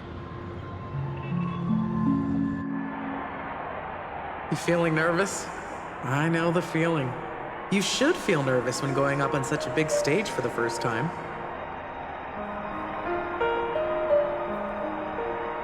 I'm okay. I just remembered something, that's all. Miss Siobhan, why do you think birds fly? Why are you asking that all of a sudden? That was my response as well the first time I heard that question. It's what my brother asked me before I left Penacony. I keep finding myself thinking about it. I don't know. I fly when it's time to fly, and I stop when I don't want to fly anymore. There's no reason. It seems that your answer is really similar to mine. You've also asked me, why do I sing? I think I can answer both of these questions in one go. The answer wasn't what I initially had in mind. Originally, I wanted to sing because of something specific that I experienced. A Stellaron fell into my homeworld when I was young. Everything I knew was instantly destroyed. We didn't even get a chance to react to it. No matter what we did, it was too late. But for some reason, my mother chose to hum a song when she tried to comfort me and my brother. I remember that story. Everyone thought that's why you decided to sing. No. That experience only made me detest singing. I've believed for a long time that songs can't change anything when disasters strike. That music is the most useless thing in this world.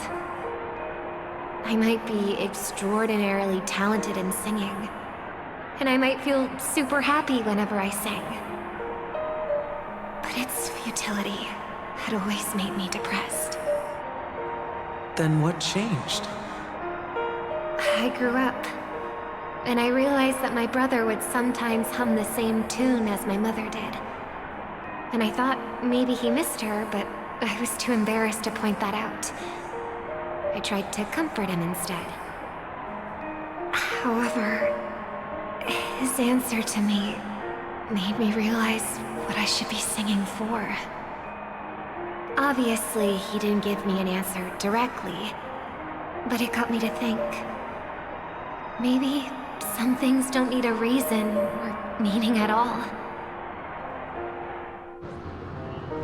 Go and do what must be done, fool. It's for the sake of Penacony's future. But I won't let anyone get hurt. Oh, did you just have a flashback? Now I'm even more excited. Let me check one last time. If you were to die, how would you want people to remember your ending? Like a bird, she lived her life, graceful and composed. Now her beak parts slightly with a sigh, as soft as falling feathers. Like it? Drop the sanctimonious mask. Singing only needs one thing, and that's sincerity.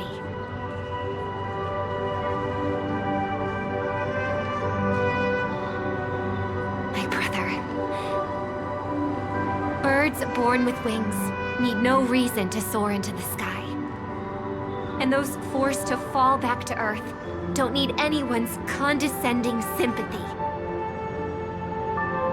The sky and Earth are each other's proof and aspiration. When a soaring bird looks down below, it discovers that even after falling, life still holds hope to continue. And when a fallen bird looks up to the sky, it discovers that the possibility of soaring once again still exists in this world. Perhaps they'll never truly understand each other. But what people need is an understanding. It's showing a little more compassion for the way others choose to live. And, when necessary, extending a helping hand. Even if you become the only star and prevent everyone from soaring into the sky, they will still be inspired by your radiance, flap their wings with all their might, regardless of whether they've been hurt in their fall. Thus, the Order's sweet dream will eventually fall. Oh, triple-faced god.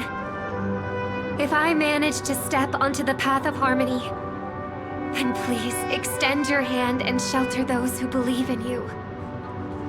And if I am a bird destined to fall, doomed to never sing again, then while the sound of me hitting the ground may be my last note for the harmony, it will never be this world's swan song.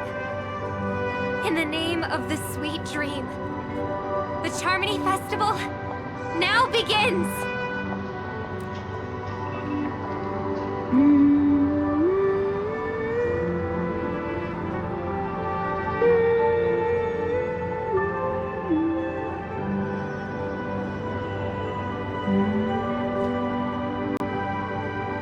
Brother, do you miss home?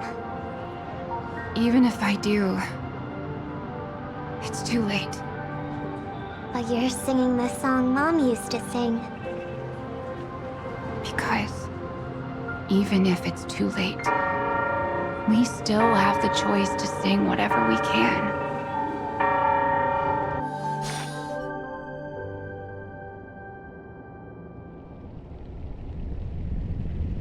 Welcome to the horizon of existence. This place is one of the thousands of manifestations belonging to the sleeping and shapeless. And it's also an exit out of the nihility for the awake ones.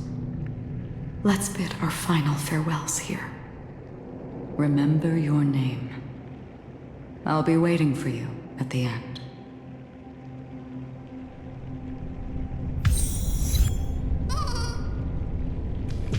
If only people could have each other. I want everything this world. I hope that I'll see her again after I hope everyone can always one day, those who live, may people embrace each other. Our hopes and dreams are in your hands now. Hey, I've read the script. Why are you asking me?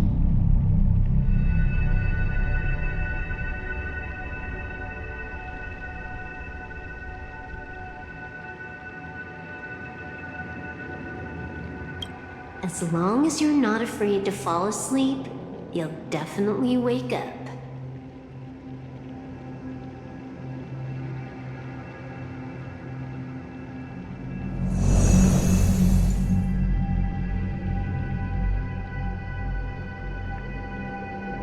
It's not the time to leave your final words yet. We all believe in you.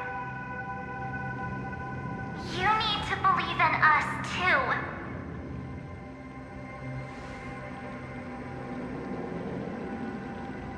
We'll wake up together.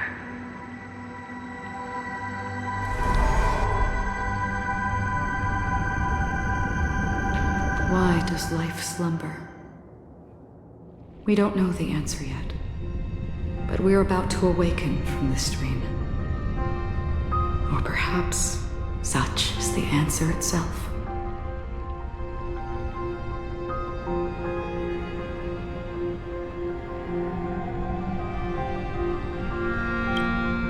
It's the people who first broke free from the sweet dream. The sleeping and shapeless caught a glimpse of their desires. It was because they held on to these desires that they could dream. It was because these desires were never fulfilled that they could wake up.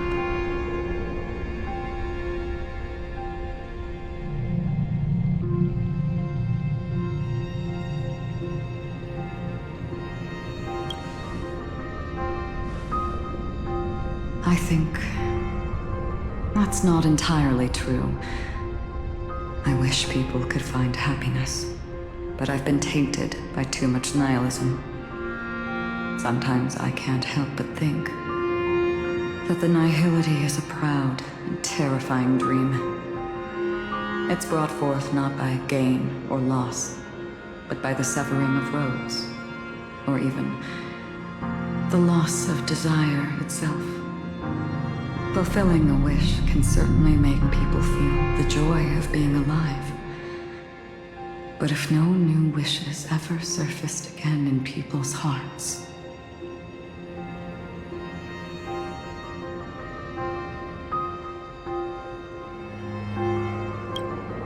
indeed, behind the shadow of the nihility, there must exist the most blazing source of light in the world. Just as every life that edges closer to death fervently approaches the end of the nihility, we must pursue that primordial light. Before you go, would you tell me your wish?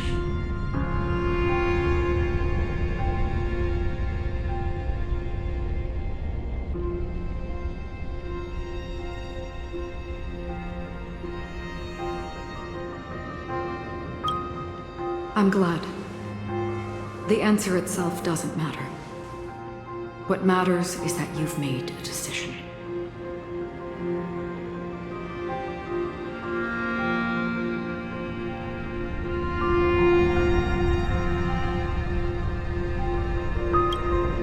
Only a name remains. A person that I was, and now want to become.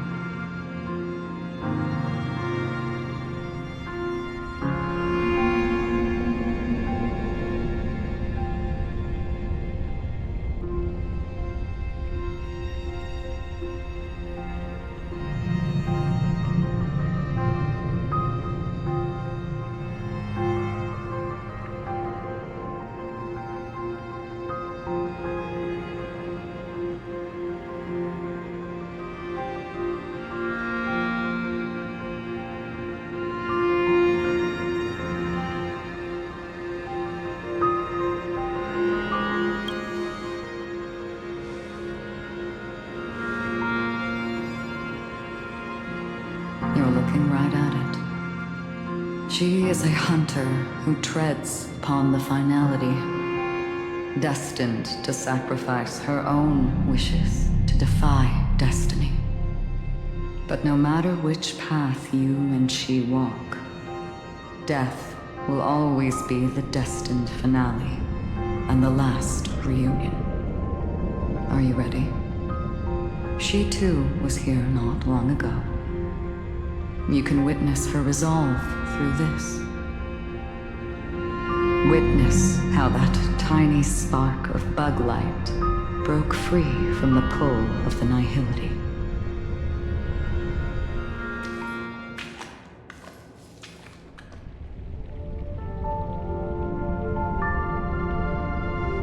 Who were you in the past? The scenery. Am I dead? Really dead? Death is one step away from here. Step over this place, and you will truly embrace death. Or you can turn back. Tell me, who were you in the past? The Moth's Iron Cavalry. And who are you now? A Stellaron hunter. Then who will you become in the future?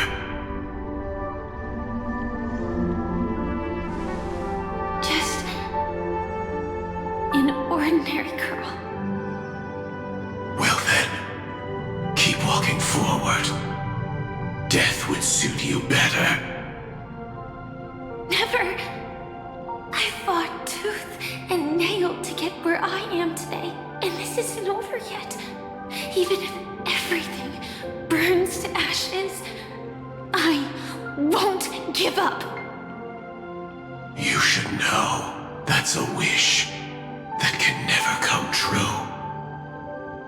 You couldn't become an ordinary girl, even in the last sweet dream. Why do you think that? Entangled in the family's conspiracy, facing the mimetic entity's blades head-on, while challenging the resurrected swarm disaster alone, armed only with the script that can peer into the future. That's more than enough cards stacked against you. Do you really think that the time you spent with her proved anything? For an ordinary girl, simple happiness shouldn't just be a matter of chance. But who's to say all of this isn't what an ordinary girl would do? What? Perhaps the Dream Master was right. All the past we've left behind has already determined our future. All my experiences so far will still make me choose to step into danger when I face it in the future. But you misunderstood my answer. I guess it's my fault too. Always talking about wanting a normal life, as if the past that shaped me is some heavy burden weighing me down. Being a Glamoth's Iron Cavalry and having entropy loss syndrome are more than just scars. They are a past that taught me to cherish, urged me to seek, and showed me how to love. All the things you listed are quite extraordinary indeed, but I believe any ordinary girl would make the same choice I did. When faced with everything I have faced. In the darkest moments, ordinary people never need to feel small. After all, they they always discover that they've already become something noble and bright. Indeed, I can't change the outcome or even the process.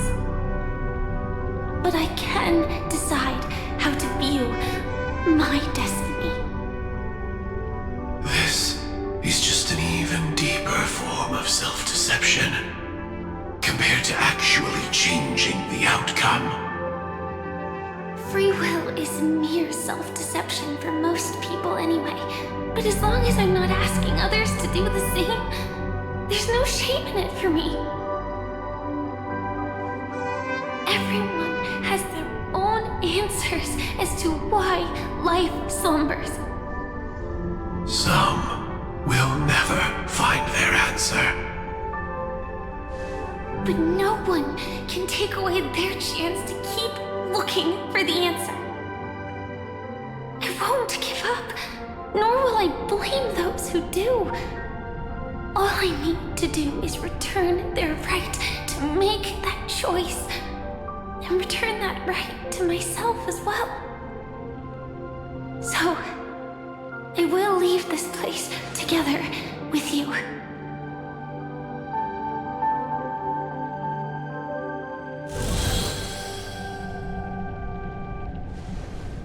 Even if embracing my former strength means speeding towards my death.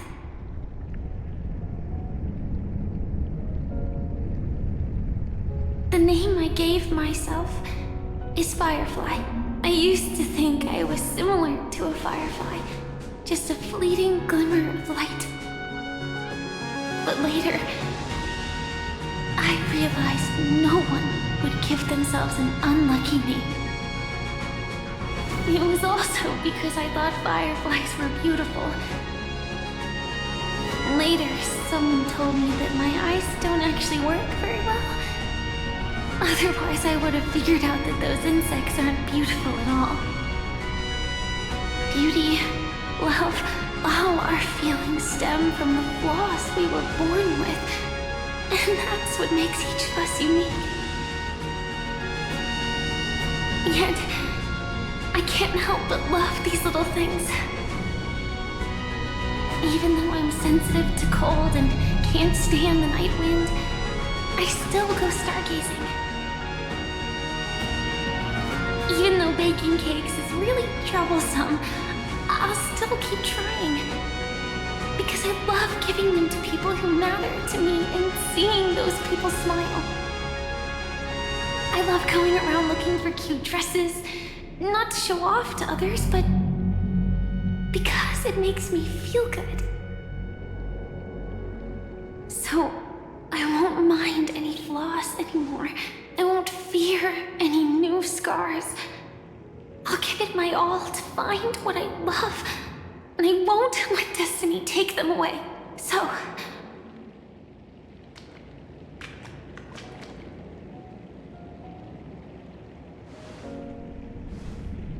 moths don't fly to flames because they yearn for light. It's about going through the flames, igniting yourself and burning with the most intense light.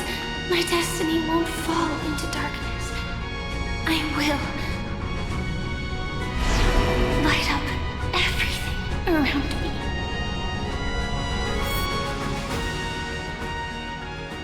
As long as the clock keeps ticking, death comes for us all eventually. And life has its time, too. If my world always ends up being burned to ashes, then let it burn!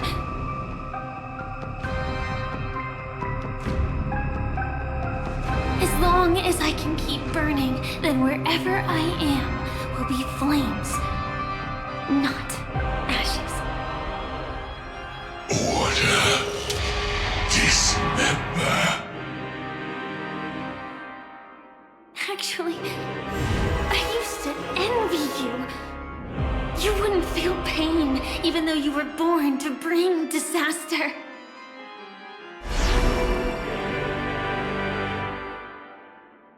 But you should be envious of me now. I'm unwilling to face death, nor do I want to keep fighting. But when faced with destiny,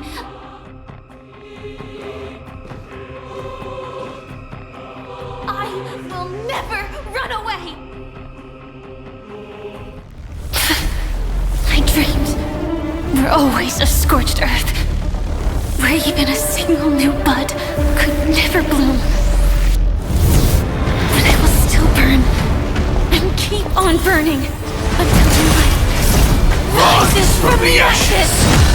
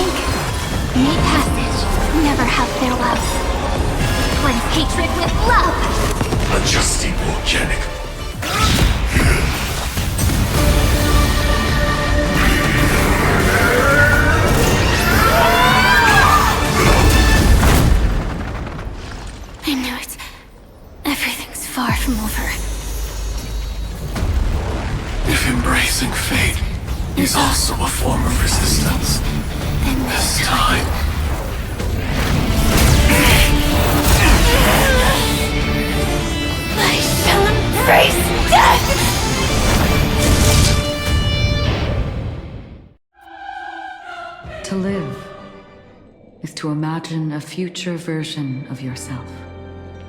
But fate is never fair. The choices people make are almost completely dictated by their past. No matter how much they try to move forward, there's no guarantee they'll see the future they've imagined. It's the same for every path. The nihility already exists, whether you admit it or not. And nothing can ever completely escape from nihility. Most paths make people believe that this world is good. That as long as you are willing to believe, you would gain power because of your belief. But that does not apply to the nihility. The nihility is absurd and vast, capturing those who were unwilling to blindly believe, and are powerless to fight back. It has nothing to do with good. Be it willing or blind, the way people obtain strength from faith should come from within, not from being forced to bow their heads. This will be a tough journey. Are you still willing to return to the starting point once again?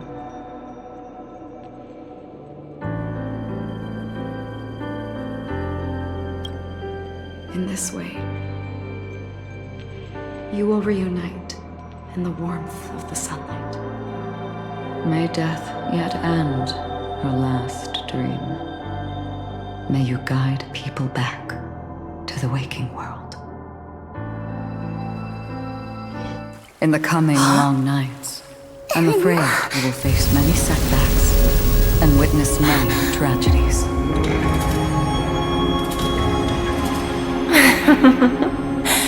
I come to greet, I come to wine, I come to claim. I grant poison for nectar, sow in spring to reap in fall. Await wizened fruit to fill livened boughs. All for the Amber Lord. But when you make a choice, there will be a fleeting red that reappears before you once more in that monochrome world.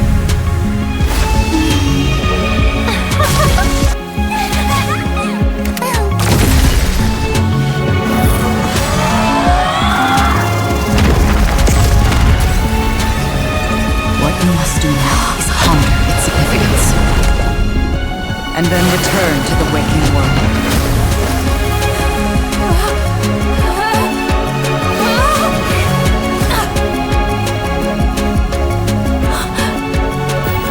Don't worry.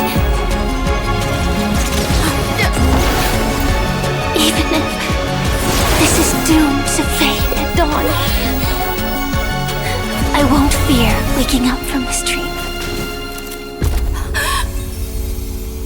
Go. Take back the right to trailblaze. For them and for me. That's where we will all find our answers.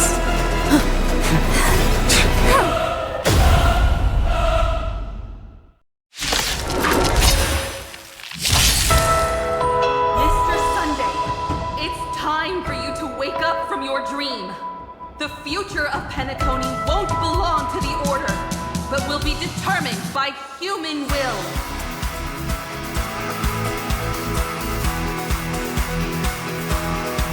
The divine power of Enna, actually. So be it. It wasn't my intention anyway. Let us discern in human form the final conclusion. Did the gods create this world? Do the gods love all beings? Oh gods, you only need to hold your tongue here and silently hearken.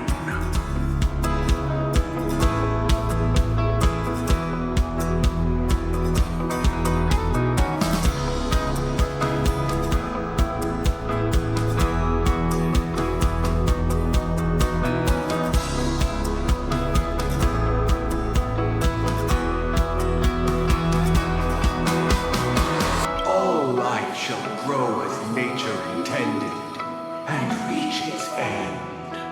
This mortal world should rest in mortal hands. All the work of creation has been completed. The inevitable day has arrived. The embryo of philosophy will reshape for us all of reality.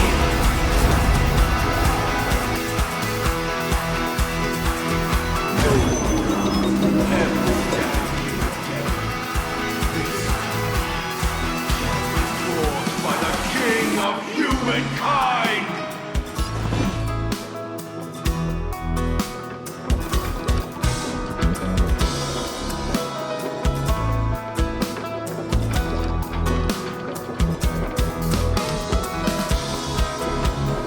Don't hesitate.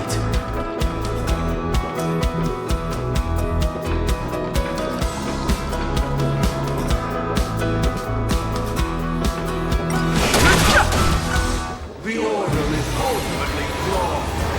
By this decree, it shall be ended. The remembrance is fleeting. By this decree, it shall be ended. No way!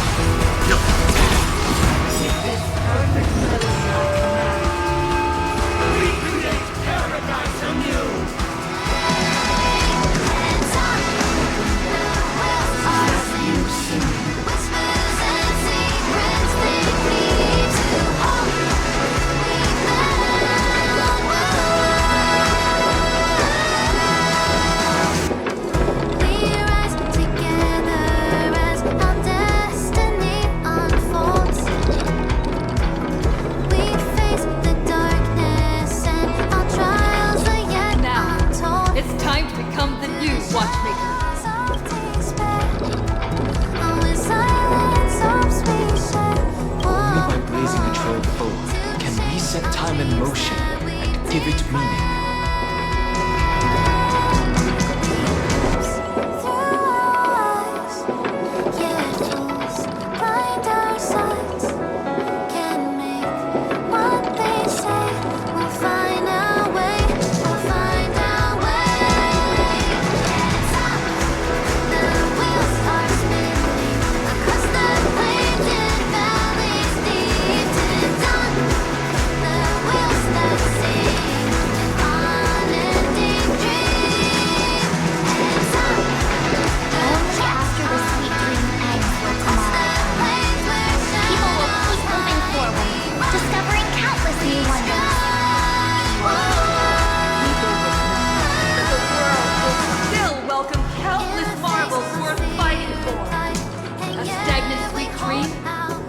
Imprison our desires. Make this journey lead us skyward! How insolent!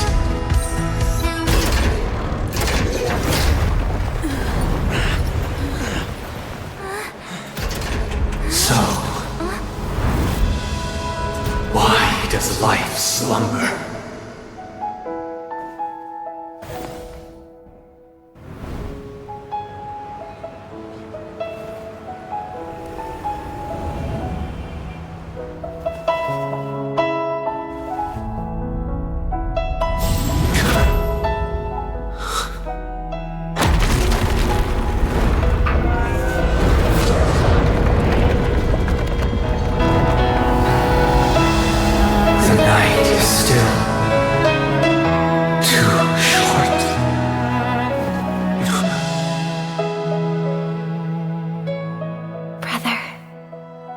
Dream is over.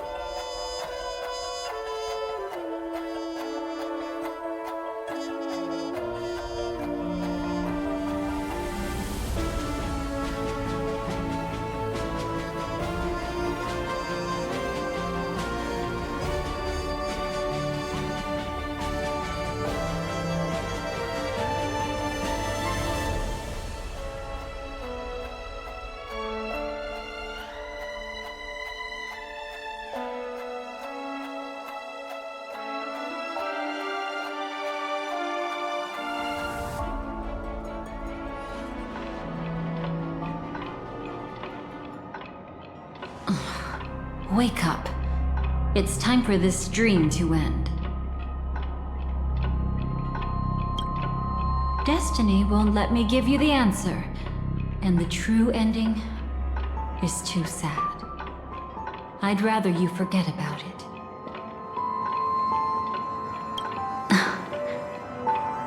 Well then, I must come clean about my final lie.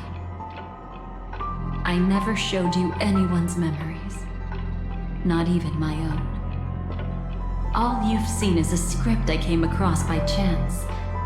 It recorded everything that had happened, and using its stimulation, you actually managed to enter the memories from your own perspective and remember everything anew.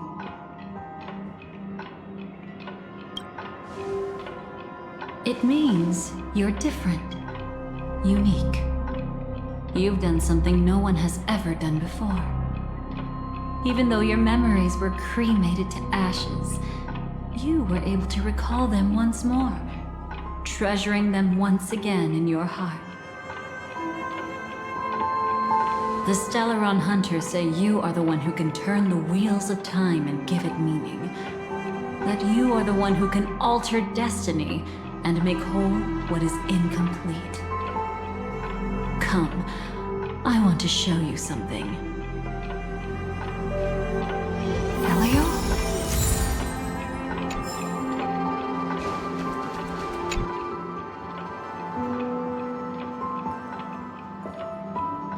This is what I promised to give you. The truth about the finality.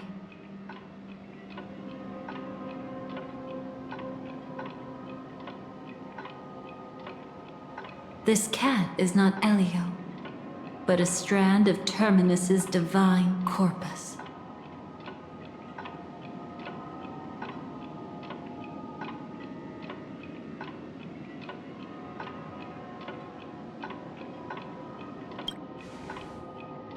The Stellaron hunters described this scene to me.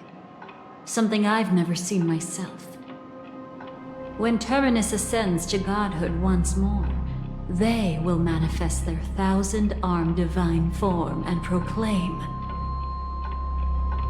"Now I am become finality, lifting the wheel of time, the destroyer of worlds." Then, Terminus turned into a pack of black cats, distributing every ounce of their divine power between those creatures. The cat shall depart from the end of the world, going against the river of time till the moment of the universe's birth. What you see is one of those cats. As for Elio, he is an even more special existence. Only the Stellaron hunters know his true identity.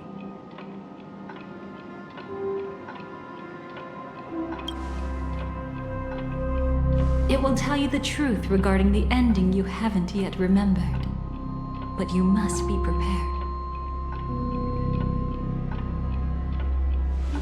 What really happened is that Firefly didn't meet with anyone between the fall of the Great Septimus and when she left Penacony. Not even you. She knew how tragic her third death would be. So she only dared to watch you from afar and hid on her lonesome when she was about to fade away. But even sad memories are precious. If you can accept farewells with grace, then you'll gain the strength to create reunions. When you bid farewell to loved ones, you should cry while they can still hear you. That's the only way they'll know just how many people love them.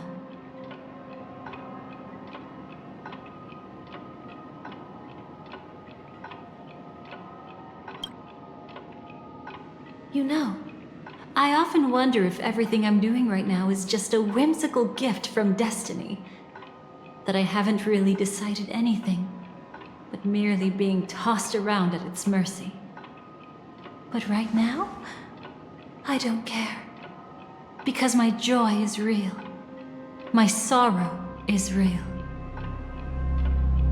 And you will be the same.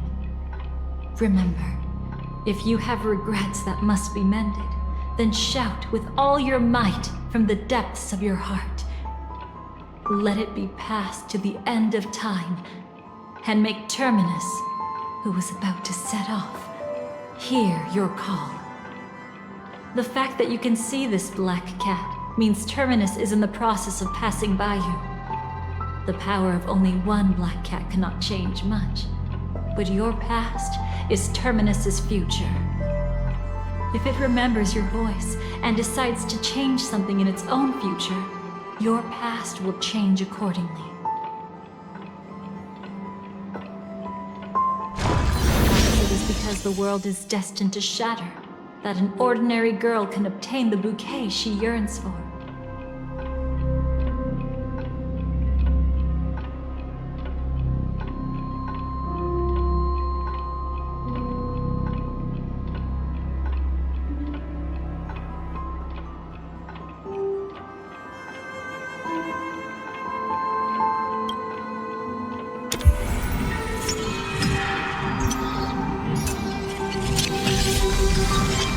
Go forth and deliver that bouquet with your own hands, so that no one will be left with regrets.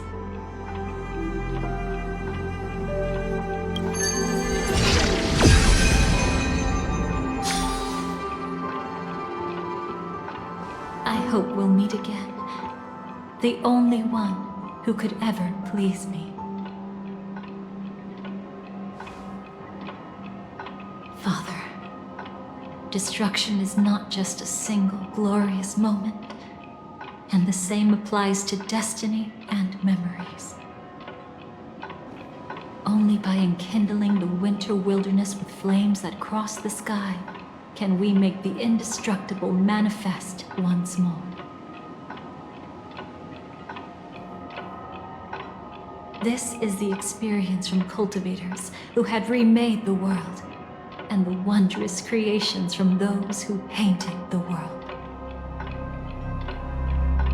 Sitting among the embers, they drew the morning star, knowing best that only in times of extreme hunger do the stars begin to turn. Why does life slumber?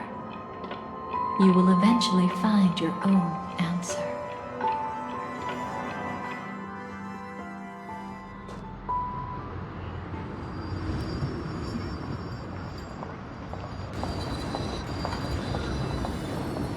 Then, let's go reclaim everything that was forgotten.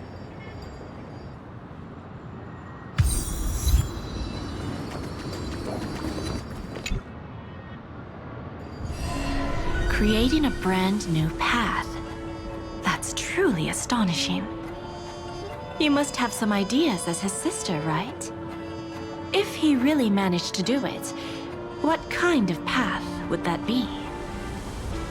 I think it must have been a battle between different kinds of the Trailblaze. However, my brother came to the wrong conclusion. His original aspiration was similar to the Trailblaze, yet the road he walked was one named the Domination, or the Conquest. Even if someone wishes for everyone's happiness, that's still a selfish wish. There will always be those who don't want to be saved, who want to save themselves. Do you also think that there shouldn't be any god in this world? No. Even a god who does nothing can at least give people something to believe in and find comfort in.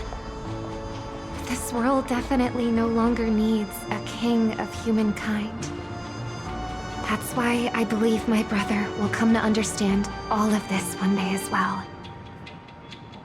He made mistakes, but he was stopped. I don't want him to spend the rest of his life in prison. I want him to also have a chance to save himself. No wonder you came looking for me. Yes. I want to make a deal with you.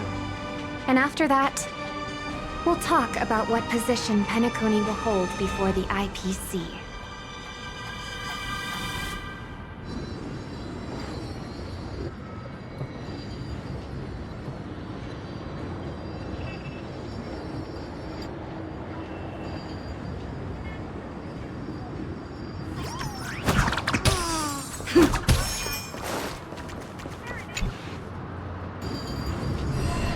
You arrogant gambler. I've already seen through your tricks. Oh, do tell me what you figured out. When sailing through storms, drunkards always beg for mercy from destiny. So? So, they all died. Destiny loves to watch them crash onto the reefs. A fool deserves a fool's end. I feel like I need to read between the lines here, Professor. But you know I'm not that well read. You're not lucky at all. You chose to forever remain sober, never becoming a drunkard. Let's make an actual bet then. It's the perfect day for a few drinks. Once I'm actually drunk, you'll see just how wrong you are. But I don't even care about the outcome. In this world, what could be more precious than possibilities?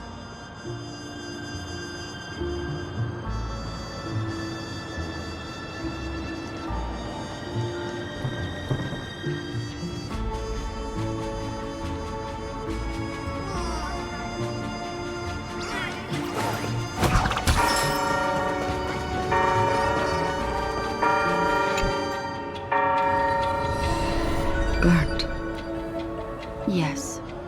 Just like with Mr. Aventurine back then. Nihility infected the dreamscape the moment you drew your blade. Thankfully, this is the world within the dreamscape. Constance took all the knot on herself and burnt it away completely. Perhaps she won't be able to fully recover for a long time. I'm very sorry. Don't be. She's got other pressing matters right now. That's why she asked me to meet you. She really wants to thank you. She's betrayed too many people, facing death threats from Avengers at every moment. She used to delight in dancing with death. But at the moment she burned away the nihility, she said she was blooming. She said that, for the first time, she felt the joy of being alive. Come to think of it, people all believe that the Dahlia's floriography means betrayal. But on the planet where it was first discovered, the locals saw it as a symbol of life and prosperity.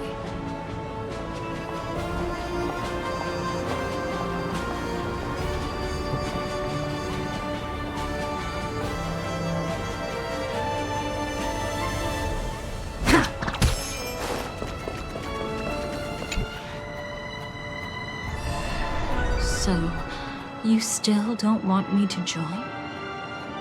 That's Elio's decision. He saw my future? In all possible futures where you join the Stellaron Hunters, you will ultimately choose betrayal. You shall become a Lord Ravager named Ephemera, poised to destroy the Remembrance. Those were Elio's exact words, and your payment. Payment?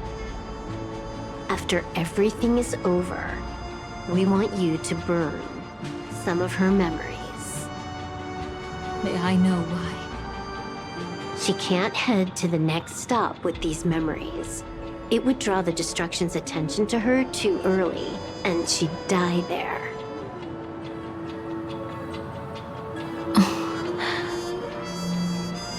I can do that. But I'll give the memories back to her sooner or later. In my own way. Whether you try to stop me or not. No one will stop you. It is already written in the script. It will be a new beginning. The 4 apocalypses will converge towards the destruction because of it, while the cosmos will join hands to overcome that annihilation.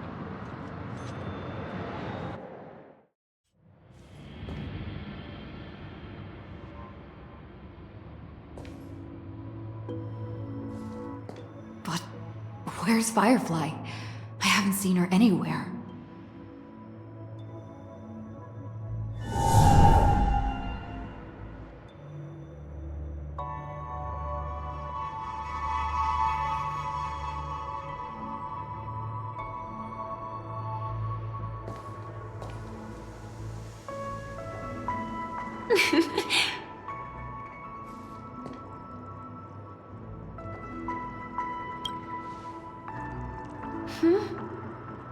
How did you know I was here? Sorry. I wasn't trying to avoid you. But I have my own reasons. Can you just let me stay here by myself? Thank you. I'm sure we'll meet again. Actually, there are some things about you I feel I should tell you.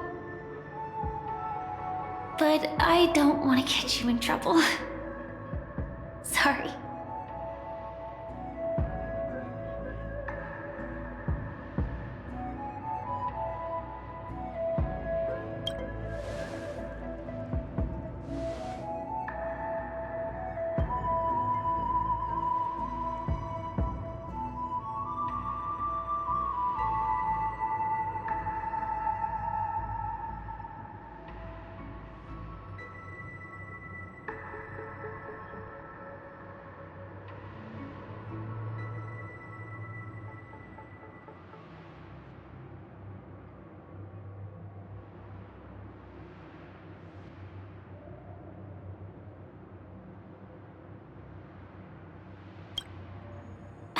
did you know about the promise? I never mentioned it.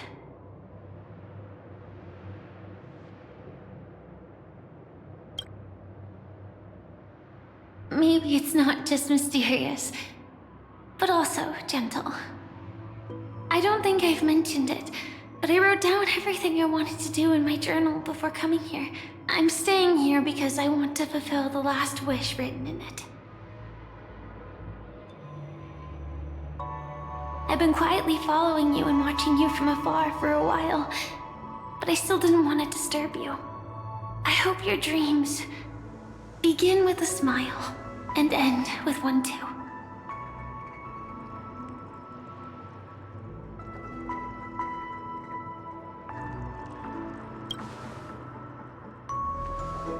To see the fireworks, of course. I heard there's this huge airship in Penacony where you can get an absolutely photo-worthy view of the fireworks.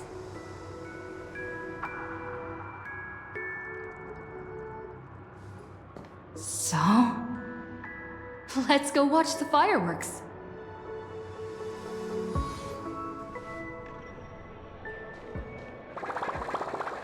It really is the perfect spot. You've got great taste.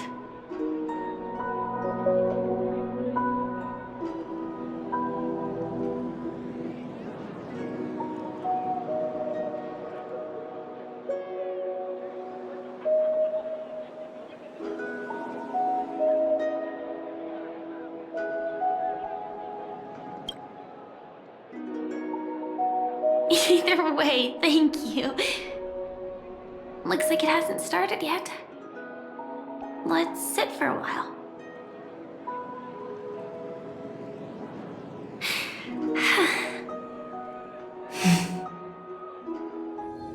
I wonder whether everyone feels speechless at times like this.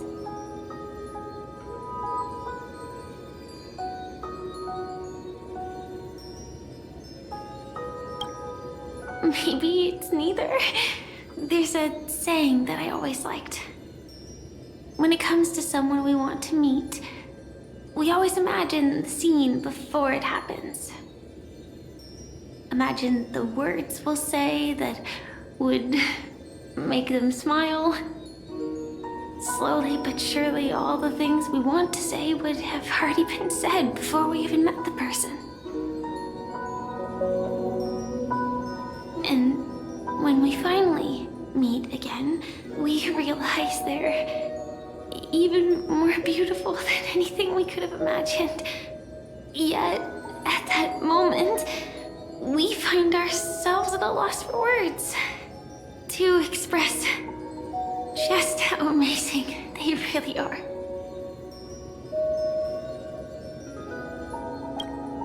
I'm sorry, but I can't tell you. Elio told me that it would lead to a terrible future.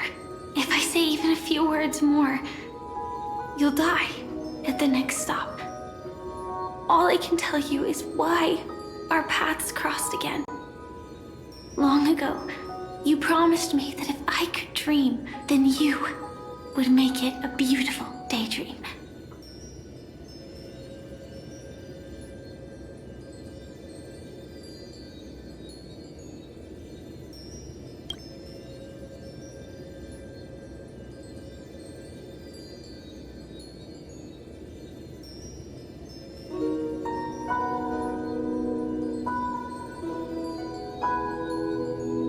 What matters isn't how they've changed, but that you still hold those same genuine feelings for them.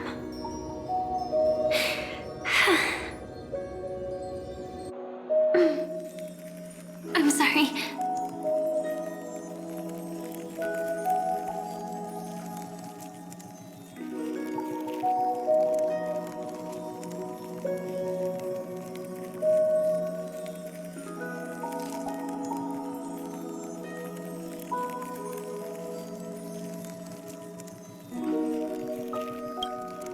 Yeah, actually, I still haven't experienced one of the 3 deaths written in the script.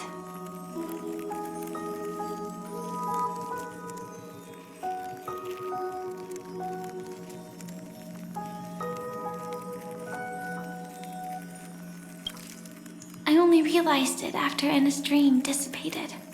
I've made a mistake.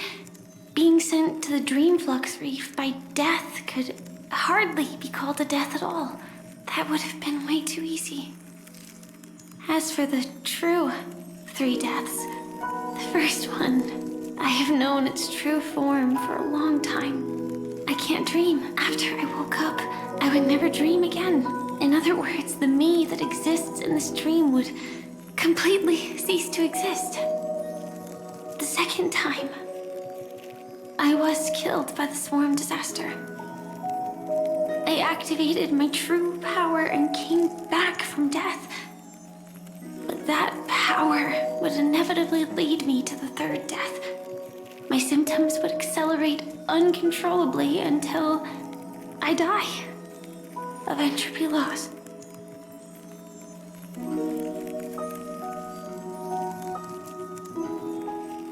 The dreamscape had already started merging with reality when we arrived in Penacony. I thought I was dreaming, but I was actually also living in waking reality. It was causing my entropy loss syndrome to worsen. But don't worry, I asked Silver Wolf about it, and she said things won't get that serious in real life. Let's not talk about this anymore. I just don't want to see you looking sad. This is our most beautiful daydream, and we should see it through with smiles on our faces. After all, we never know when we will use up all the moments we have with someone across all space and time. Hey, could you close your eyes? If this is my only chance to dream, then I want you to see the best version of me. As we near the end, let me indulge in a bit of perfectionism. Just like what I used to do. Let's close our eyes and imagine ourselves being together.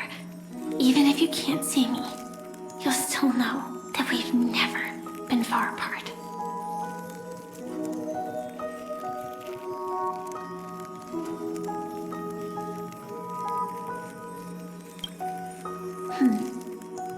Let me think. Where should we start? Right. We should start where everything began, of course. Right at that golden hour. When you came to save me. That being said, we could also pretend we're strangers who just happened to meet there. Me, I'm a student traveling to the golden hour, and it'd be nice if I had a bit more pocket money. Oh, and when I show up there, I should dress up a little fancier. And you're a student too, but you came here from a really, really distant planet, completely unfamiliar with your surroundings. Then, a bunch of mean-looking thugs jumped out, trying to pick on you. When that happens, I'll step up to the plate. Yeah. Let me be the one to save you this time.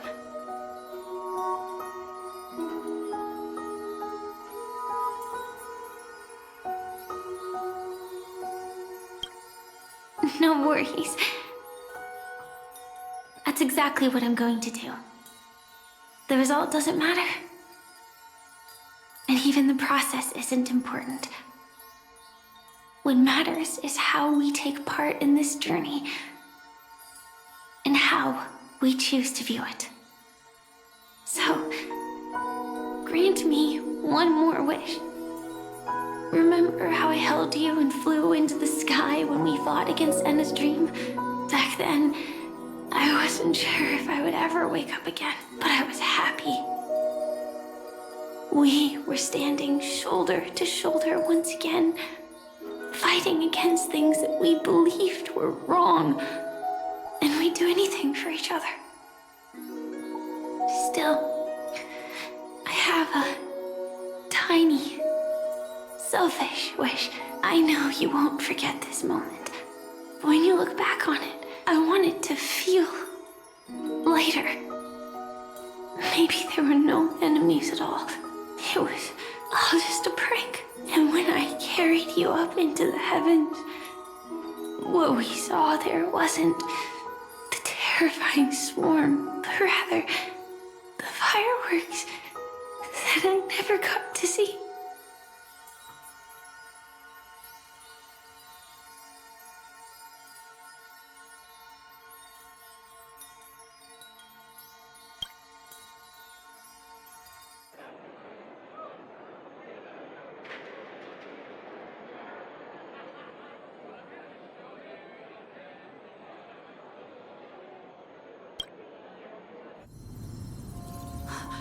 Firefly? Elio said we're destined to head to different finalities, that we can't have a future. That's why you told me that you'll give me a daydream more beautiful than any ending could ever be. I'm looking forward to it. But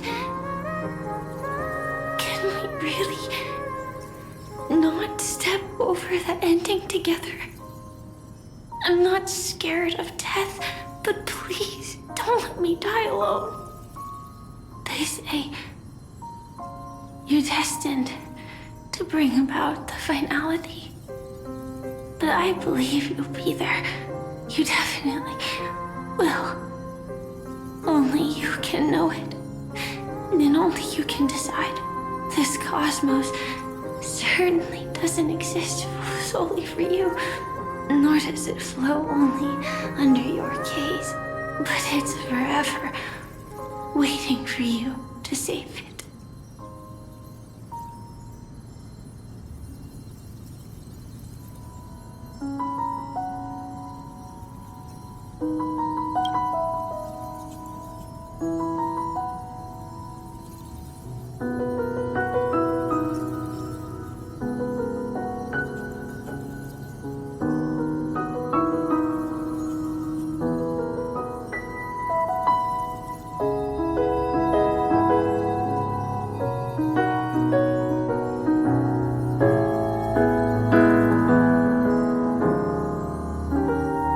Even so, I'll still be the last thing you forget.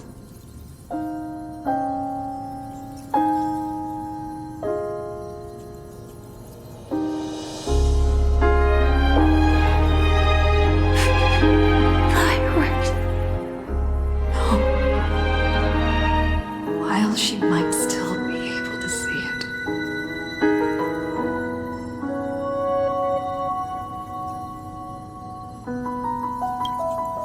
The result doesn't matter. And even the process isn't important. What matters is how we take part in this journey. And how we choose to view it.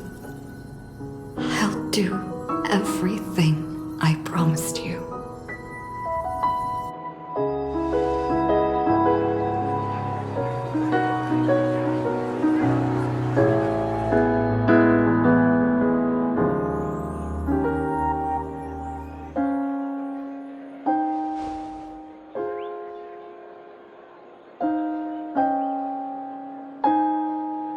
Am I still one step too late?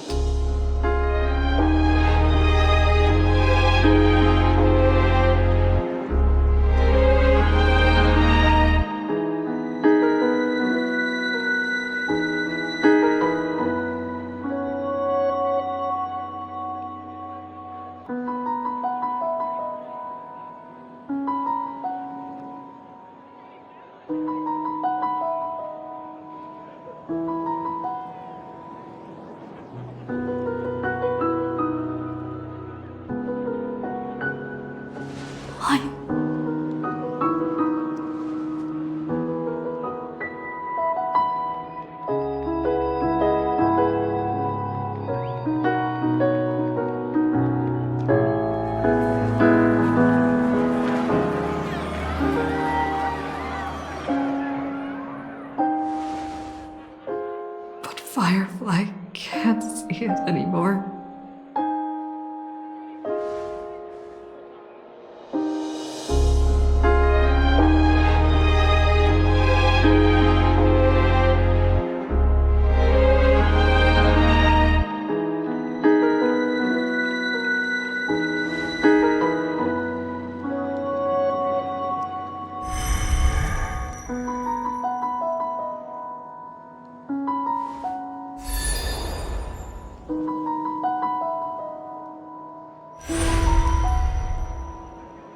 No.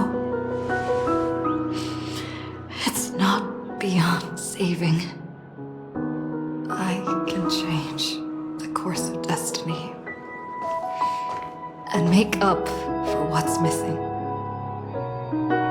If the world has set an endpoint for our destiny, then at the very least, it owes Firefly the bouquet she wanted.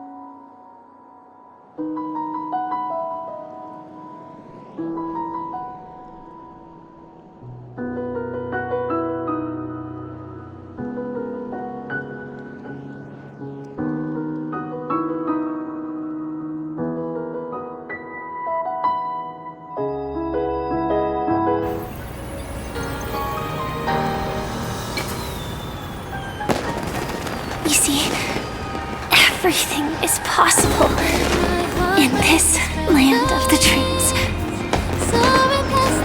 We each came here with our own goals and realized them in unimaginable ways.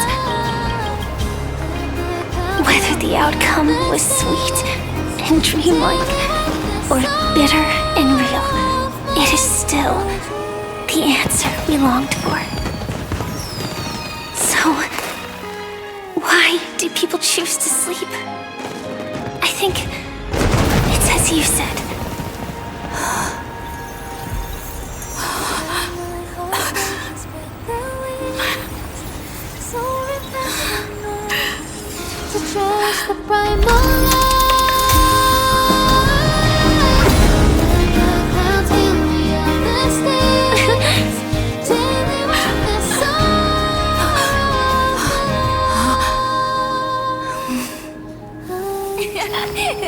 So when tomorrow comes, we'll wake from our dreams, smiling.